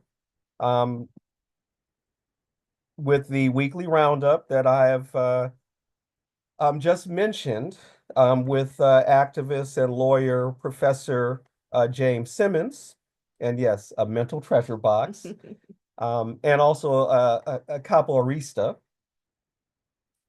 And our intentions to get back on the ground, which we did for several years, right? We were able to do our events out of the Afiba Center, what was a local community center in Los Angeles until it was became occupied territory through the machinations of the Black petty bourgeois misleadership class here in Los Angeles, and particularly our various city council members.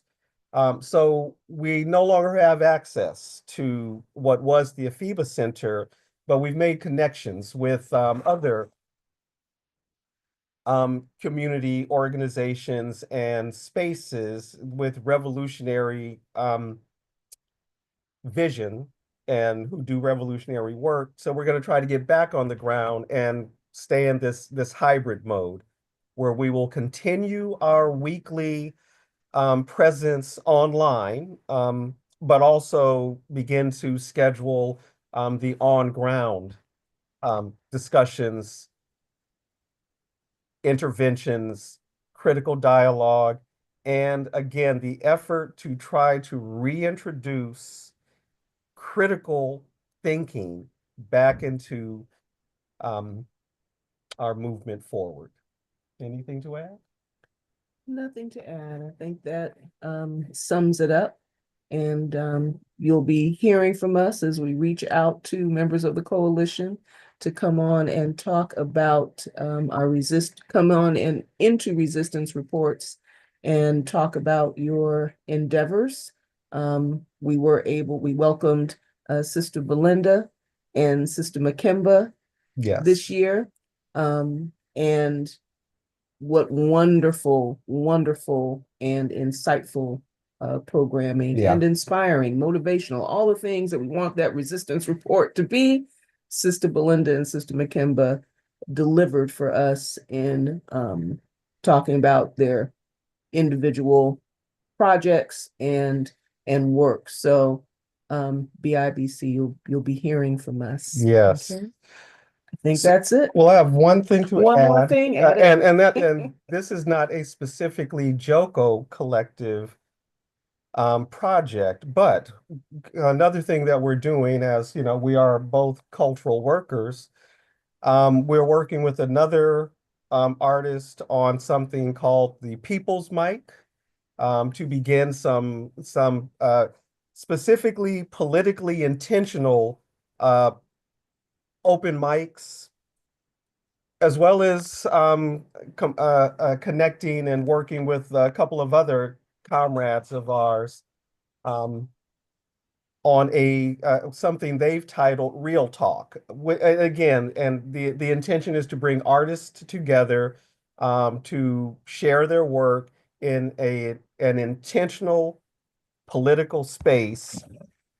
So we're asking for artists to give us less kind of navel gazing internal work and work that is commenting on what's before us and how we get free, how we get from under this capitalist colonialism. So I think that covers it all, I right? think that covers Yeah. it all. Thank you. And uhuru. Yes, uhuru, and thank you so very much to the members of the JOCO Collective. We so appreciate you and the work that you have been doing, and they have been lending their powerful voices and their resources to many webinars and to also talking about the issues that are brought to the Black is Back Coalition and trying to show support for the coalition organizations that are part of Black is Back. And we thank and appreciate you both so much. And in fact, the Healthcare Working Group and the JOCO Collective have begun talking somewhat. We will talk more about this, about trying to do webinars jointly about what's going on with this environment and colonialism and its destruction of the planet, as we see with what's happening with the California fires and other catastrophic events. Uhuru. Our next presenter is another person that I'm so proud to introduce and to get to know. He's a tremendous dynamic force. He is Brother Emmanuel Maku, and I didn't realize this, but he was introduced to us and came into the movement through one of our marches, the Black People's March. So that I wasn't aware of.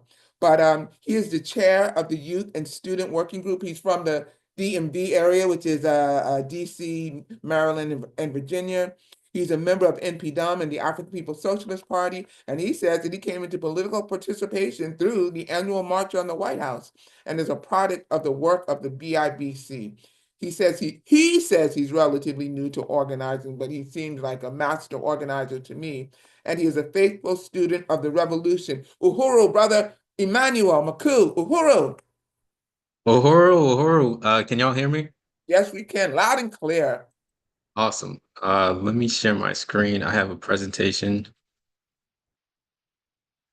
Are you able to see? Oh, let's go all the way. Are you? We can see it. Okay, all right, that's great. All right, Uhuru, salute, and thank you so much, Comrade Vice Chair Lisa Davis of the Blacks Back Coalition. I'd like to salute I'd like to give a salute to our chairman, Chairman Amali Shatella, as well as the rest of the Blacks Back Coalition Steering Committee for such a tremendous year. And I also want to salute everyone that is attending and participating today.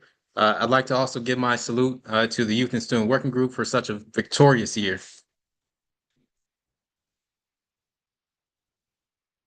All right, with that being said, we can get started. So this is the Blacks Back Coalition's Youth and Student Working Group presentation for the 2024 year in review.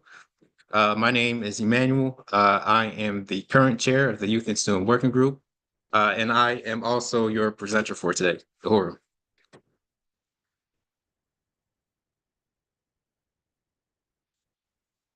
All right, the mission of the Youth and Student Working Group includes to win Black youth to a national Black political agenda for self-determination, to win Black youth into national organization, to win Black youth into the Youth and Student Working Group, to build the Youth and Student Working Group, and to build the Black is Back Coalition to capacity.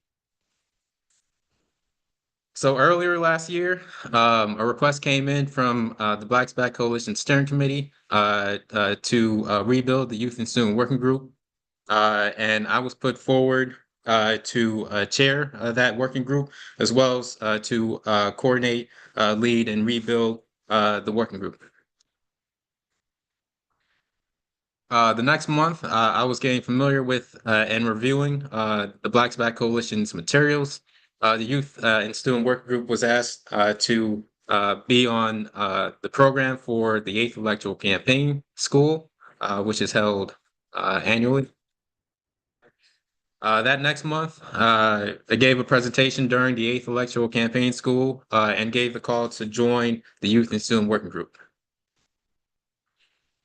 In May, I participated in the Blacks Back Coalition's training school to help organize and build the working group, as well as attended the Black Mothers March during Mother's Day. Uhuru to AMWO for putting that all together. In June, it was time to build. So we had our the building out for the leadership team. We had our first Youth and Student Working Group meeting that month, and members had united to take on leadership roles, as well as we had set some goals for ourselves that initial meeting. Our goals were twofold.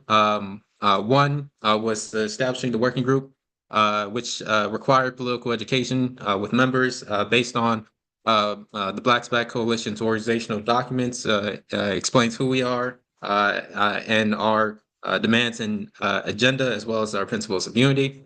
To bring member orgs into or to join the Youth and Student Working Group and to take on campaigns and issues that members would be interested in.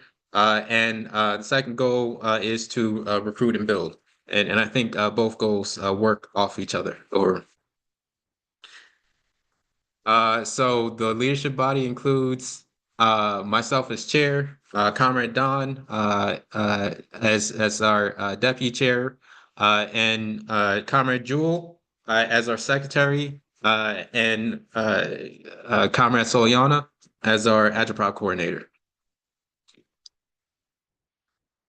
In July, the Youth and Student Working Group participated in the Black Spec Outreach at the International African Arts Festival in Brooklyn, New York, where we met with student leaders, connected with the youth in the Northeast Political Prisoner Coalition, and we had united with working together on introducing the question of political prisoners into the schools.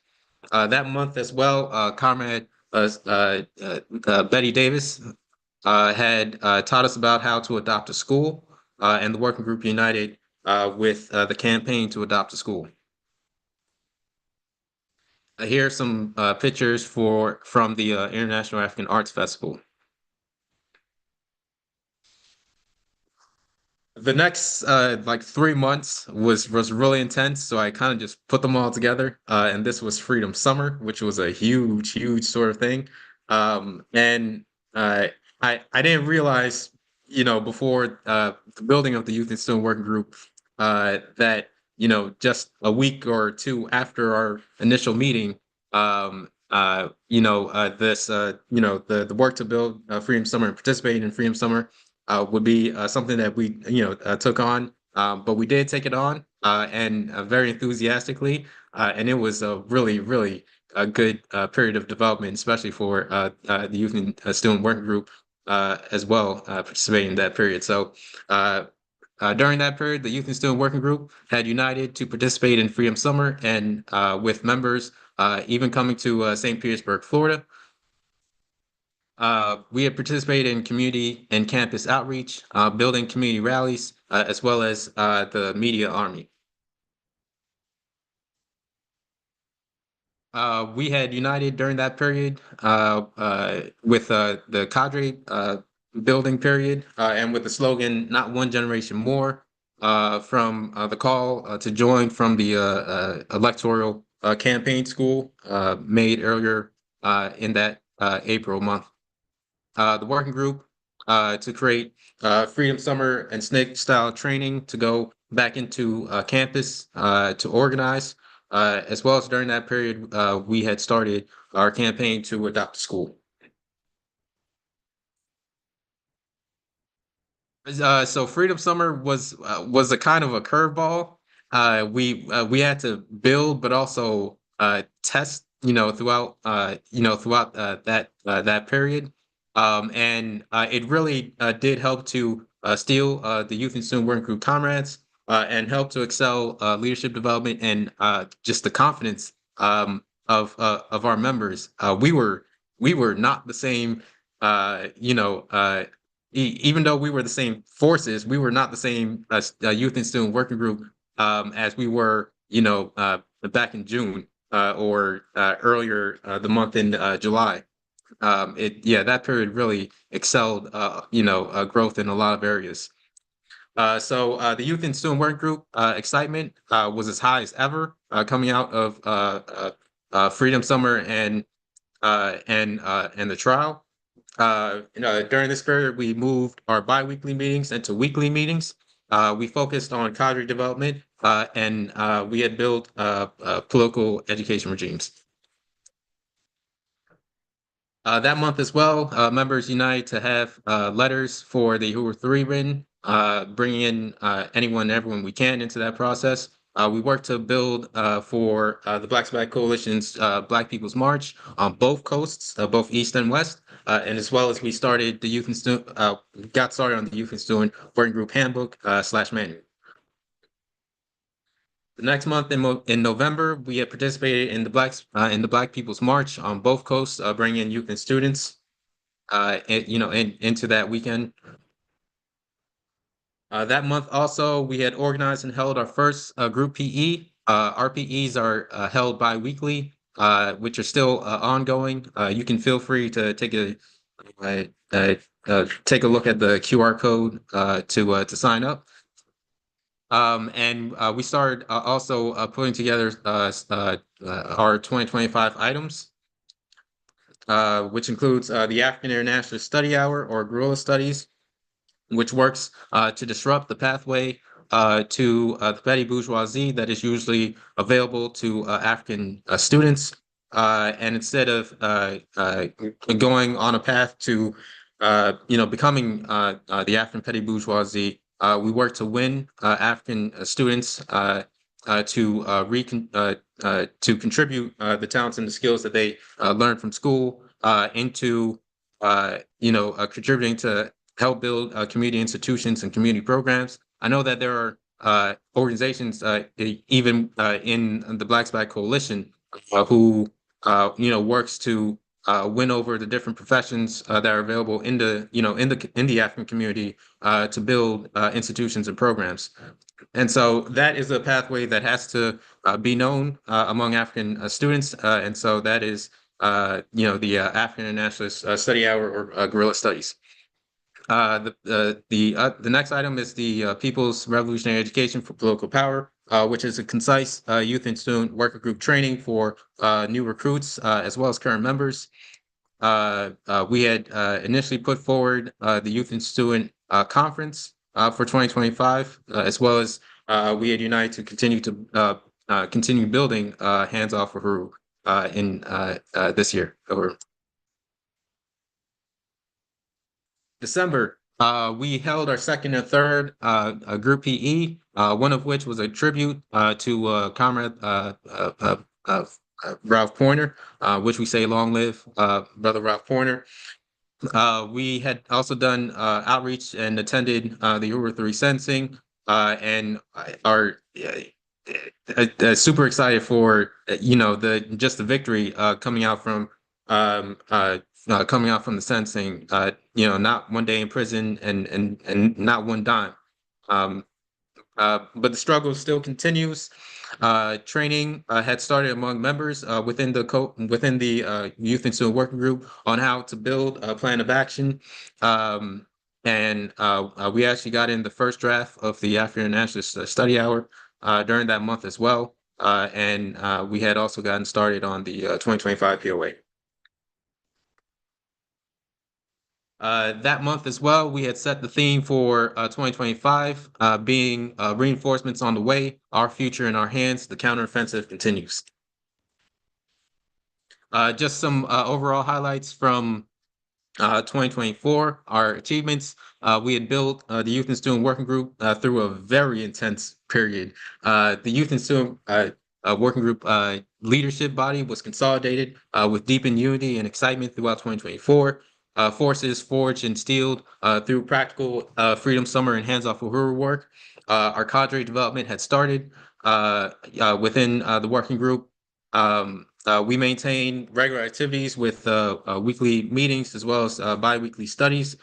This is our first program that we have put together, and currently the working group is working to create and develop additional programs as well. 2024, we had also adopted a school. We had actually adopted 2 schools, and enthusiasm remains, very high at the moment, which is great. Throughout 2024, one of the things that I had specifically set as a goal was to, keep the enthusiasm high.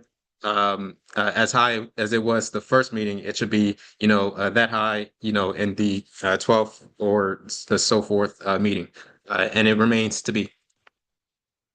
Our current future work is to hold our African International Study Hours. Work is currently being made to get that up and running. To train youth and students, youth and student recruits through prep course, to hold a celebration of life for Malcolm X, to continue recruitment and building, and to finish cadre development. We need you. Calling all youth and students to join the Blacks Back Youth and Student Working Group. We're still looking to win an outreach and recruitment coordinator. This year we started getting contacts coming in.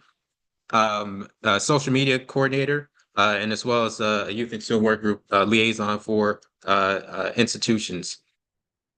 You can go to the blacksbackcoalition.org to join either as an individual or as an organization or club. You can feel free to contact us at YSWG4 Uhuru blackisback@gmail.com. And lastly, thank you, thank you. It's been an amazing, a truly amazing year. This is the first year that that this is happening under myself as chair. Yeah, it's been an amazing year. And to the youth and student working group, I mean, y'all are amazing. And including just continue to uphold the slogan, not one generation more. That we shouldn't see another generation live under colonial domination. And to the Blacks Back Coalition, reinforcements on the way, and to the African Nation, Blacks Back. Uhuru.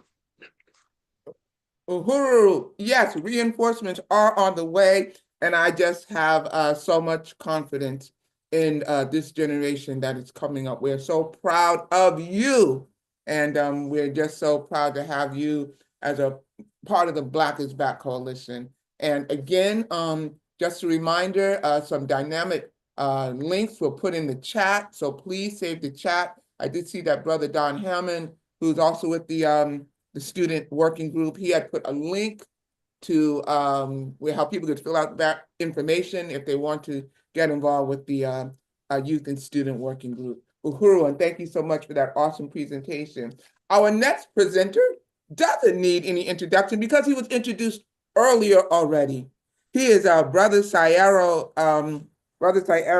Oshi, and he is going to be presenting on behalf of Louisiana United International. Brother Sayara, uhuru! Uhuru! Very good presentations all day long. Very compelling.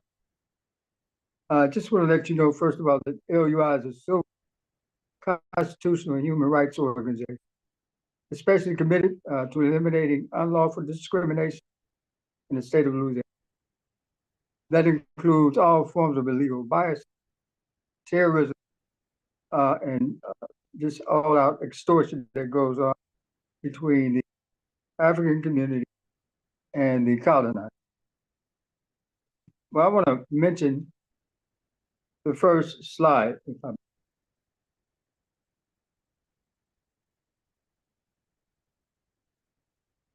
We have the slides.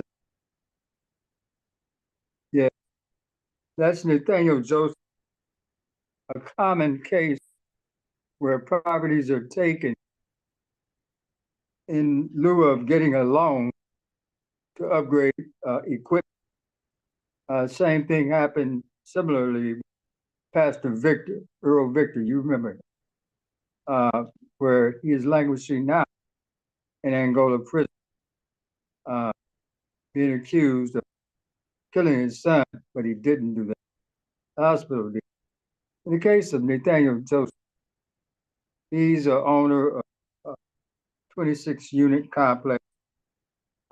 He also owns his own home, and he owned a smaller food wagon, which he wanted to upgrade.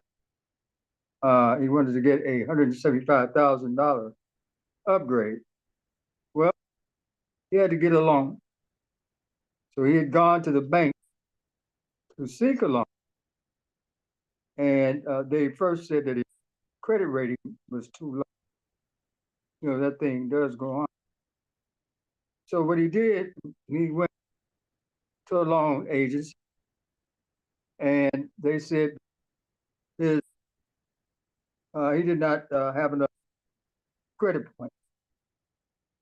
So what they did, they took his property, didn't give him a loan, kept playing. He's been fighting this case since 2003. And so what has happened, and his extortion, this has gone through the court system. This has gone through the game with the judges. He's made appeals.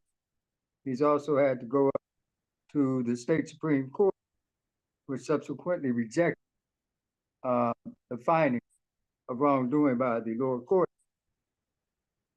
He hired an attorney named Wasser to clarify the financial discrepancies that were going on with his property.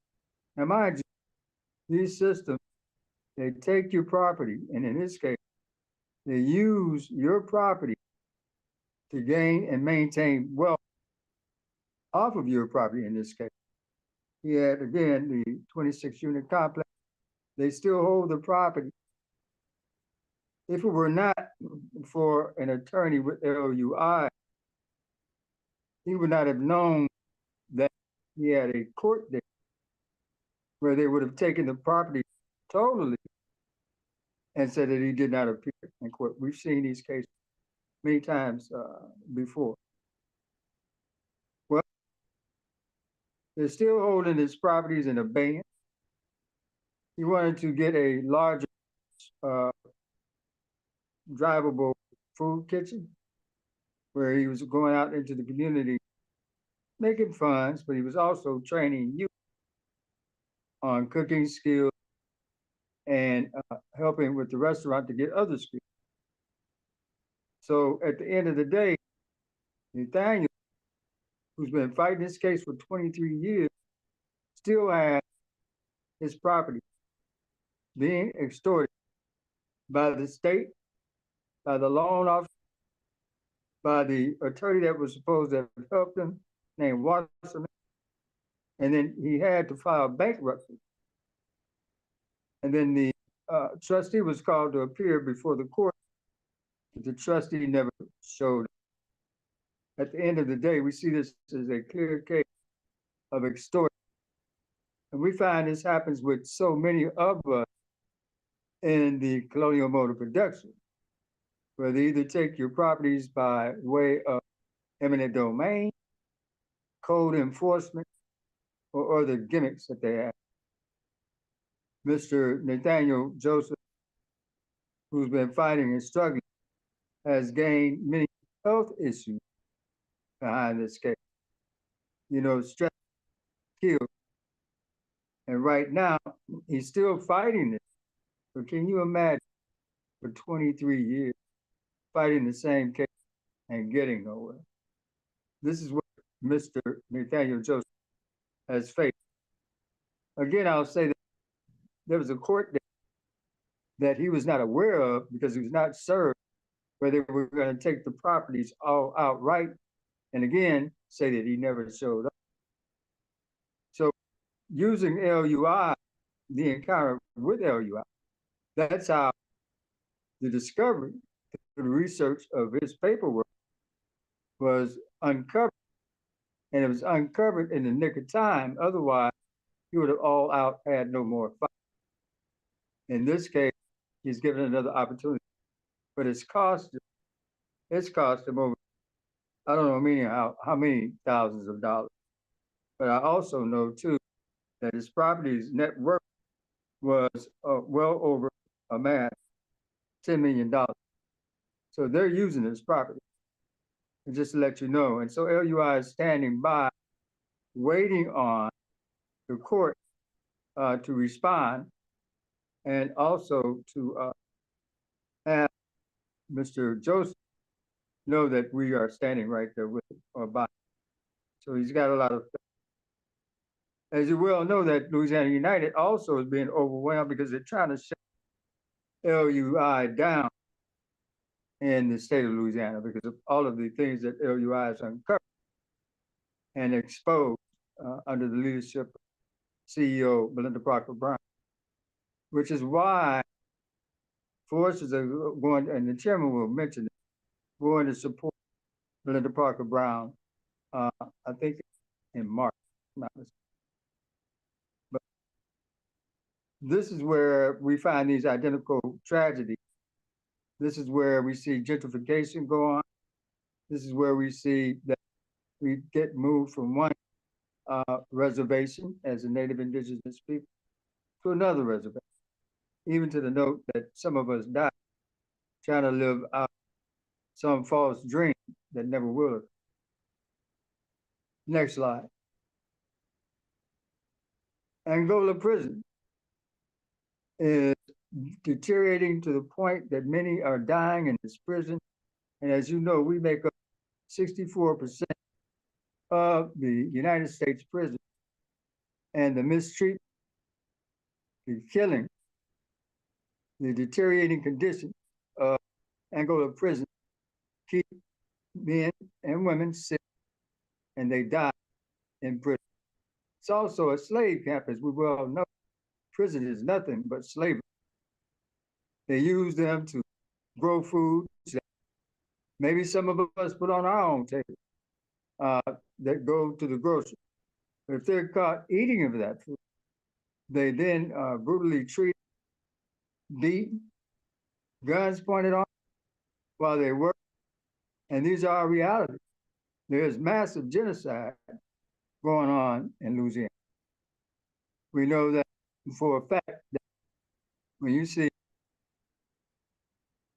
walls falling apart, when you see floors parting, water damage, men sleeping in feces, and women, that is nothing but disease, death, as it is going on with Angola and other places as well. Next slide.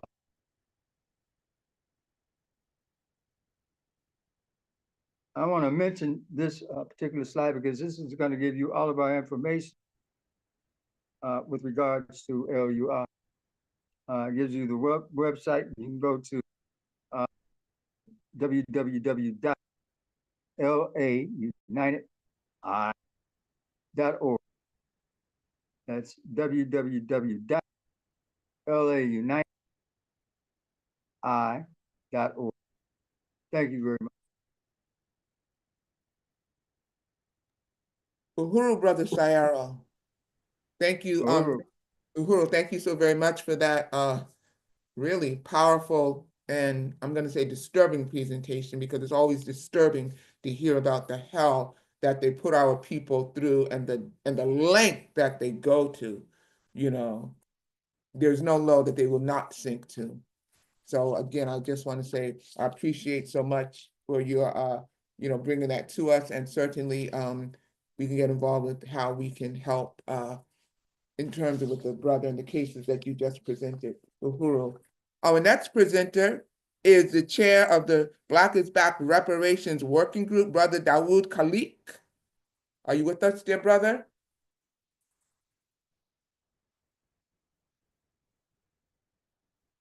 I don't seem to see him in the Zoom room right now, Brother Dawood. Are you online with us? Yes. Okay. Uhuru, let me read your intro. He's a fellow Jerseyan, by the way. He was born and raised in Jersey City, New Jersey, and he graduated from Henry Snyder High School and attended Jersey City University, where he worked as a Black student union organizer, and he worked with the Black Freedom Society. He worked as a guest teacher with the Jersey City Board of Education and held that position until May of 1983 when he moved to California. Soon after arriving in California, in the year 2000, he became a charter member of the Soon after arriving in California, he began to search for work and later found out about the local activist scene. He has worked with Unity in Action, SWAPO Support Committee, and the Malcolm X Grassroots Movement. In 2000, he became a charter member of the Reparations Platform Coalition and the Reparations United Front. And to this day, he remains a member in good standing, where from time to time he still works as the organization's memory keeper, aka recording secretary. He is now the chair of the Black is Back Coalition's Reparations Working Group. Brother Dawood, Uhuru. And Kimber, it says right here, you cannot start your video because the host has disabled it. Uhuru, tech people, can we Can they yes, hold on. We're gonna stop the camera? Yeah, let me see if I can I don't see his name here. Is he using someone else's link?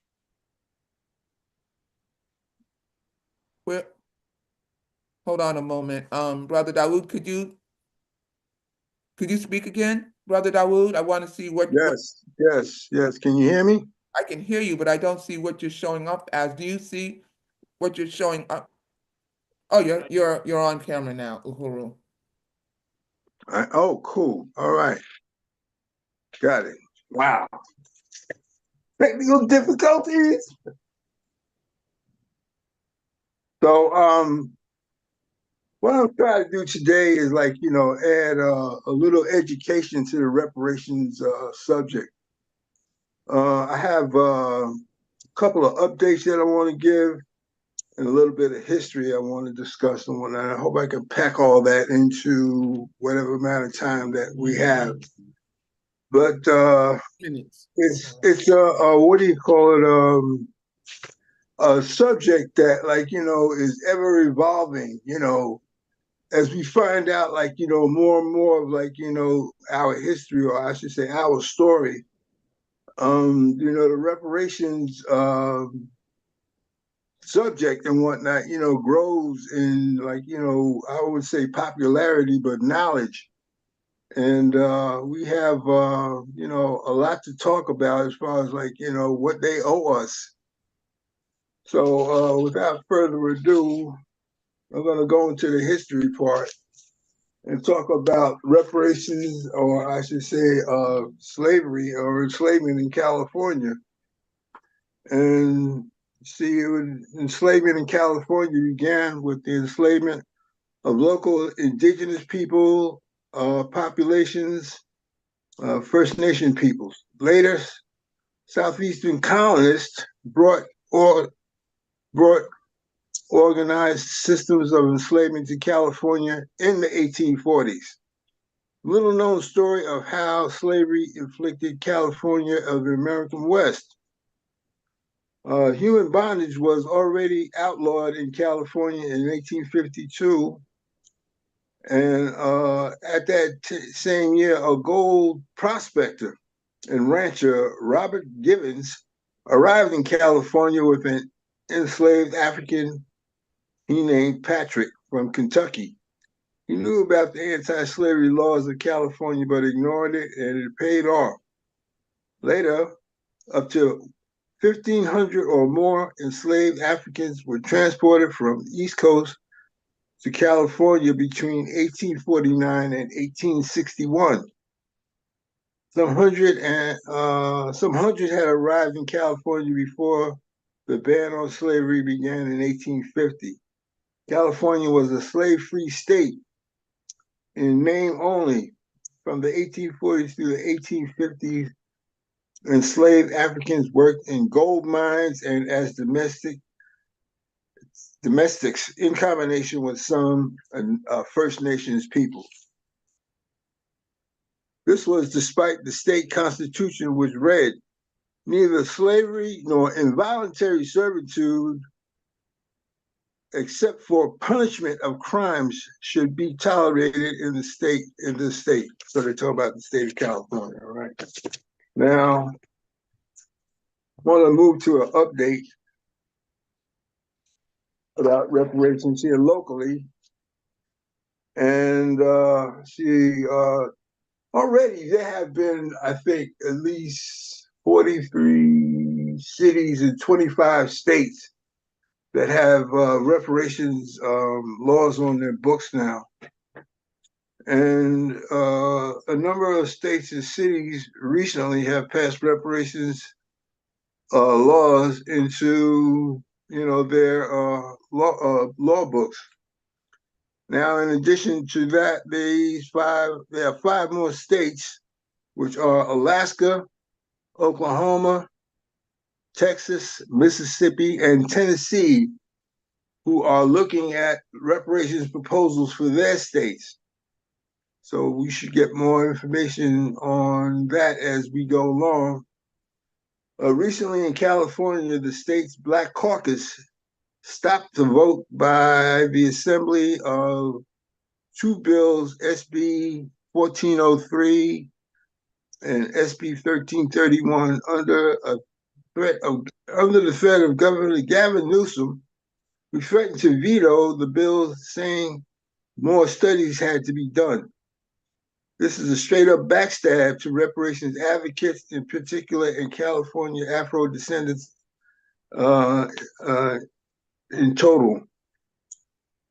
Assembly Bill AB 2862, which would give the descendants of the enslavement of African descendants in general priority in applying for and receiving professional license applications, still must be voted upon. Newsom's action to delay the vote for those three bills is a contradiction in that he authorized the formation of the California Reparations Task Force. The aim of the Reparations Working Group is to stage a series of webinars and invite all reparations orgs to join us in solidarity in a unified reparations movement. Let's unify all the reparations groups into one organization with chapters in all the major cities across the nation to strategize. Black is Back Coalition's Reparations Working Group will continue to educate and inform our people, our story, and how the reparations came about. We have two works in progress, which will be the reparations fact sheet and the reparations position paper. So now I want to go into the education part. And if you could put up the two slides that I submitted. And this is a document that came out of my organization, Reparations United Front. And it talks about, and it gives clear definition as to what reparations is and what reparations is not. So if you can see the slides and whatnot, you can see what I'm reading, okay? Can you put the slides up?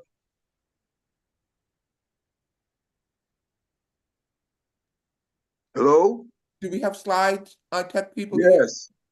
Yes, I sent two of them, two pictures of this, what I want to show the audience. Right, tech people, did you receive them? They're saying they don't have the slides they're saying they don't have the slides. Well, I sent it to the people who asked for them. When did you send it? Yesterday. I have not seen them. All right, well, I'm gonna go like this. It says, what reparations is? Reparations is our quest for redemption of our dignity and positive self-worth. Our quest for an apology to our ancestors, an atonement and compensation for hundreds of years of enslavement and murder. Our quest to heal this country of its racist past and present discrimination suffered by people of African descent. There is overwhelming evidence, personal testimony, books, pictures, property records, and deeds, financial profits, historical documents that persist to be present. People of African descent are still facing discrimination 4 centuries later. It is a national and international struggle that is connected with a global reparations struggle. The vestiges of colonialism and capitalism affect us even to this day. It is an internal struggle for us to be redeemed and to assist us with our future betterment. It is an apology and atonement for long terms of abuse, rape, lynchings, murder, and exploitation of people of color. It is also a demand for the release of all Black political prisoners. It is logical others who have suffered less have received reparations, and it is in the correct action. Okay, now, what reparations is not? It is not a plea or a handout. Reparations is not merely an economic issue. We cannot buy the respect that is due us. It is not a substitute for regular social programs that is extended to all citizens by the United States government. It is not an issue that we will simply forget or get over. It is not a quick remedy for all our problems. We must focus our efforts. It is the beginning of our being able to recover from slavery, Jim Crowism, and 21st century racism. It is not a panacea for all our problems. It will finally allow racial healing in America. It will not cause more racial tension. It is not a struggle that can be won by a segment of people, one segment of our people. All of us need to be involved. It is not a struggle for the lazy. We must be relentless for our need and righteous to right the need and righteous rights to reparations. It is not a struggle to be waged by emotions and passion alone. We must continue strategic planning, utilize common sense, and always have mutual respect for all our people. So I don't know, like, why, that couldn't be like, posted and whatnot for everybody to see, but that is like, our manifesto as far as like, the subject of reparation goes. Going forward, I'd like to have like, a number of webinars organized and invite like, reparations groups to come and, talk about the subject and like, strategize on some ways we can unite the movement and have one reparations organization, with chapters in different cities across the nation. We have like, opportunities to do this once we like, can get everybody together. And that's something I'm going to keep on work on and whatnot, and like, hope the other people in the reparations working group would help me as far as, trying to, just add some education to the reparations movement and, enlighten people because, to this day, there's a lot of race, I should say, information and disinformation about reparations. So we have to correct that, in our mission, like, for reparations. And we'll do that as we go along and every chance we get. And in the words of Mr. Peoples, he would say, the words, reparations now in memory of our ancestors, and there's only two things left. That's the truth and reparations. Uhuru. Uhuru. And thank you so much, Brother Dawood, for that reparations report. And we look forward to building the reparations working group with you and advancing the cause for reparations. Uhuru. And now, the next presenter that will be coming up is none other than yours truly. My name is Lisa Davis. Now, I'm going to be actually doing two reports. I'm going to first utilize this time for the healthcare working group. And I'm going to ask somebody to please time me on this. You can give me 12 minutes for my presentation, but I'll tell you when to start the time. Do I have somebody to time me, Brother Sayara? Are you available to do that? Yes. Okay, great. I'll let you know when to start the time. I'm just going to tell you a little bit about myself as a part of my bio. I've been a long-time community activist. I at one time was the youngest member ever elected to the Democratic County Committee when I was in my late teens. And I soon learned that I didn't want to go that route. At the same time that when I was working with them, I was also in college and I saw these people with the red, black, and green, and they were, the grassroots, and that really spoke to my heart. And so I knew that I was going to want to go in that trajectory. And in the meantime, while I was beginning to work with them, I began to notice certain things going on with my health. And I found that when I watched what I ate, that it made me feel so much better. And I couldn't believe that when I did certain things that I could get rid of sinus headaches. When I watched my diet, my skin cleared up tremendously. And it was so empowering for me to think that, oh my gosh, I could have some control over how I felt, as opposed to just thinking that we had no control over it and that there was just diseases out there just waiting to attack us. And so that began my very, very powerful journey into health and health advocacy and learning about natural modalities. And hence, I'm now the chair of the healthcare working group. Brother Sayero, you can start my time.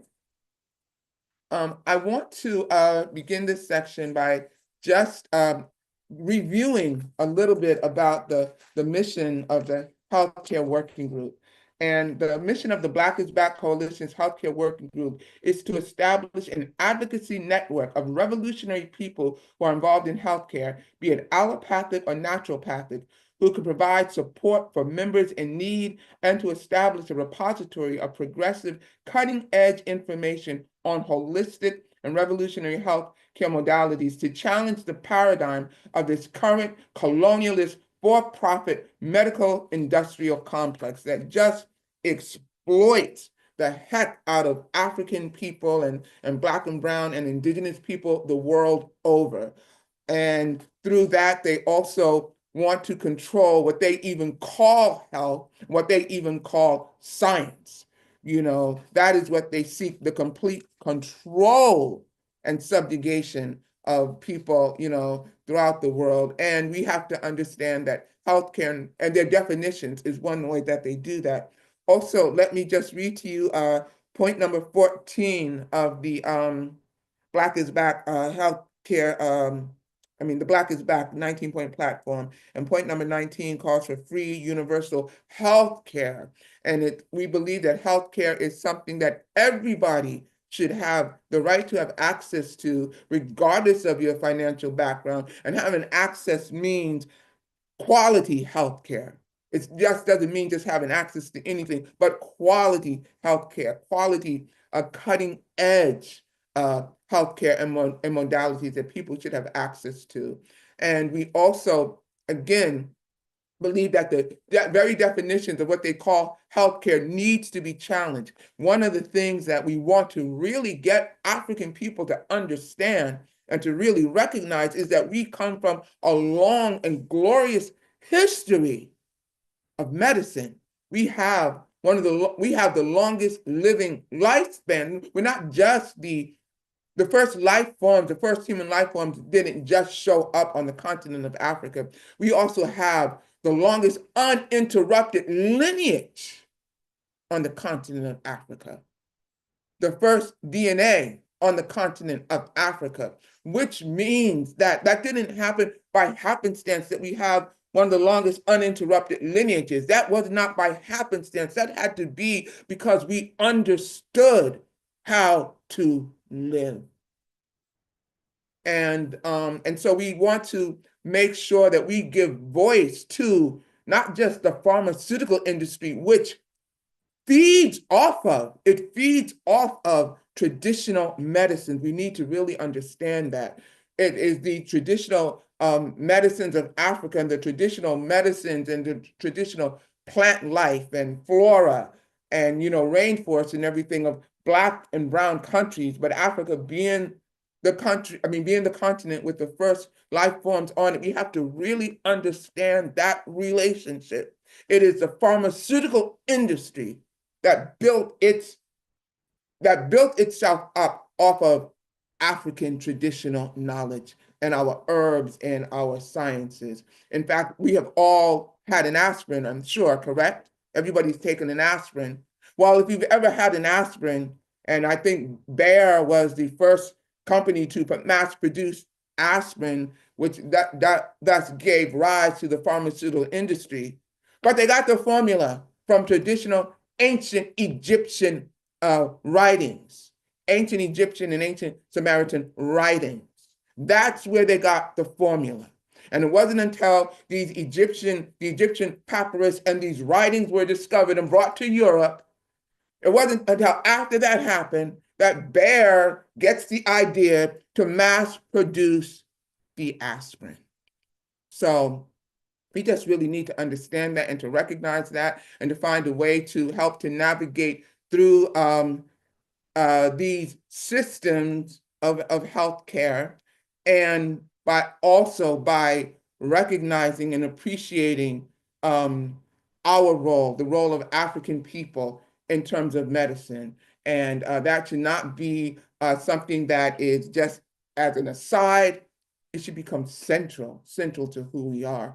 But we do believe that no matter what, we believe in the absolute right of people to have choice. We know that some people have, we're at different levels with our understanding of health, and we feel that everybody should have choice. So we want to be clear that we want to work with people, regardless of what their medical choices are, whether they choose naturopathic or allopathic, they should still have access to an advocacy network that can help them navigate through a very, very complicated and often confusing a medical profession. And then we also realize or learn with what recently happened with Luigi, I forget his full name, but what happened with that and what that has brought into the fore in terms of the absolute corruption of people being even able to afford health care.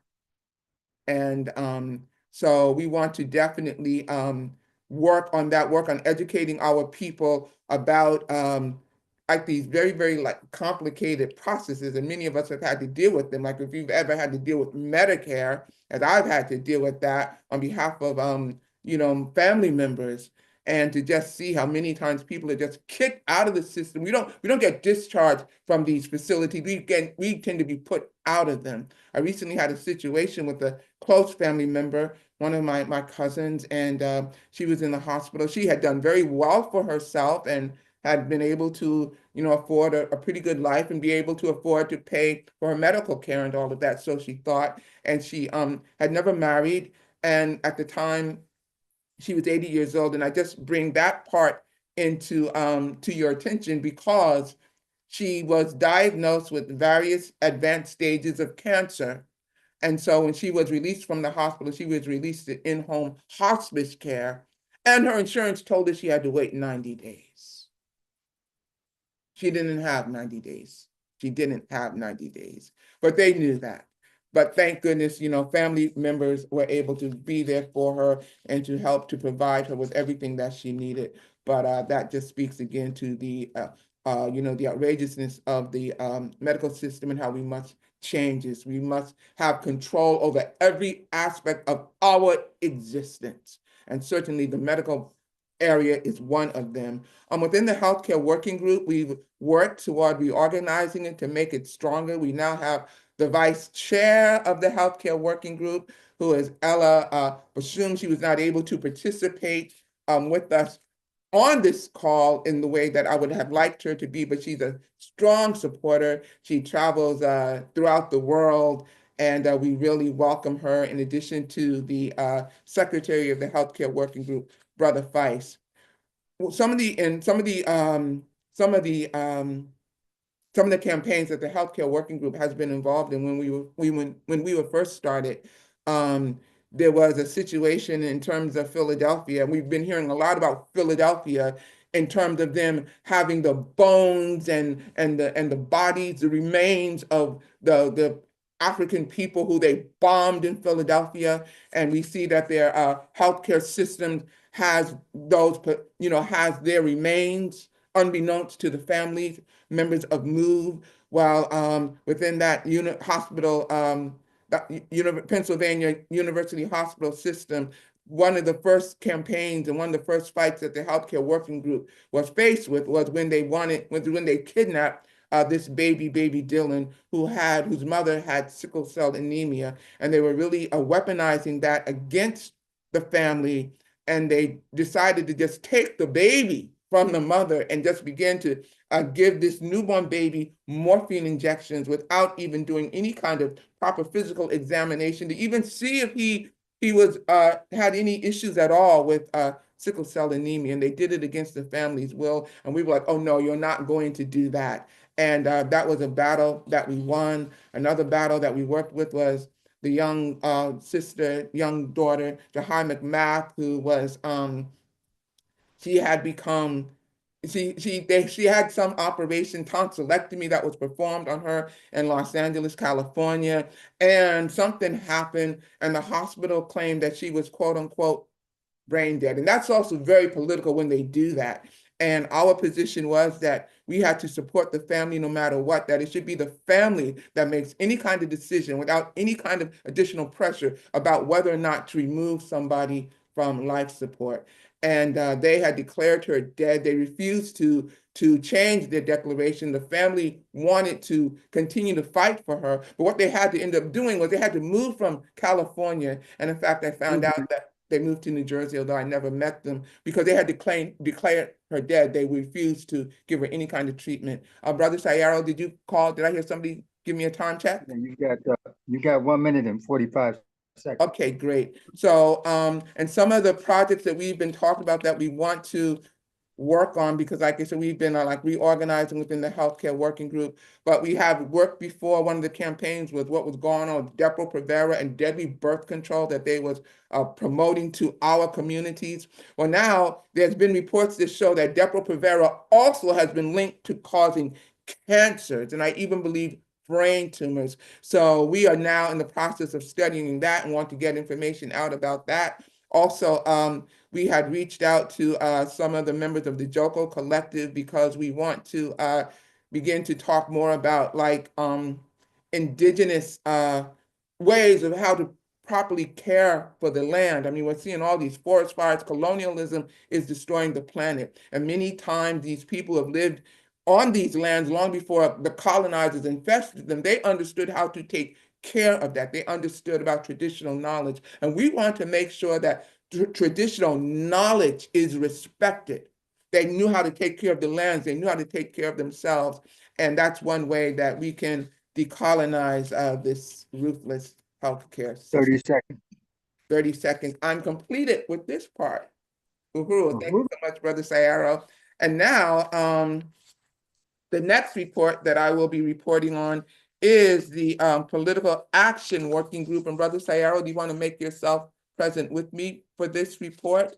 Brother Sayaro is the vice chair of the Political Action Working Group, and we've been restructuring and reorganizing that. We want to bring that into full form and full capacity. And one of the things that we surely ask of the members of the Black is Back Coalition, we would really love to have representation from each member of each organization of the coalition, because we want to make sure that we are following the work of the coalition organizations, and that we are also helping to support this.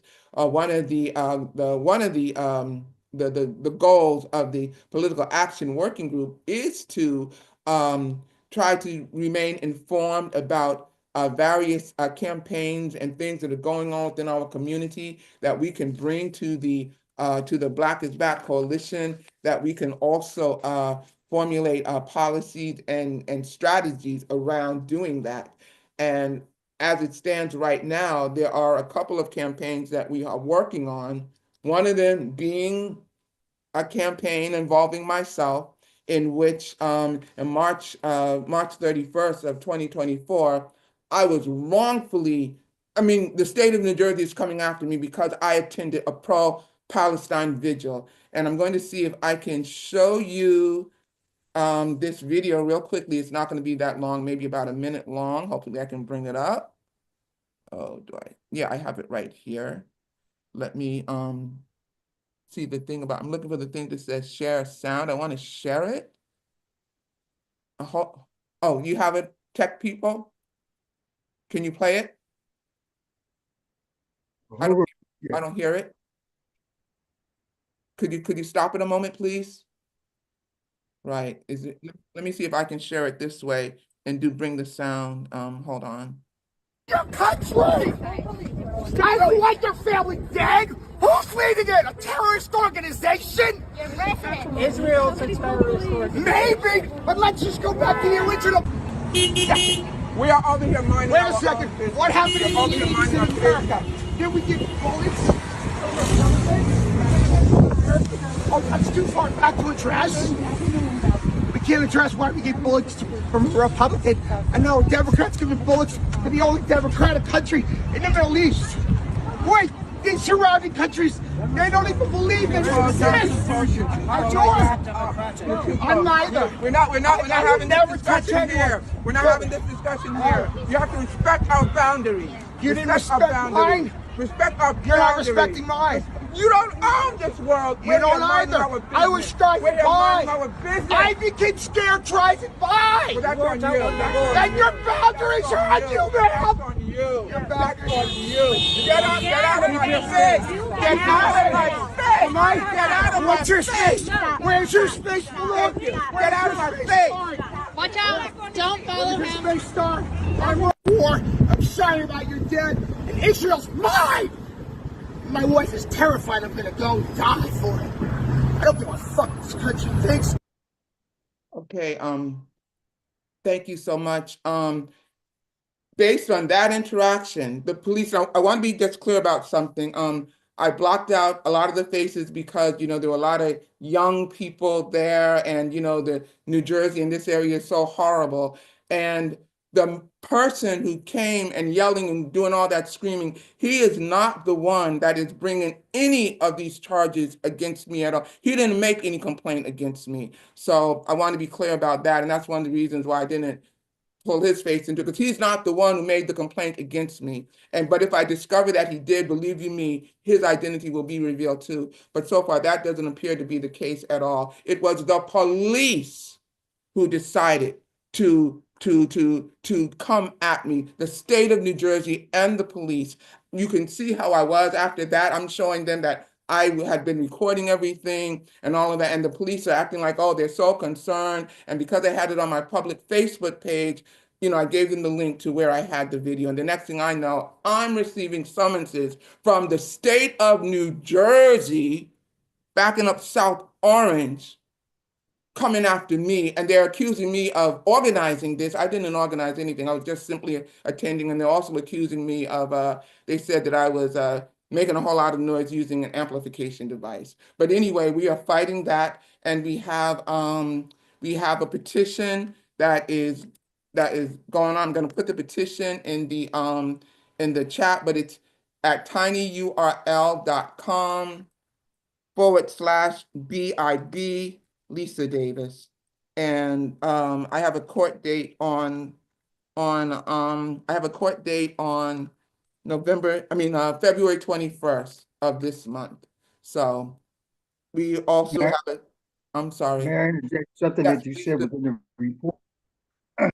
You mentioned that there should be no charge because whereas you all were allowed to protest, it was not listed as an event. You have to have an event and they get a certification from your county or the city, municipality, right? In order for it to be some wrongdoing on your part with regards to holding an event without a license. Can you explain that to us? I held nothing. I didn't do it. I didn't organize anything. I just attended. So if they're going to come after anybody, they should go after the ones who organized it. But I organized nothing. I was Didn't organize. Well, I'm trying to make the point here that it's erroneous, and it shows too that the police create the narrative. Yes, It exactly. goes. Yes, exactly, my dear brother. But we are working on that campaign, and we also want to get in addition to having people sign the petition. I just put in it should be BIB Lisa. It's tinyurl.com/BIB Lisa. I put the information in incorrectly in the chat, but I will correct that. We are also working on a campaign to have people send letters and make phone calls to the Attorney General's office, the governor, and the township of South Orange. So that's one of the projects that we're currently working on. We have also been assisting Sister Betty Davis, who in helping her with what is going on in Brooklyn, of how they are unjustly, but viciously coming after the Black community with all of these unfair fines. And so we are working to support her with that. Also, when this person was wrongfully evicted from her apartment, 80 years old, an illegal eviction in every way, we were able to attend her court session, and they're still coming after her with that. So we will be bringing that forward. But like I said, we want to We want to be on top of various campaigns that are going on. We want to be able to provide support. We want to be able to present to the Black is Back Coalition information about things that are happening and to bring it before the coalition and to get their support and to also, discuss various ways that we can you create strategies and things around various issues within our community. And we certainly want to know about things that are going on, not just around where I live, but certainly where other members of the coalition, where they are. And we also want to be able to support, to the extent that we can, the various campaigns that member organizations of the coalition is working on. Brother Sayero, do you have anything else that you want to Yeah, I add? do.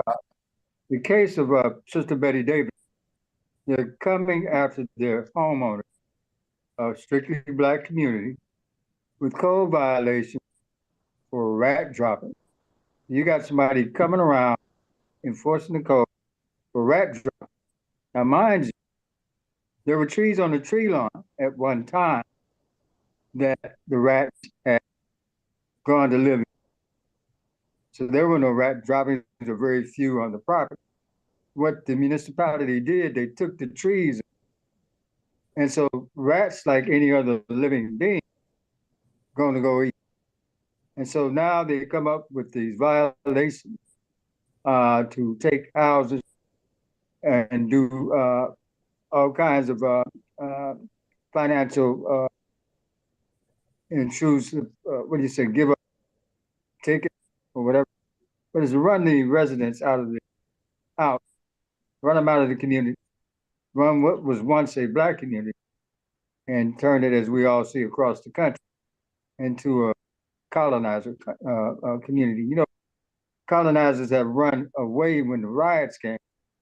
Now they want to come back into the inner cities because of transportation, ease, and things of that nature.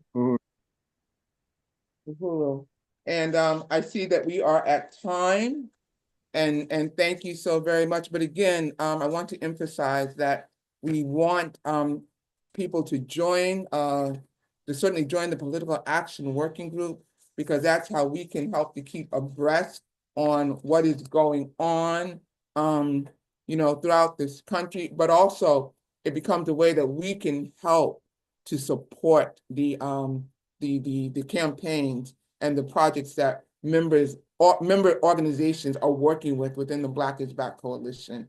And toward that, we also want to have a strong social media committee as well, social media working group, because the more that we know about these campaigns, then we can create strategies and everything around how to get the word out. And of course, the website is critical in that, and so are, like social media campaigns and things of that nature. So thank you so much, and I appreciate the ability to be able to present. And Brother Sayero, thank you for your support as well.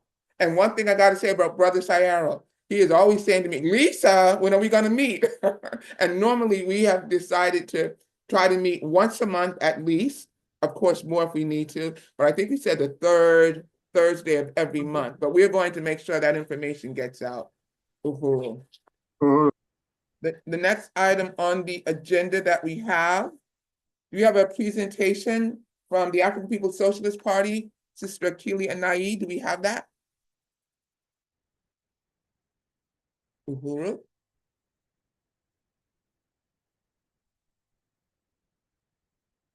Do we have anybody here representing from the African People's Socialist Party to make a presentation? Yes. That's going to be me, Sister Lisa. Can take that off of the screen. Uhuru, thank you. My name is Ikinge Maele, and I'm a member of the African People's Socialist Party, and I'll be making this presentation of the year in review. Just take that. No, the red dot.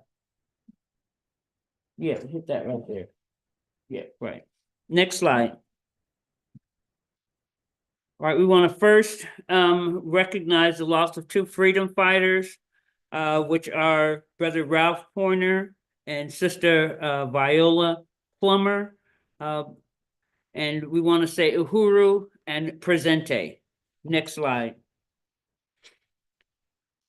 On January 6th, the U.S. Magistrate Judge Anthony Porcelli in the Federal District Court of Tampa, Florida, filed an order recommending that District Judge William Jung deny the motion for dismissal of the bogus charges in the case of the Uhuru 3. On that same day, the African People's Education and Defense Fund acquired a restaurant building at 3719 West Florissant Avenue in St. Louis, Missouri, with a plan to develop it into the Uhuru Bakery and Cafe. Next slide. On January 31st, the chairman appears on journalist and author Glenn Greenwald's show, System Update, to raise awareness about the case of the Uhuru 3 among Greenwald's large base of viewers. Beginning in January, the African People's Socialist Party Department of Agitprop also held the first session of 11 sessions of its online cadre development school. Next slide. On February 1st, the Black Power 96 station manager Eddie Malsby Jr. was featured on a panel discussion entitled Shared Memories, sponsored by the local St. Petersburg, Florida PBS station WEDU on the history and significance of gospel music in the St. Pete, Tampa Bay area. And on February 27th, Burning Spear Media and Black Power 96 Radio held an event to recognize and appreciate their large community of volunteers. Next slide. In February, the Black is Back Coalition members and other activists protested at Newark City Hall, calling for a resolution demanding a ceasefire in Gaza. Next slide. On February 25th, 25-year-old Aaron Bushnell died outside the Israeli embassy in Washington, D.C. after engaging in an act of protest against the genocidal war in Gaza. The African People's Solidarity Committee, which is under the leadership of the African People's Socialist Party, dedicated its February web event to discussing the sentiment motivating Bushnell, so many others whom the solidarity movement must reach so that they can be organized under the leadership of the African Revolution, under the slogan, I will no longer be complicit in genocide. Next slide. The International People's Democratic Uhuru Movement, or IMPEDUM, began March by observing Mafundi Lake Day in Birmingham, Alabama. In May 1983, our martyr, Mafundi Lake, organized the first African Liberation Day in Birmingham at Kelly Ingram Park. It was fitting that we would return there for that year's event. Later in the month, Black Power 96 Radio held a gospel concert featuring talented artists from the greater St. Pete, Tampa area. Next slide. On March 9th and 10th, the Uhuru Solidarity Movement held their annual convention. The year's theme was No More Genocide in Our Name. And on March 22nd and 24th, the African National Women's Organization held their annual convention titled African Women Taking a Stand Against Imperialism, Colonialism, and Neocolonialism. Next slide. Also in March, the Hands Off Uhuru Fight Back Coalition announces their Make Your Vote Count campaign, pushing forward the people's issues in the U.S. presidential election, what was known broadly as the Uncommitted Movement. Next slide. On March 22nd, Chairman Amalia Shatella appeared on Tucker Carlson's show Uncensored, bringing information about the case of the Uhuru 3 to even more people throughout the U.S. and the world. Next slide. Also in March, the International People's Democratic Uhuru Movement opened an office in South Africa and acquired an office in Sierra Leone. Next slide. On April 13th and 14th, the Black is Back Coalition held its 8th electoral campaign school. Next slide. Let's see. The One Africa, One Nation Flea Market in Philadelphia marked its 20th anniversary, with the health fair kicking off the first market of the season on Saturday, April 20th. Next slide. On April 27th, Green Party presidential candidate Dr. Jill Stein spoke at the University City Library in St. Louis, Missouri, at a community forum alongside Chairman Amalia Shatella.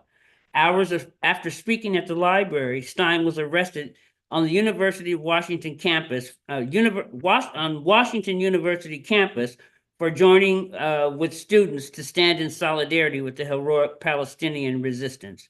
Immediately after her release from jail, Stein spoke to the Burning Spear newspaper and encouraged her supporters to attend the trial of the Uhuru Three. Next slide. This is May. The Hands Off Uhuru, Hands Off Africa campaign partook in the Palestine solidarity mobilizations and outreach in Los Angeles. Next slide. Also in May, the Hands Off Uhuru participated in a delegation to Cuba to spread the word about the case of the Uhuru Three and build international solidarity. Next slide. On May 10th, the Uhuru movement held an anti-colonial rally calling for victory to Palestine, victory to African liberation at Tower Grove Park in St. Louis. Next slide. Also in May, the Hands Off Uhuru campaign and the Uhuru Three toured Southern California, speaking in Los Angeles and San Diego to raise funds for the legal defense and mobilize supporters to attend the trial. Next slide. On May 12th, the African National Women's Organization led the Black Mothers March in Washington, D.C. Next slide. On May 13th, oh, this is the next one. Let's see. Oh, sorry. On May 30th, a New York City jury found Donald Trump guilty on 34 felony counts of falsified business records in the hush money case. And Chairman Amalia Shatella went live with an address to the African nation to provide leadership to the significance of the verdict. Next slide. Let's see. In May, we also saw pro-Palestinian student encampments dismantled, students expelled, and college presidents forced out as Israel continues relentless genocide against Palestinians in Gaza. Next slide. In June, the One Africa, One Nation Farmers Market in St. Louis launched its 4th year. This season, the market was coordinated by the African National Women's Organization. Next slide. Also in June, the African National Women's Organization launched an initiative to create the annual Liberation Center. The space at 4617 Natural Bridge Avenue will be transformed into a vibrant, state-of-the-art facility. This space, generously donated by the African People's Education and Defense Fund, will become a working-class embassy, a hub for community empowerment, and a testament to the resilience of the African people. Next slide. Let's see, on Saturday, June 8th, the Uhuru Solidarity Movement hosted a powerful anti-colonial rally, dropped the charges against the Uhuru Three, victory to Palestine, victory to Black liberation, dropped the charges against the USF 13. The protests took place outside the police station in downtown St. Petersburg, Florida. This location was chosen because we condemned the St. Pete Police complicity in the FBI attacks on the African People's Socialist Party and the ongoing genocide against African people in the city of St. Petersburg. Uhuru. Next slide. On June 21st, a tribute to Chairman Amalia Shatella was held in St. Petersburg, Florida. Moving testimonies from longtime members and friends of the movement recognized the chairman's longtime commitment to African liberation. Next slide. Let's see. On June 25th, WikiLeaks founder Julian Assange is freed from prison in the United Kingdom after he agreed to plead guilty to a single charge of breaching the espionage law in the United States. Chairman Amalia Shatella went live shortly after to sum up the plea deal and its significance for the African liberation struggle. Next slide. On July 13th, after the apparent attempt to assassinate Trump at a rally in Butler, Pennsylvania. Chairman Amalia Shatella went live shortly after to sum up. Uhuru. Next slide. On July 18th, Eritha Akile Canyon launches her campaign to run for St. Petersburg City Council, District 7. Next slide. Let's see. Also in July, an African Socialist International ASI delegation traveled to Venezuela to observe the July 28th elections. They visited 7 polling stations in working class areas and brought awareness to the international Hands Off Uhuru, Hands Off Africa campaign. The ASI salutes the victory of President Nicolas Maduro over the representatives of the dying U.S.-led global colonialism in Venezuela. Edmundo Gonzalez and Maria Corina Machado. Next slide. Next slide. Let's see. On July 18th, the Black Power 96 station held its second gospel concert of the year with talented artists from the region as part of its July member fund drive. Next slide. On August 10th and 11th, the Black is Back Coalition held its 15th annual conference in St. Petersburg, Florida. Uhuru. Next slide. Also, on August 14th, the Hands Off Uhuru Fight Back Coalition members held a press conference in front of the New York Times headquarters to bring attention to the fact that the corporate press had been ignoring the very important case of the Uhuru 3. Next slide. The Long Hot Summer Scorched Earth Campaign, which I think you heard the Youth and Student Working Group talking about. The campaign started to conduct massive outreach for the Hands Off Uhuru, Hands Off Africa campaign in August. Next slide. The culmination of that outreach and work was on August 31st, a pre-trial rally was held at the Uhuru House in St. Petersburg, Florida. Next slide.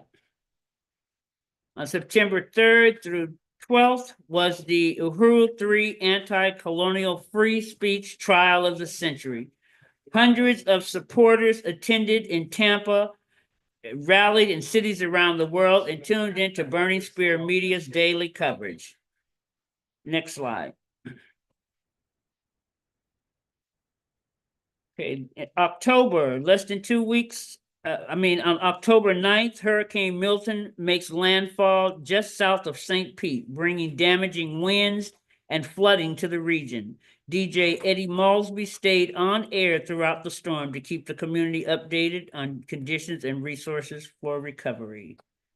Next slide.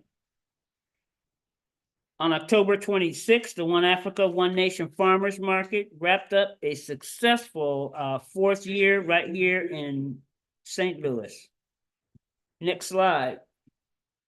On October 26th and 27th, as part of its annual Days of Reparations campaign, the Uhuru Solidarity Movement held a march against genocide in St. Louis and a reparations conference on the following day. Next slide. On October 28th, an APDF struggled to open the Uhuru Bakery and Cafe after having collected supporting signatures from community members and businesses. The city of St. Louis denied the conditional use permit. The requirement for a conditional use permit for a building has already been a restaurant for several years, as the latest in a string of attacks by the city on the Black Power Blueprint projects for self-determination and in the Black community. Next slide. In November, on November 2nd and 3rd, the Black is Back Coalition held its 16th annual Black People's March on the White House and the conference. Next slide. On November 5th, the Democratic Party failed and U.S. voters chose Trump in the presidential election. Chairman Amalia Shatella delivered an address to the African nation to sum up what the Trump election means for Black people. Next slide.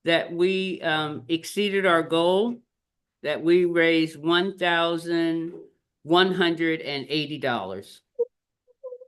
But don't let that stop you. Keep That's giving. right.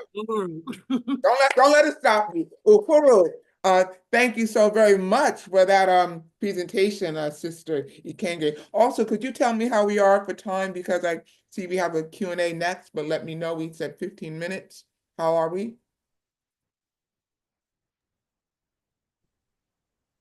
Yeah, if we have, if we have questions, we can take them now. Okay. Somebody put questions at the very beginning of the webinar in the Q&A, so I'm gonna just Here in the room. right, yeah, let us know if we have any Q&A in the room, and if anybody has any questions, please put them in the Q&A section of the Zoom. But I'm going to start with these were questions that came from Shamala McLean. Well, she says it appears that even the Palestinian Arabs don't like us. And this is what's said at the beginning of the webinar. And then she says, questions. Shouldn't we focus on re-separating and rebuilding all Black American cities again? So that's We do have a question in the room. You wanna? okay. I don't quite understand The question that was asked by, do you want me to read it again? She said, now she asked, this question was asked at 12:48 p.m., but she said, shouldn't we focus on re-separating and rebuilding all Black American cities again? I believe that this was asked not too long after you spoke, Chairman, after your presentation.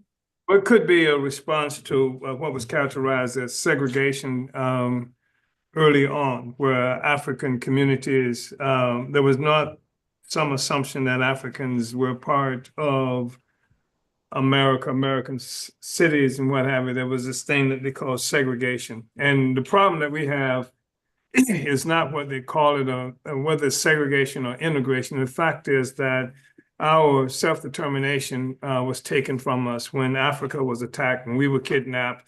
Our self-determination was taken from us in Africa and other places and inside the United States that we were brought to. So when we talk about re-separating in Black Americans, I mean, even the concept of being an American is something that was imposed on us. And so, so in terms of whether we need to re-separate, I think what has to happen is the very same thing that we've been doing here, is to build the capacity to feed, clothe, and house ourselves wherever we are.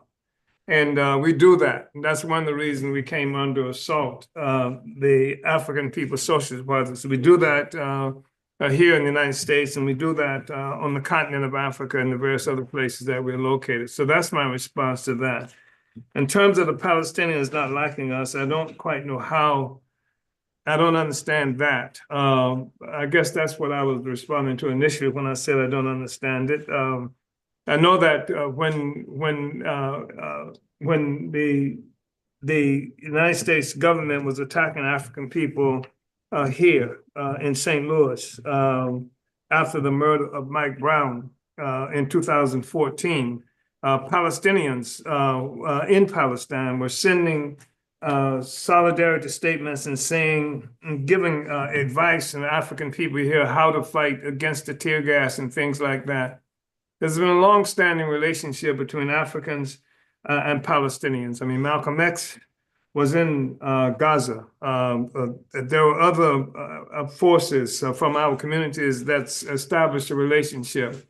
So I can't say that Palestinians don't like us any more than I would say that Africans don't like the Palestinians because of some of the kinds of things that I see us saying about Palestinians in our own communities and so-called Arabs, et cetera. There are uninformed Africans who have stances in politics that go against the interest of African people, and just as there are uninformed Palestinians. So what we respond to is not whether somebody, quote unquote, likes or dislikes us, but what are our objective interests and how do we move toward forwarding an agenda that will result in the liberation of African people. In fact, the existence of this coalition that had this meeting on today is a part of what we see as a strategy to reconquer the unity and the unity in the struggle for self-determination of African people against colonialism and its unity and solidarity with all the oppressed and colonized. Brother Chairman, I just want to say, it looks like your camera went off.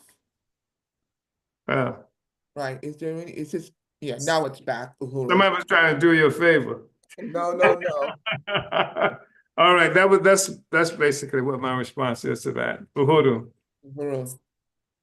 Uhuru, Chairman, I know that it's been said, well, they have been pardoning people, living and dead. But has anything been pointed to Assata Shakur?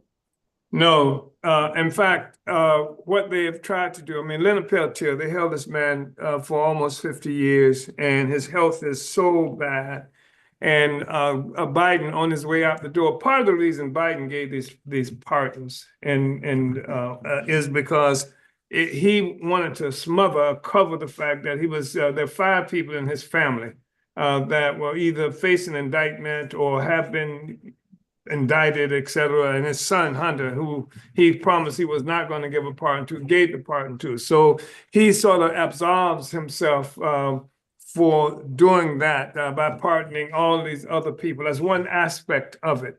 Another aspect of it, of course, as I said earlier, he's winning support. Marcus Garvey is dead, and they've already known that about Garvey. But it wasn't just, again, Biden, who didn't do it earlier, but neither did Obama. Obama refused to pardon Garvey. That's what his son was fighting for. In fact, we refused to jump on the bandwagon asking people to pardon Garvey, this government to pardon Garvey, because the truth of the matter is that Garvey it's the government that needs pardoning, and that's what our movement is going to have to determine. So it was easy for them to do it for those people. As far as Assata is concerned, Assata is alive. And she's alive despite every effort that the United States government made to kill her. And they did make efforts to kill her. They shot her with her hands up on the New Jersey Turnpike in 1972, 73. Around that time frame, they tried to kill her. And she had to go to Cuba, the same Cuba that's being persecuted by the United States government. And she had to go to Cuba to get some kind of response. She had to break out of prison in order to get there. So I don't look for them easily to offer any kind of pardon for Assata. I think that the question, that is one of the several questions that we will have resolved favorably depending on the strength of our own movement. I think our movement has the ability to make it something consequential that, for that kind of ongoing attack, like the one that's made against Assata. Yeah. Do we have any more questions? Going once, going twice. Okay, well then we will continue moving forward. Sister Kenge, again, you said that we raised how much? Over 1,000. We certainly met our goal, but we also want to get more memberships. That is certainly a very important part of our goal as well.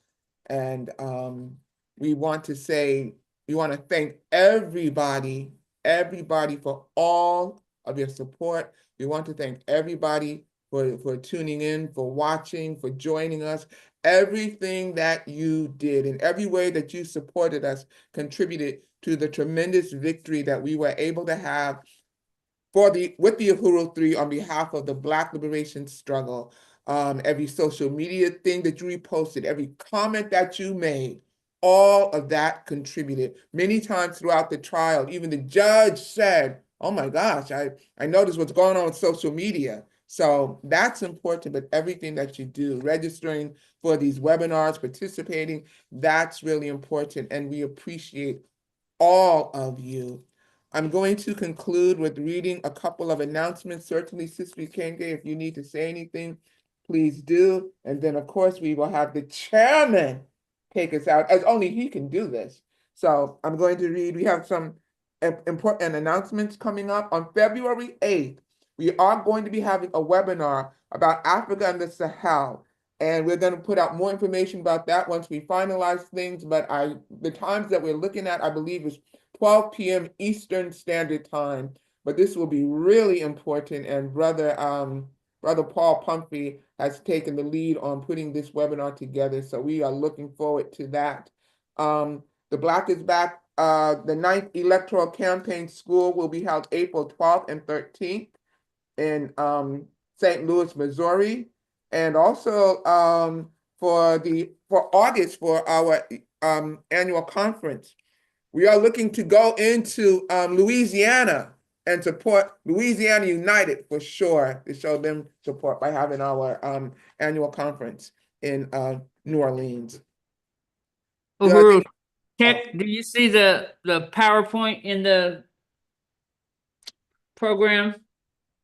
I don't happen to have access to the program online. Did you want to pull something up? Oh, there you go. Okay. All right, and those just the announcements that you just made. Go ahead. Yeah. Next slide. So here's how people can, continue to follow us at our blackisbackcoalition.org website for updates. Make sure to follow and like us on social media, because that's where we'll be posting information as well. And in the next 48 hours, you will receive information on how to connect and register for the February 8th Africa and the Sahel webinar. Next slide.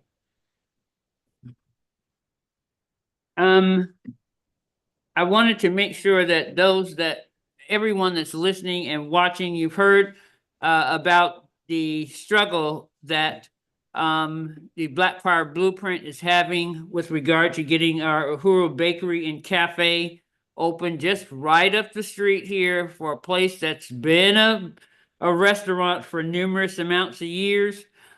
This doesn't require people to necessarily be in St. Louis to participate, but on Wednesday, there is February 12th, there's going to be a hearing at 1:30 p.m. Central Standard Time. You will see the link on how you can join that Zoom call so that you can show your support. But even more than that, what we're asking people to do is to send a letter of support to the Board of Adjustment. There is the address there on the screen you will see, and this needs to be done by Thursday of this week. And you would send that letter to stl@uhurufoods.org. We need to let the city know that, we're not backing down on this, and I really appreciate, just the tenacity of the APEDF board president, Onizanea Shatella, and really carrying this out and really setting an example for other Africans here in the city of St. Louis, almost said St. Pete. And your letter is just saying that you write a short letter in support of the Uhuru Bakery and Cafe. You're going to send it to stl@uhurufoods.org. Again, make it short, 1 or 2 paragraphs. And then you can also show your support by planning to attend the hearing. And let's see. And if you want to talk more about it, you can also email at stl@uhurufoods.org if you need to get more information. But we're really asking everybody. I know that there are people on Facebook, that there's people on YouTube as well as on Zoom. So please take this information down, share, and support. Uhuru, next slide.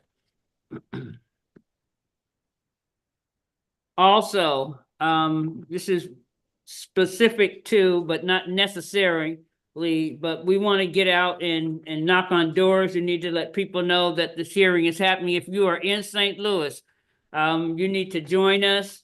You can come here to sign up for shifts to go out and do knock on doors with us, reach the people, let people know what is happening with regard to this bakery and cafe and this just struggle that we're having to get a place that's already been a food establishment open. I don't know what they could have against having healthy, good food on the north side of St. Pete. And also St. Louis, I'm sorry, St. Louis. And them You saints can are marching in. also, the APDF is fighting this, and again, you know, that does not go without a cost. Just in the case of the Uhuru 3, we need you to donate. You don't need to be in St. Louis to donate. So you can go to apedf.org, and this will be a contribution to the legal fees so that they can continue to wage this fight back. apedf.org. That's where they donate to. For the legal. Mm-hmm. Who's to speak? Can I have one quick question? Yes. You said you needed to have letters be sent to. Could you go back? SPL. Go to the. Can you go back a slide, please?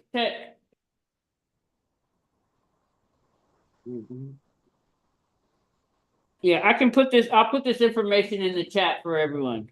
Okay, great. But you said it needed to be sent. I thought you gave a date. By Thursday. Thursday.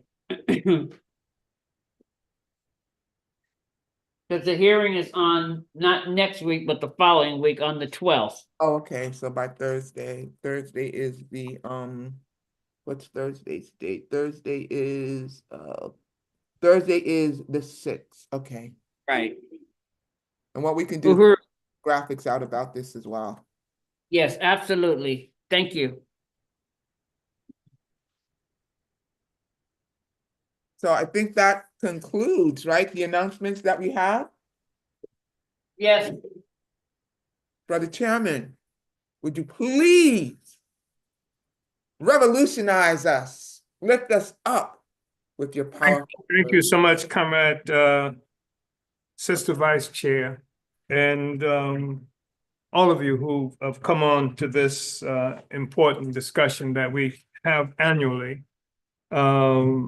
Review of the year and projecting where it is that we'll be going the next year. And this was a really important discussion that we had on today, because we clearly have seen that there are a host of contradictions that converged on us, on the world right now, and that when we talk about summing up for the year, we had to do it within the context of the change, the transformation that's been going on for a while now that brought us to this place this year. I want to say that one of the most significant things that has occurred over the last period is that we have succeeded in repairing some of the damage that was done to the Black Revolution in this country. We have not allowed them to disappear our history of struggle and resistance, and to keep up this whole project of misdirection and misinformation, and this whole project of counterinsurgency, where they would kill off the revolution and revolutionaries and substitute revolutionary organization, substitute for revolutionary organization, revolutionary philosophy, proto-neo-colonial forces and neo-colonial philosophy. That's what we've seen. They killed Malcolm and killed Martin, destroyed the Black Panther Party, made massive assaults on the liberation struggles here and in Africa and around the world. And they took the question of colonialism off the agenda. And they had us fighting to win favor with, to try and have the colonizers change their attitudes toward us, as opposed to fighting for the power. And once we have the power, we've come to understand that it doesn't matter what the attitude of the colonizer is, because once you have the power, they can't do anything to harm us. So the existence of this coalition, some 17, 18 organizations strong, the presentations that we've heard throughout today is clear evidence that we have succeeded in the strategic goal of pulling our revolutionary movement together. And anybody who doesn't understand this, all you got to do is go back and look at the documents from the counterintelligence program that was put forth by the domestic U.S. secret political police organization called the FBI that laid out what its goals were, that included making sure that there could be no coalition of revolutionary forces that would be engaged in the struggle for self-determination. That's over. We took that on, but we not only took it on, we took the struggle to a higher level than it was when they crushed it. They crushed it while we were struggling against colonialism. And then what they've done with that, of course, is they would provide something that was a facsimile of independence. It's what Malcolm X would talk about when he said that the oppressor would treat us like babies and give us a pacifier. And we would assume that it was the real thing, but it was nothing, just enough to keep us from squealing, squalling, protesting, etc. And so instead of real independence, we got neo-colonialism. We got white power in black faces throughout the African world. Sometimes there were militant black faces through which white power exercised itself. I heard even during this process, there was some extolling of people who have come to be recognized as really important and revolutionary forces because they were part of a counterinsurgency that utilized black people, white power and black faces, and the militancy of the masses of our people would not allow this white power to represent itself in some cowardly, whining fashion. And so in some instances, it was necessary for them to act like they really were about revolution. And even as they were collaborating with our oppressors to put forth a substitute for genuine freedom. Such a thing happened in South Africa. Such a thing happened inside this country where forces who were opposed to Black power, when the movement was strong and trying to win it, then after the government assassinated and jailed people, etc., became new symbols of Black power that was projected upon the masses of our people in the world through the bourgeois media, through the colonial media. So now what we've done is we've taken the fact that we've taken over this discussion ourselves. We claim a redefined narrative of our own. And we have begun the process of rebuilding a movement, and we took it to a higher level. We're not just talking about colonialism. We understand that the struggle is about a colonial mode of production, within which, as we've said throughout this process, within which they would use Black faces and who will function as colonizers or in the colonial project. This is really important because this is also part of the struggle against racism. This whole concept of racism, which is simply the ideological underpinning of colonialism.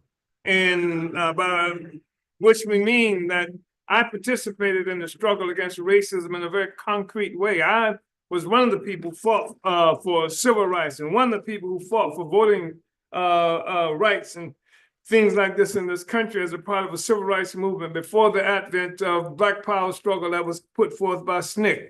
And I'm mentioning this, and I've mentioned SNCC over and over again because everybody should recognize this. Some of the people in SNCC doesn't understand who they were. Like when people get involved in the movement, sometimes it's not because they understand the basis historically of that movement. It's just what's happening at the moment. They don't like what's happening to us, and they get caught up in the action. So anyway, I just want to say that we've solved a lot of those problems, and we now talk about not just colonialism as a policy. It's no longer just a policy, though it may have started out, and some states may exercise colonialism as a policy. It's a real mode of production. It's the means by which everybody on the planet, all the forces on the planet Earth, have been engaged in the production of life and reproduction of life. And it's the parasitic economic political economy that's locked us into this relationship with each other. it's one that's troubled right now. So one that's in serious trouble, and which is one of the reasons that the same government that's sending Tomahawk missiles and that's sending battleships to the Middle East and doing everything it can to crush struggles around the world are also sending armored vehicles to our communities in St. Louis, Missouri, and St. Petersburg, Florida, to shut us up. It's too late. And I just wanted to say that it's been an extraordinary day. And we've got incredible forces that's part of this coalition. And the evidence of the fact that we have recaptured our movement can be seen in the numbers of people who testified and talked in this meeting today, coming from a variety of organizations doing a variety of things, and who never were together, perhaps never would have been together if it were not for this coalition. So now that the struggle that Joko Collective is involved in Los Angeles is the same struggle that we are committed to in St. Louis, the same struggle that the comrades who were on this in this meeting from Africa, it's now their program, and the people who are struggling and just opening offices in Africa, in places like South Africa and Sierra Leone. That struggle is the struggle of people who in St. Petersburg, Florida, and various in New York City, etc. So we've succeeded in pulling this movement back together, and the significance of that can be seen in the discussions that we've had on today. They've been extraordinary. It's been an extraordinary meeting, extraordinary sessions, and we have said it before, but we'll say it again. Black is back. Uhuru. Uhuru comments. Uhuru. Uhuru! Black is back! Uhuru! Black is back! Uhuru! Uhuru! Uhuru! Yes, Uhuru. Open up your cameras, guys. Let's Uhuru give a shout out. Uhuru! Uhuru! Black is back! Black is back! Black is back! Uhuru! Uhuru! All right.